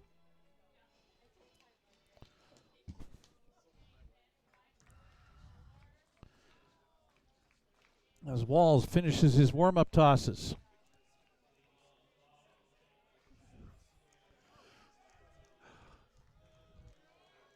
Murdoch homered back in the 5th inning. He's walked his last 2 times up, 1 for 2 tonight officially, with 3 runs batted in. Swift Current product. Finished his senior year at Marshall University. Slider outside, ball 1.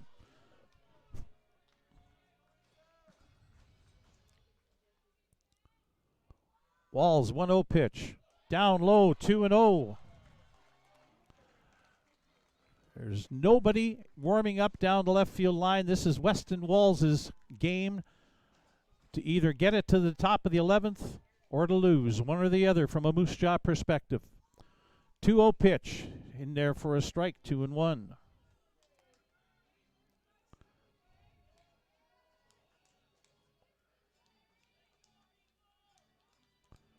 2-1 pitch to Murdoch. Breaking ball is strike 2, 2-2.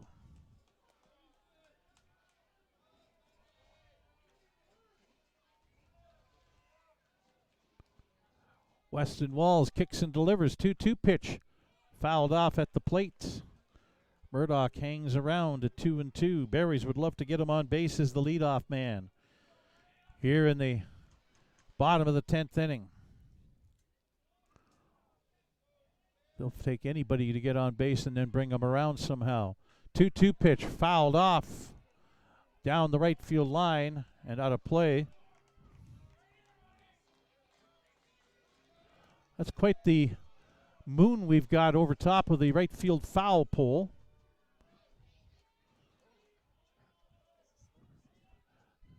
The smoky haze in the air makes it kind of red looking in there. 2-2 pitch to Murdoch. Hit on the ground into right field, a base hit to lead off the bottom of the 10th inning. Ethan Murdoch is on. Corey Waters' job will be to get him around to second base and into scoring position. Waters is 1 for 5, singled and scored in the 4th inning. He checks down at third base with Chance Wheatley.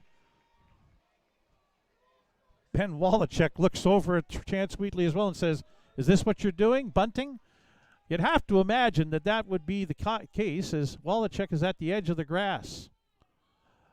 Waters, though, doesn't show bunt, takes the first pitch down and in, ball 1. I don't know if bunt is in Corey Waters' vocabulary. As Wallachek's backed off a few steps, that pitch is up and in, 2-0 on Waters.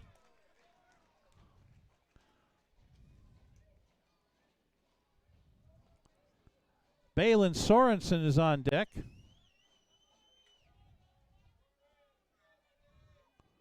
Weston Walls behind 2-0 and has to come in. Up high, 3-0. Does Waters get the green light, 3-0? I rather doubt it. You want Walls to throw you a strike and prove he can do it right about now. 3-0 pitch is up high, ball 4. A 4-pitch walk. Murdoch to second. And the winning run is in scoring position for Balin Sorensen, as out comes Eric Marriott, the head coach. And down the left field line, there is action in the bullpen.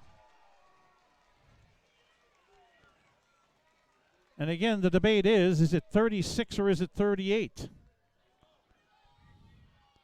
Is it Jordan Bauer or is it Fernando Medina?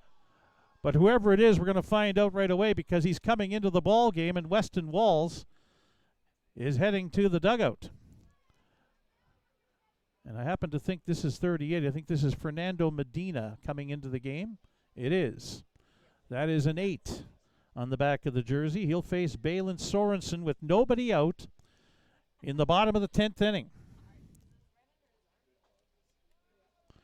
So Weston Walls cannot get to save and now has the 2 men on base with nobody out here.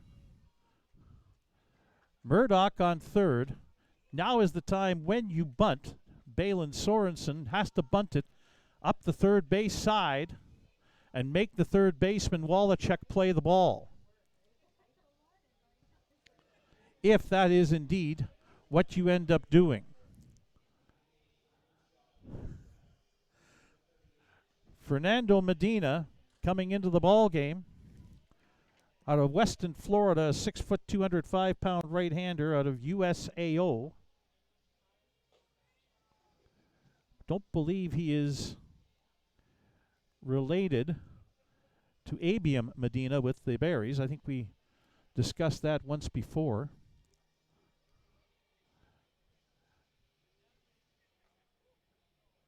But this will be the first appearance for Fernando Medina in the playoffs. During the regular season, Medina, well, that's batting again. Let's get to the pitching part. Fernando Medina, during the regular season, made 4 appearances, 2 starts, 1 loss, a 13.50 earned run average, 6 2/3 innings pitched. He gave up 15 hits, 11 runs, 10 of them earned, struck out 7 and walked 5. He's facing Balin Sorensen.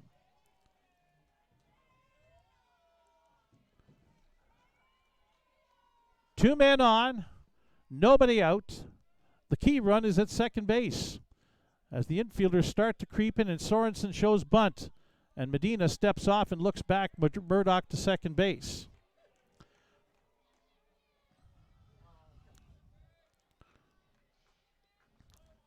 Now Medina in conversation with first baseman Signs.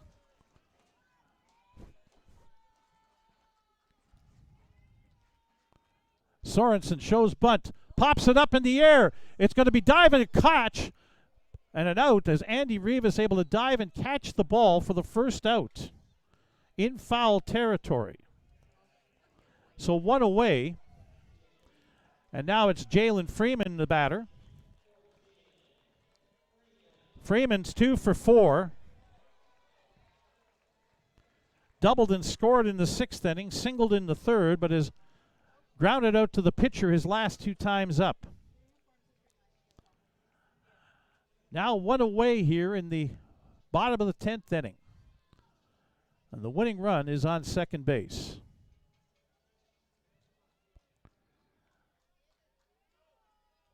Freeman leads the Berries in hitting in the postseason in this series. And a chance to play hero. Check swing. And they'll call a strike.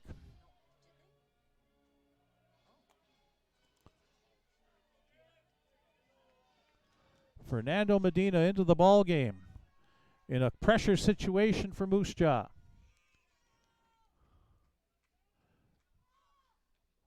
Bounced in, blocked by Rivas, 1-1.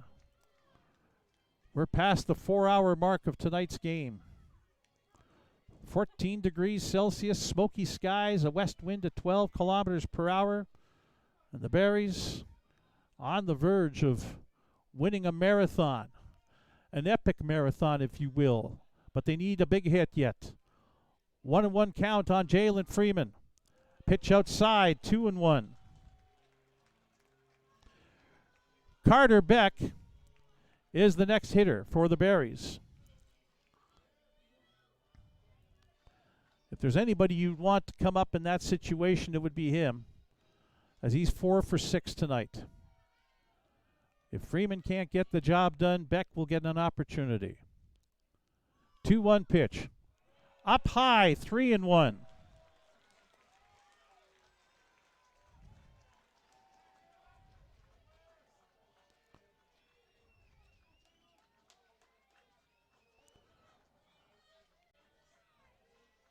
The last thing Medina and the Moose Jaw Miller Express want is a walk to load the bases with 1 out.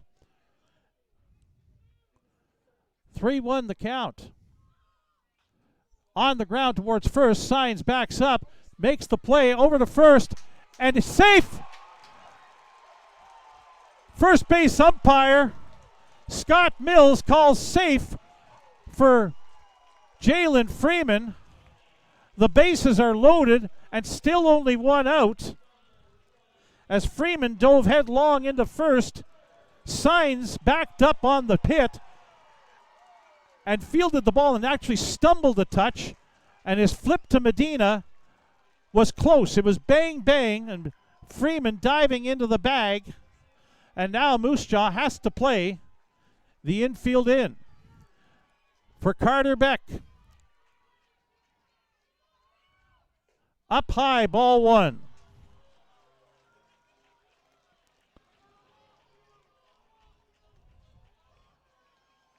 I tell you, this game is insane.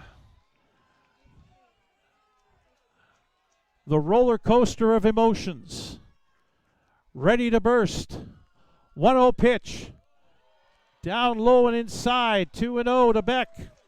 Medina has to throw a strike. He's shaking his head.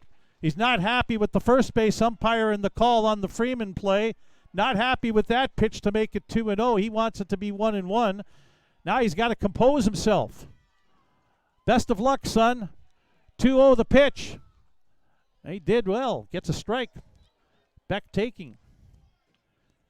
2-1 the count. Infielders playing on the edge of the grass. Need to cut off the run at home. Beck just needs to get the ball into the outfield somehow, some way. 2-1 pitch. Hit high in the air, foul territory. Rivas coming back and can't make the catch. Rivas came back to the dirt before the backstop, and the ball backed up on him and fell to the ground, and it's now a 2-2 count. Turner Zadunich is the on-deck hitter. If Beck can't get the job done here with 1 out in the bottom of the 10th inning.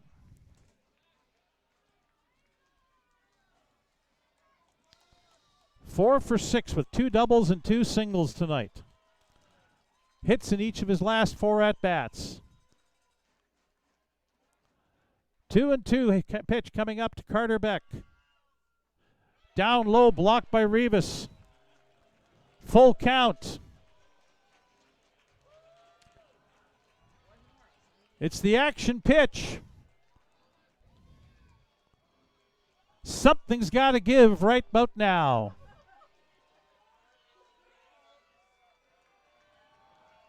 Medina delivers 3-2. Hit in the air. Over top of them. That one's going to be gone. A grand slam walk-off home run by Carter Beck. Oh my goodness. Beck hits it out of here to right field.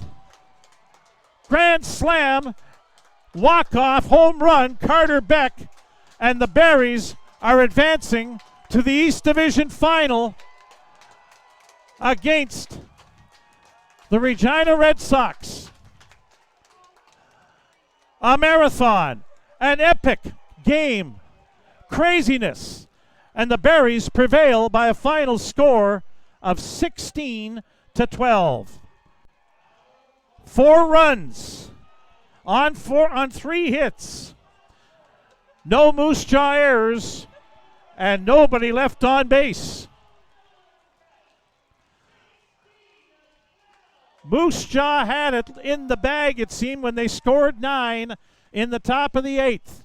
And they brought in their horse, their pace, their ace pitcher, Weston Walls, to pitch the 9th. He couldn't get the job done.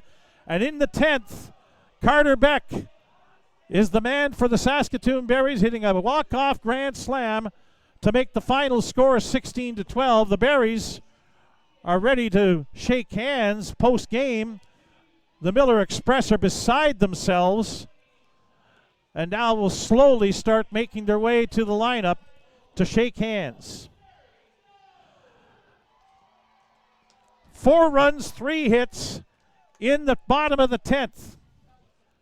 We're back to wrap it up and tell you about the next series, which starts in less than 20 hours' time from now, tomorrow night. It'll be the Berries and the Regina Red Sox right here at Next Gen Patch at Cairns Field. But we'll be back to tell you more about that next. 16-10 in 10 innings for the Saskatoon Berries over the Moose Jaw Miller Express. You're watching Berries baseball on FloCollege.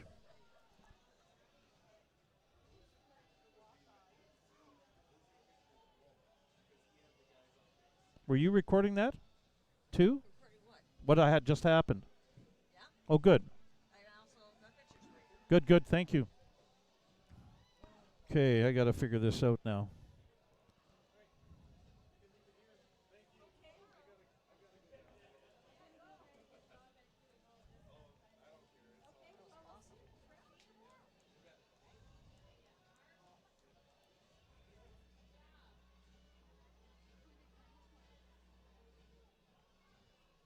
Fuck off.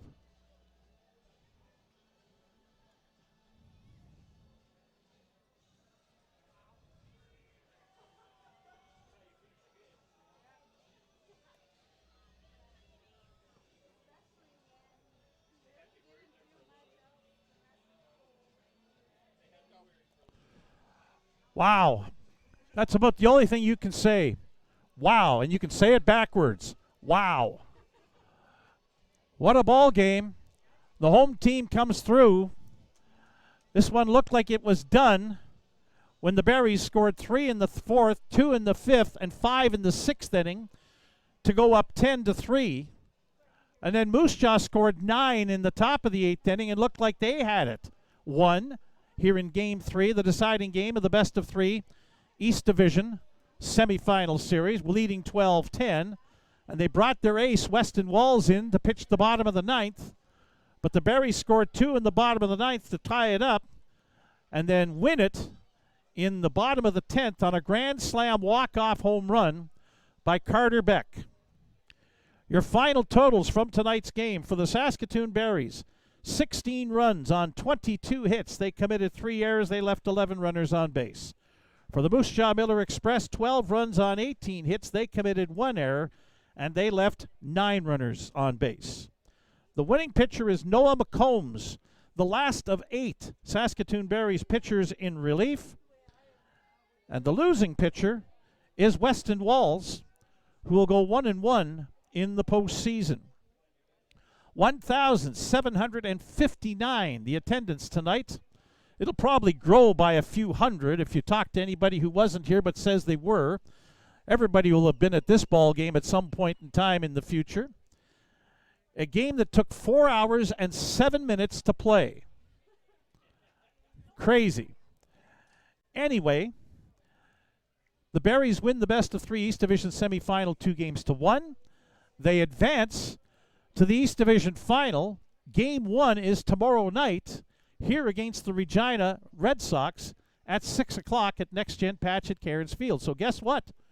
We'll be back here with you tomorrow at 5:55 for the start of Game 1 of the East Division final, the Berries and the Red Sox. The big city Saskatchewan rivalry, Saskatoon against Regina.